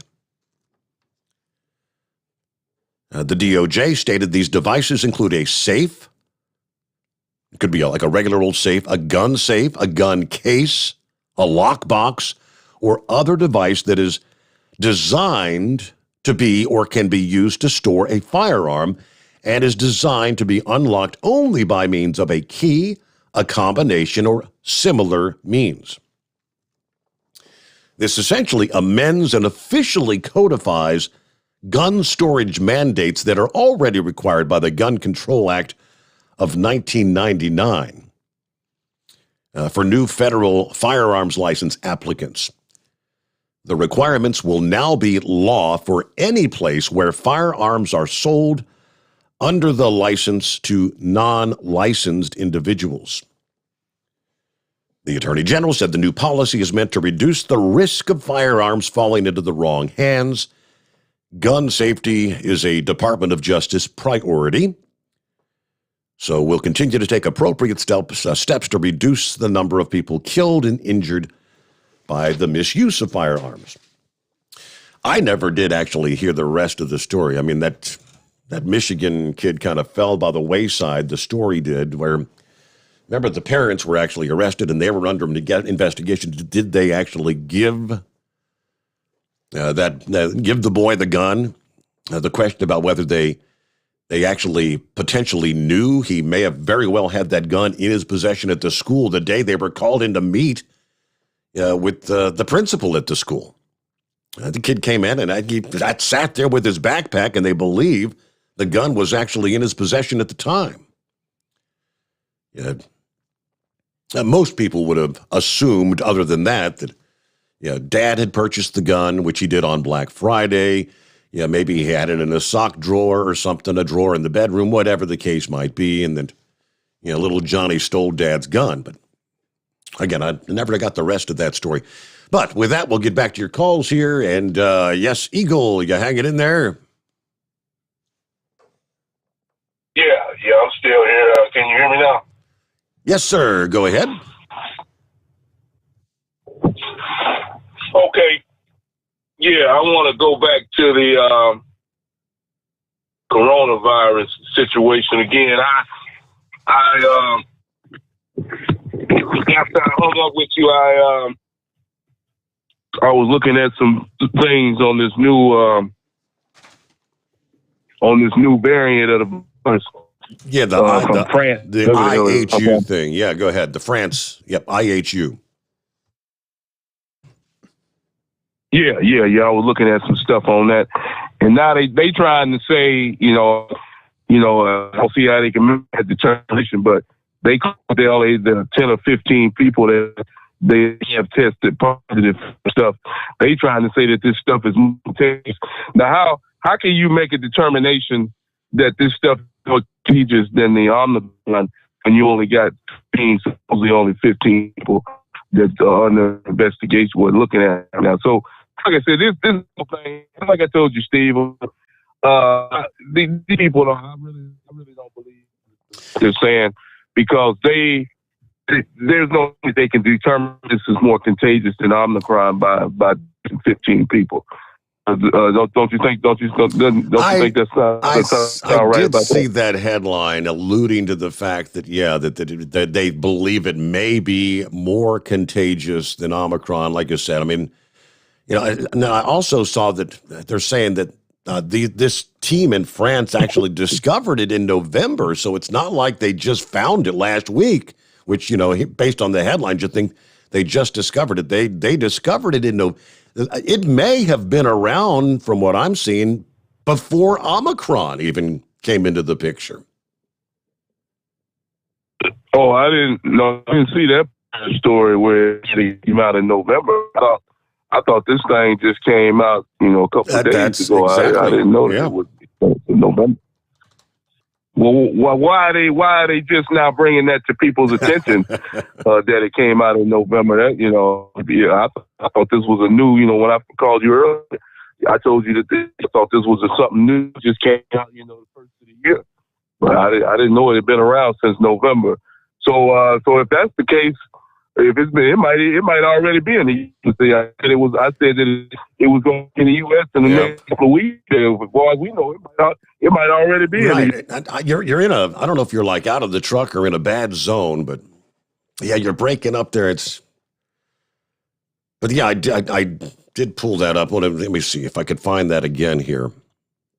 All right, at least 12 people testing positive for the new variant, the IHU, that purportedly has atypical combination, 46 mutations, 37 deletions.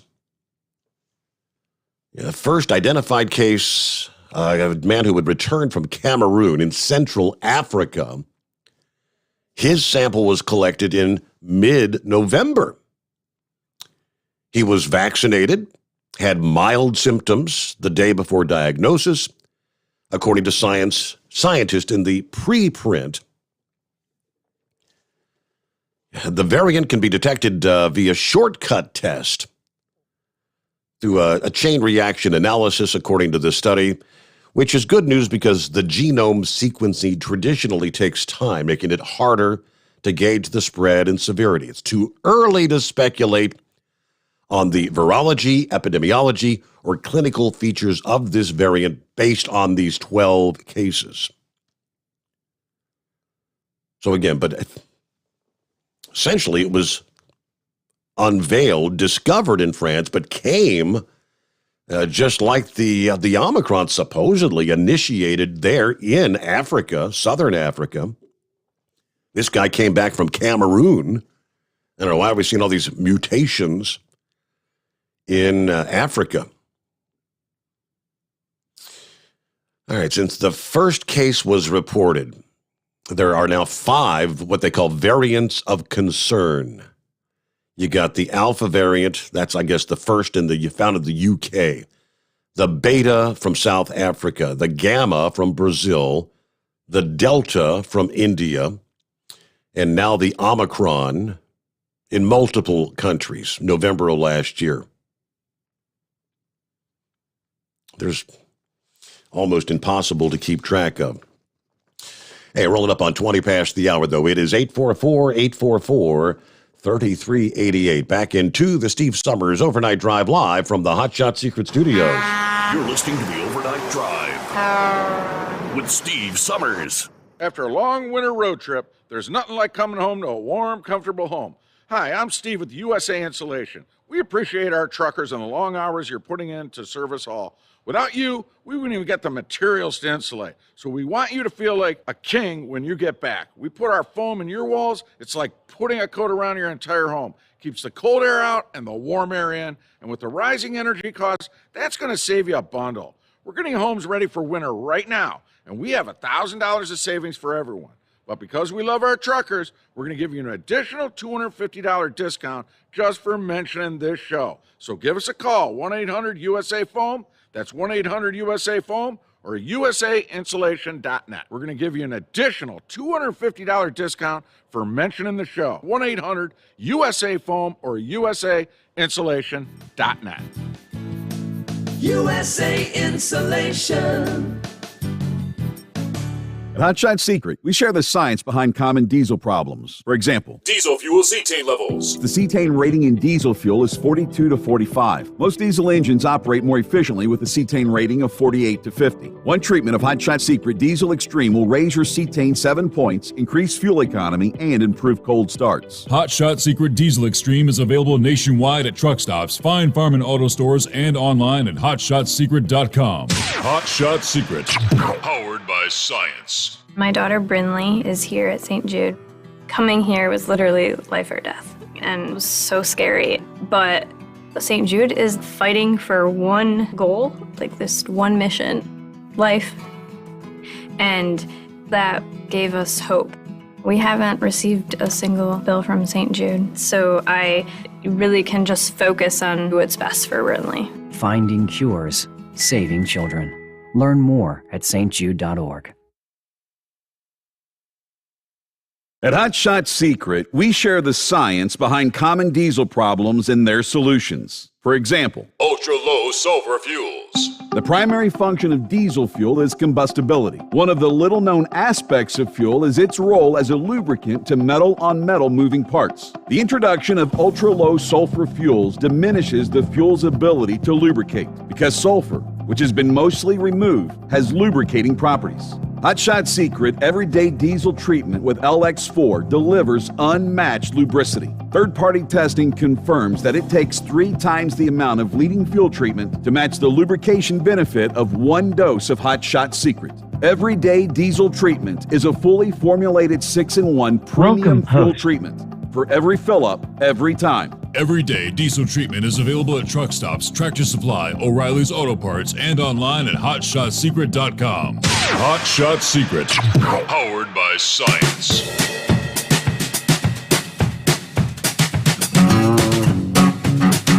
I did a quick phone reset there. I saw everybody was just kind of like dialing in and hanging up, dialing in and hanging up. And then Blind Man said, I can't hear the show through the phone while I'm waiting. So I just I did a reset.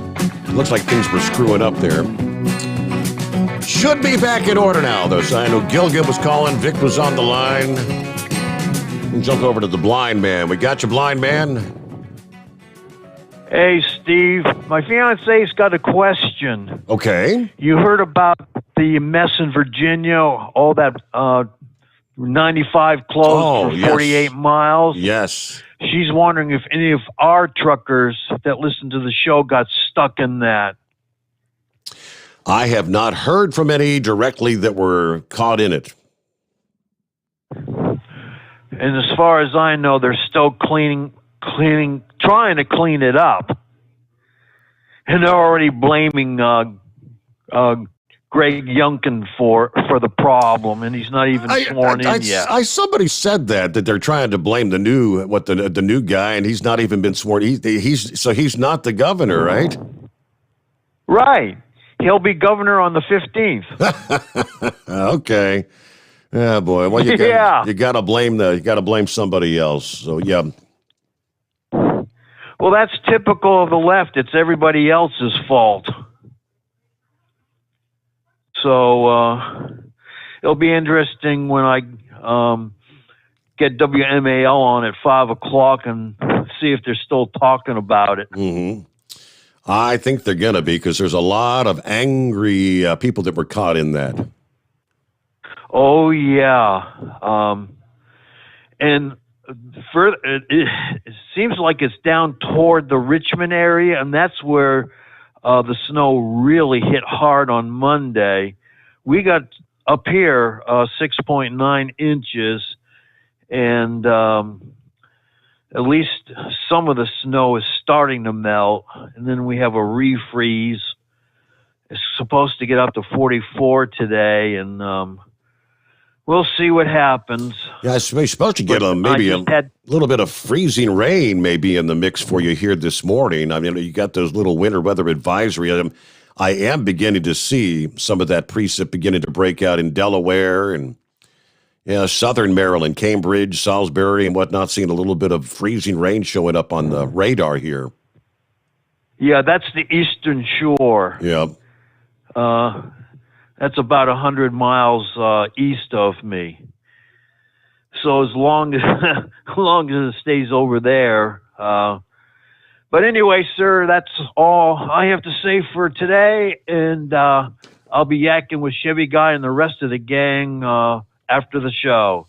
All right. Well, good to hear from you, Blind Man. Yeah, I haven't heard directly from any of our routine listeners or callers that actually got caught up in that nightmare. I know there was a bunch of them trying to share the message this past morning via social media and whatnot. Don't take 95. Don't take 95. It's a nightmare.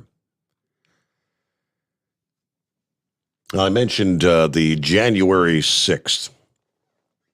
Here we go. This is what you can look forward to.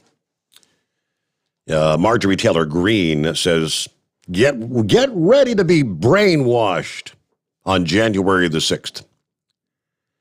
Democrats are planning more tarnishing of Republicans across the board and former President Trump. She's going to work to find out the truth of what happened in the storming of the Capitol. With Nancy Pelosi and this awful January 6th committee, it's nothing but Russia collusion 2.0. And they're going to continue to run that into the ground day in and day out, trying to hurt Republicans going into the midterm elections. Yeah, this whole thing is nothing but a scam. It's all to dirty up Republicans and, of course, as usual, try to hurt Trump for any plans he has in the future. Now, as her interview was being recorded earlier in the day, President Trump canceled his plans for a news conference tomorrow, or Thursday, that would be, potentially giving Democrats, including Nancy Pelosi, the entire day to run their so-called insurrection narrative. And Green said, I'm not sure what Pelosi's planning to say and the rest of the scam committee. Yeah, they're planning to run their narrative on the riots on the Capitol, which we all were upset by and we were all shocked by. But what they really want to do is they want to make sure they can brainwash the public out there. You try to lie about Republicans, saying that we had anything to do with this terrible riot. One version being examined, a version vehemently disputed by Trump and other Republican leaders, is that the former president incited the riot with that rally earlier in the day, claiming that the presidential election was tarnished with widespread fraud. Trump and many of his supporters have maintained that the participants in the Capitol breach were defending the democratic process and free, fair elections. Now, she asserted that since Republicans widely condemned storming the Capitol, any blame on members of the party by this House committee would be misplaced. None of us had anything to do with it. The only thing I planned to do that day, along with my Republican colleagues, was to object to the electoral votes. Now, that's something Democrats have done forever and a day. It is completely constitutional, and election issues are things that we should all care about. get ready. Yep, that's what we're going to hear. Thursday, Green said she's going to hold her own news conference in Washington. Focuses on a look into the allegations. We're going to talk about things that need to be talked about, like, where is Ray Epps? The unindicted man who was preaching that we've got to go into the Capitol starting January 5th and helping to orchestrate the next day, while Trump was actually delivering his speech at that rally. Where's this guy? Where's the other people that are on different videos? Why haven't the FBI tracked those people down? Why haven't they been arrested? Why didn't I see Ray Epps and others in the D.C. jail like the January 6th defendants that are there now? We've got a lot of questions to ask. Why wasn't the National Guard surrounding the Capitol when it had been requested ahead of January the 6th? Those are the true questions. But, the January 6th committee have no intention of asking those questions. We'll come back with more. News break, the Steve Summers Overnight Drive live from the Hot Shot Secret Studios. USA Radio News. A traffic nightmare in Virginia along I-95, which started Monday, continued into Tuesday, and drivers are demanding answers from Virginia officials. Road crews struggled to reach hundreds of motorists on Tuesday after being stranded all night in freezing temperatures along the 50-mile stretch. As of early Tuesday afternoon, the Virginia Department of Transportation worked to reopen a large portion of I-95 and is warning travelers to expect congestion along major routes. Michigan set a pandemic record Monday with 96 children hospitalized with COVID-19. Chief Medical Executive Dr. Natasha Bagdasarian spoke to WXYZ. Our hospitals are completely overwhelmed. Our hospitals are struggling. We've had to ask for federal assistance. We're in a bad place. The previous pediatric pandemic high was 71. This is USA Radio News. Hi, this is Dr. Joel Wallach, and I want to tell you that arthritis is not a genetic thing. It's not a disease of aging. Neither is osteoporosis. Get a hold of my book. It's all in your head. It goes into the 25 different diseases you get when you have osteoporosis of the skull. These are all reversible. You take the Healthy Bone and Joint Pack, the MSM, vitamin D3, stay away from all the bad foods, including gluten, and guess what? You'll regrow all your bones, including your skull and your legs and your hips and everything else. Contact us at usaradiohealth.com. That's usaradiohealth.com. Bingo fun fact number 6. Americans spend over $90 million weekly on bingo. Why? When you can play Bingo Treasure for free. Go to bingoRadioUSA.com. Play from any device, your smartphone, tablet, or computer. The account is free. The play is free. Play one card. Play more. Chat with other players. Meet new friends. All free at bingoRadioUSA.com. That's bingoRadioUSA.com. Bingo from any device. Hurry. Free accounts are limited. You're listening to the Overnight Drive with Steve Summers. Do you have a Dodge pickup and hate your automatic transmission? Of course you do. LaVon Miller at Firepunk Diesel here, and we specialize in heavy-duty and performance transmissions for your 3/4 or 1-ton Cummins-powered truck. So if you're interested in turning your stock slush box into a towing monster, call us today at 614-733-3744 or visit us online at shop.firepunk.com. After a long winter road trip, there's nothing like coming home to a warm, comfortable home. Hi, I'm Steve with USA Insulation. We appreciate our truckers and the long hours you're putting in to service all. Without you, we wouldn't even get the materials to insulate. So we want you to feel like a king when you get back. We put our foam in your walls. It's like putting a coat around your entire home. Keeps the cold air out and the warm air in. And with the rising energy costs, that's going to save you a bundle. We're getting homes ready for winter right now, and we have $1,000 of savings for everyone. But because we love our truckers, we're going to give you an additional $250 discount just for mentioning this show. So give us a call, 1-800-USA-FOAM. That's 1-800-USA-FOAM or usainsulation.net. We're going to give you an additional $250 discount for mentioning the show, 1-800-USA-FOAM or usainsulation.net. USA Insulation.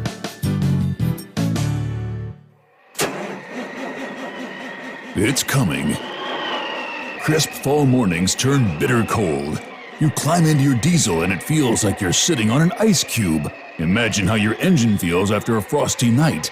Freezing temperatures impact your diesel's fluids, especially fuel. As the temperatures drop, water that is emulsified within your fuel is released, adding more water into your system. Frozen water in your fuel lines, filter, or bowl will simply slow the flow, or worse, stop the flow of fuel in your system. No fuel flow, no start.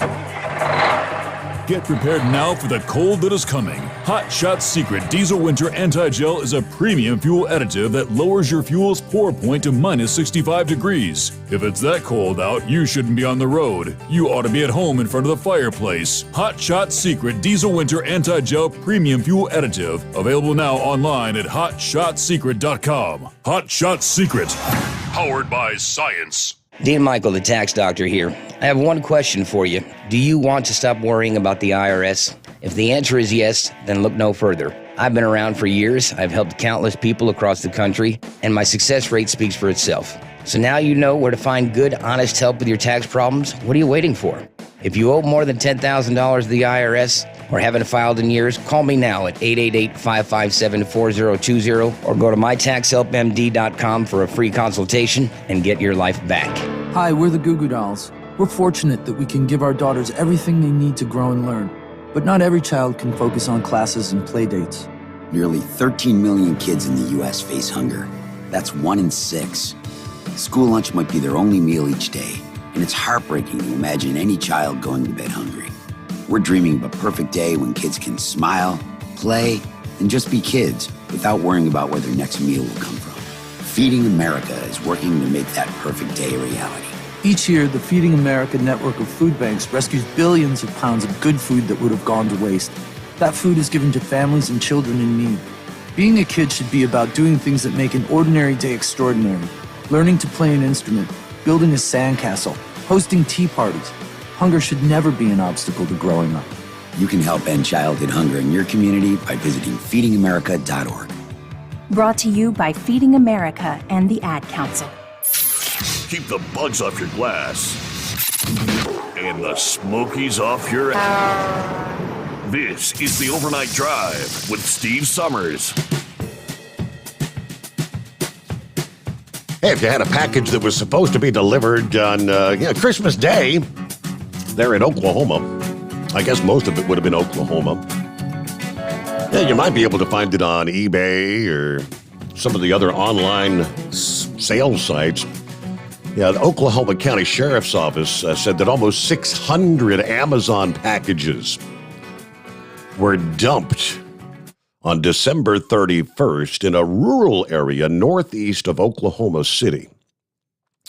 Someone had removed all the items they wanted and discarded the rest. Apparently, the thief was not much of a reader because the books that were being delivered were all left behind.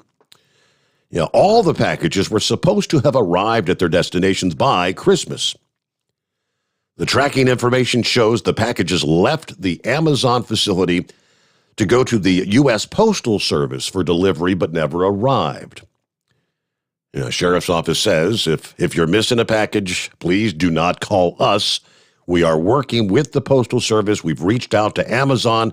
Someone should contact you soon.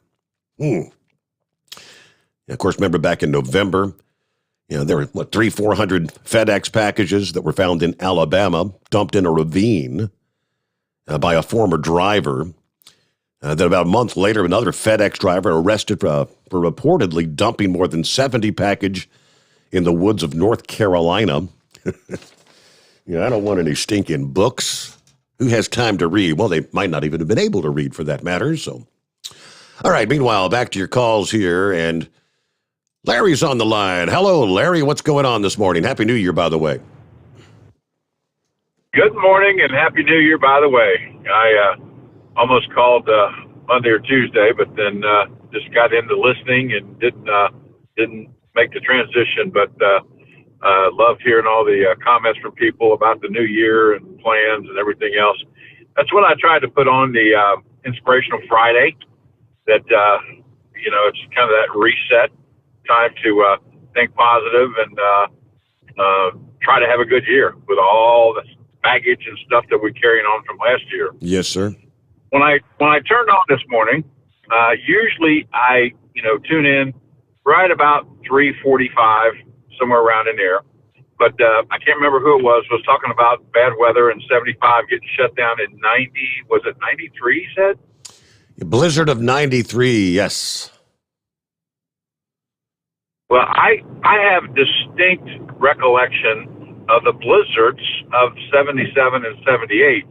Predominantly 77. Where were you at in 77, Steve? I remember those, yes, because that's which was it, 77 or 8, the year the Ohio River froze over? Because I was in Cincinnati for that one.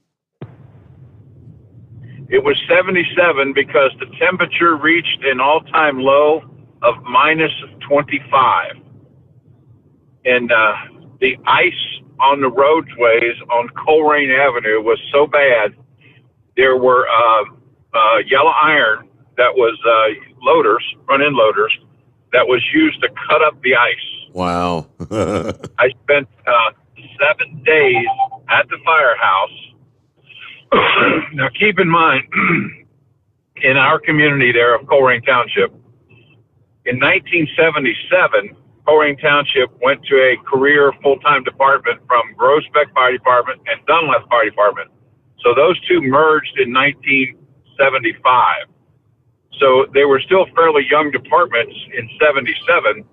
And I spent 7 days at the firehouse, only went home to shower and to change clothes because we didn't really have sleeping quarters there at the Springdale Road Station at that time. Mm-hmm. But I recall specifically, we could not traverse many of the streets in Coleraine Township with our normal apparatus or life squads.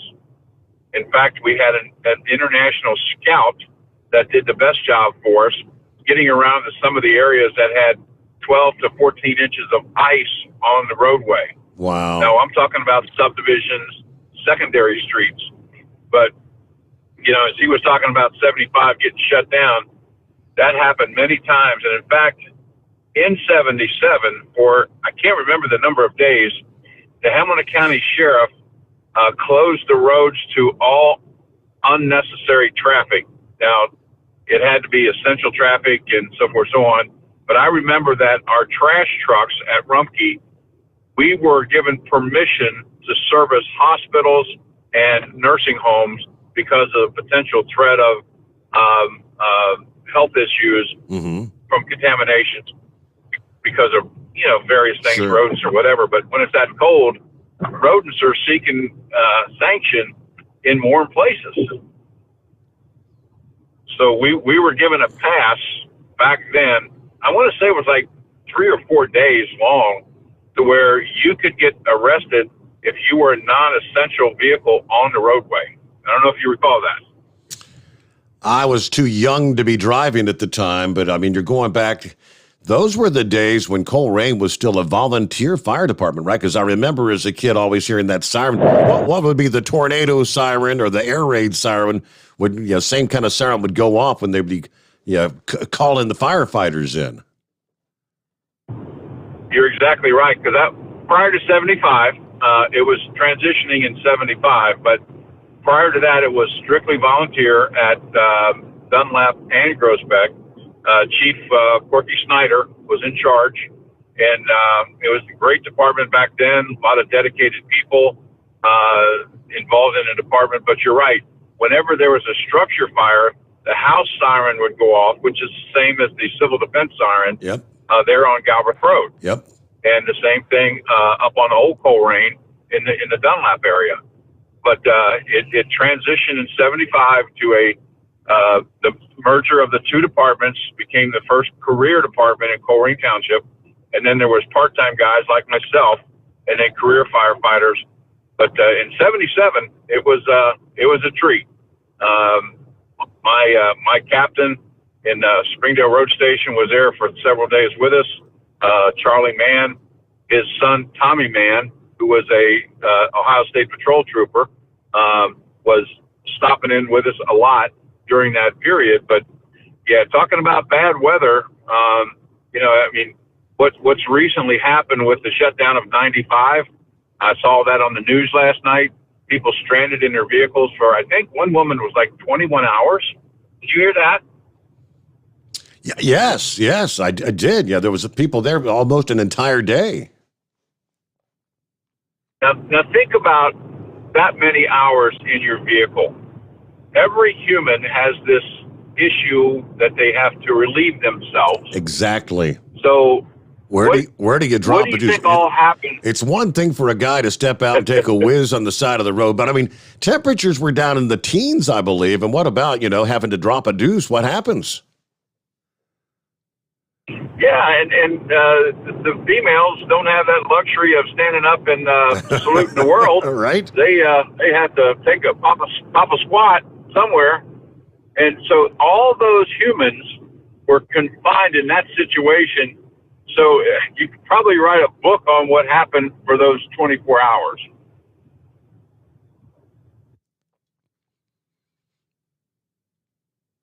So I guess there's one heck of a mess to be cleaned up along the side of Interstate 95. I always think about when in very bad weather, if one of our trucks break down, sure, you've got the mechanics coming out to take care of them. But in sub-zero weather, you've got to think about that human that's sitting in the cab of that truck waiting for that mechanic to come out.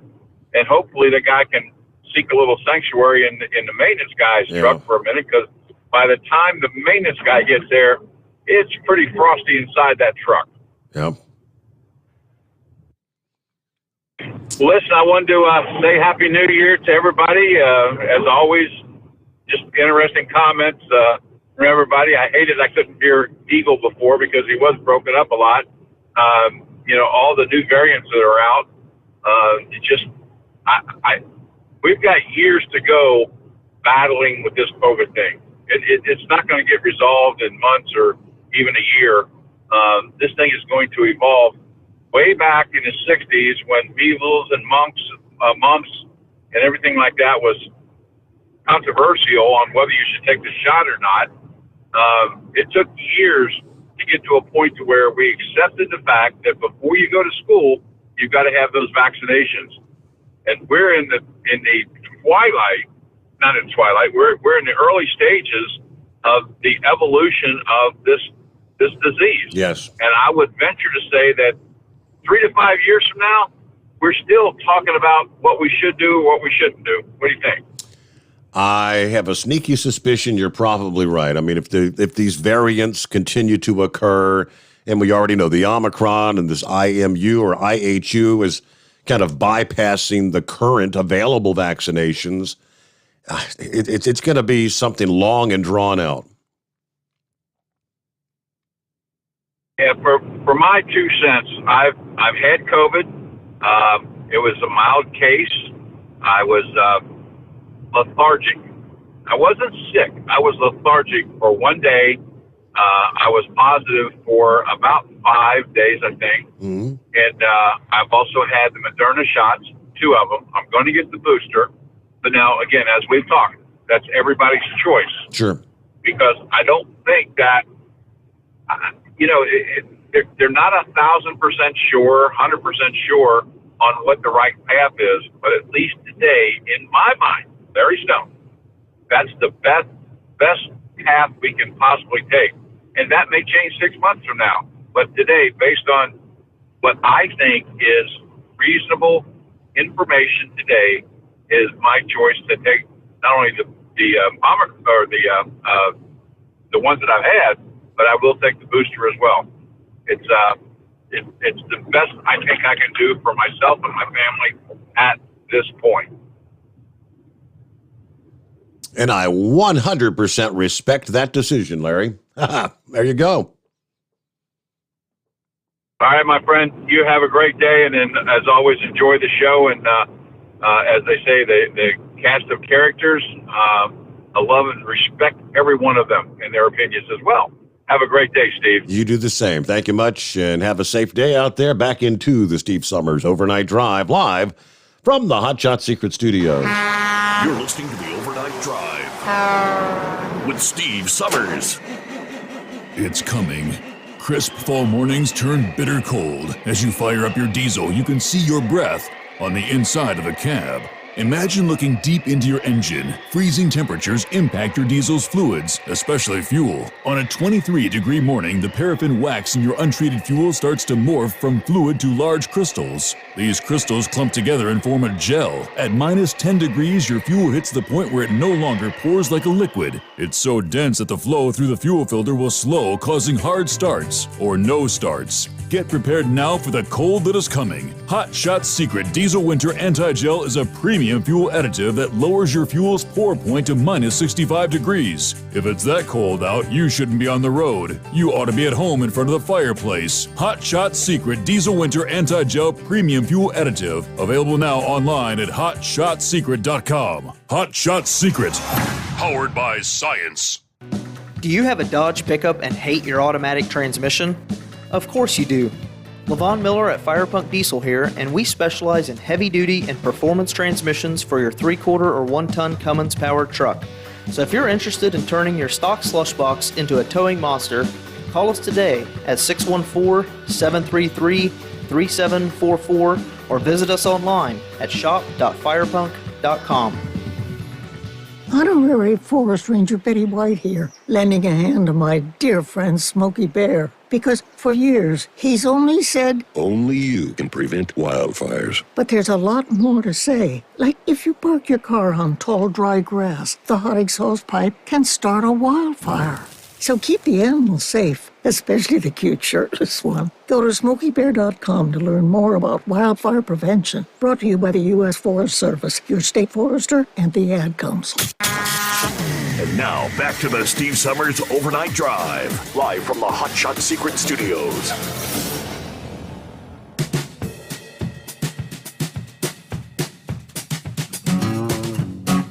Yes, indeed, James. James sent me an email talking about the 95 backup there in Virginia Monday into Tuesday, which ultimately ended up, nearly an entire day. He said, I saw an article where Tim Kaine, the senator, was stuck in his vehicle, something like, I don't know if it was 27 hours or 21 hours, whatever the case was, but yeah, he was. He was what was normally a 2-hour commute for him, I think from Richmond to D.C., he got caught up in that mess, and he was there for 20-plus hours.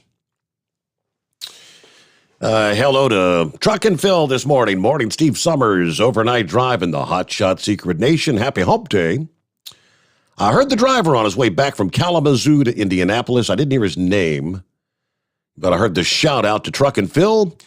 And the conditions in Michigan, they are deteriorating fast in Indiana. The winds are picking up. 20 to 40 miles per hour plus today. As for the drivers calling earlier about the winter storms, I've been out here since 1987, over the road and local. I remember all the winter storms, well, from the East Coast to the Deep South and the Midwest to upstate New York. Need I say more? Long live the great memories of the Truckin' Bozo and his legacy that would be you, Steve Summers. Anyway, ready to head out to Sterling Heights, Michigan, flip back to Fort Wayne General Motors. Wow, 2022. There's our friend Truckin' Phil. Semper Fi, you got it. Good to have you with us. Hey, Chevy Guy is back with us here. Yes, sir. Morning, Chevy Guy. Yeah, I just want to eat perfect breakfast. It's Jolly Green wants to throw that stinking Canadian ham breakfast, so I don't eat that stuff. I love bacon, and I mean it's got to be cooked crisp. Bacon, I love crispy. Yep. Crispy bacon. Yes, and a thick pork chop off of a grill. Other than that, that's the only pig I eat. But man, here's what you do. You guys like that Skyline chili up there all the time. You talk about it. Mm-hmm. Is it any good?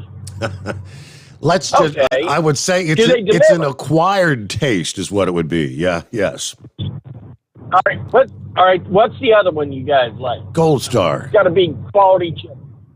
All-Star chili? Gold Star. Do they deliver? Well, okay, do they deliver? Well, Grubhub delivers anything. Okay, well, there you go. Well, what you do is you go over to the Waffle House, order a platter of hash browns, and then order that Grubhub to bring you a big old thing of chili to dump on. Yeah, delivered to table 7 at the Waffle House on Coleraine Avenue. I don't know if there's one there or not. Yeah, there is. Just using some names. Yes. And all right, and then reach into your pocket and pull out the one Boston cream and 1 chocolate cake Dunkin' Donuts. There you go. The perfect breakfast. So there you go, Jolly Green.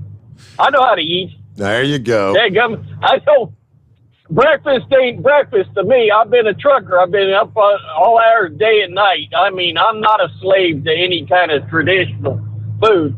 And I got a kick out of my sister who, when she started trucking and running nights, and that's, at the end of your shift, you're ready for a good hamburger and fries, Thank you much. She wasn't ready for a McMuffin. That's me. I on my way home when I would be coming, when I had to drive from the studio there, I'd stop at White Castle and get me a number 1 combo, 4 cheeseburgers, a fry, and a Coke. Because at 5 a.m. McDonald's wasn't serving their overnight menu. I would have been more than happy to get a Quarter Pounder with cheese or a Big Mac at 5 a.m., but nope. Sausage, egg, and cheese McMuffin. That was the only option. All right, there. With that, we pretty much have to wrap it up, right? We'll close things out here on a Wednesday hump day. So thanks so much for spending some time with us. Be safe out there, and we'll see you back again here at the midnight hour tonight. Do it all over again. Wow, Wednesday night and Thursday morning. Yeah, technically, Chris Gabrelchik is slated to be with us tonight. Unless we change that, because it looks like I'm going to be here Friday morning. Well, I think I'll be able to give him the choice. We'll say right now, Chris will be with us. If he's not, I'll be here, and Chris will be with us Friday morning. We'll play it by ear. See you then. The Steve Sommers Overnight Drive, live from the Hot Shot Secret Studios.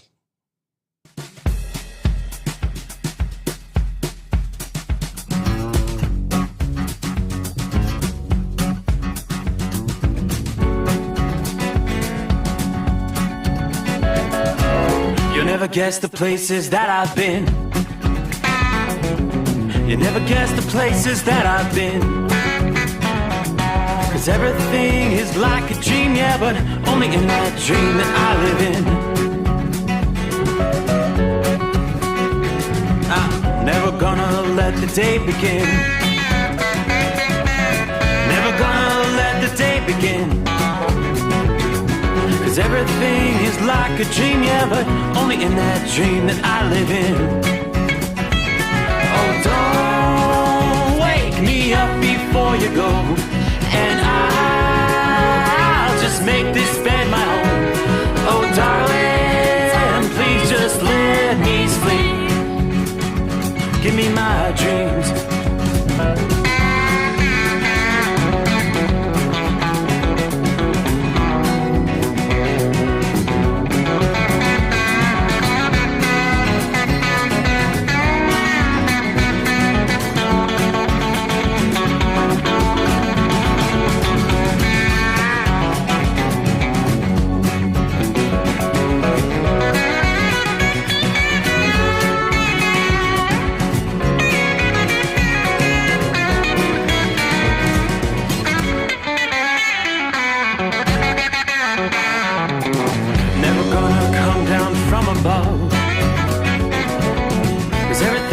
Better from above.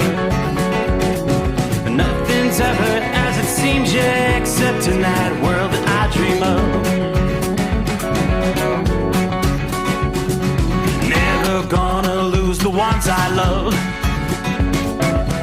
Never gonna lose the ones I love. 'Cause everything is like a dream, yeah, but only in that world that I dream of. Oh, don't wake me up before you go, 'cause I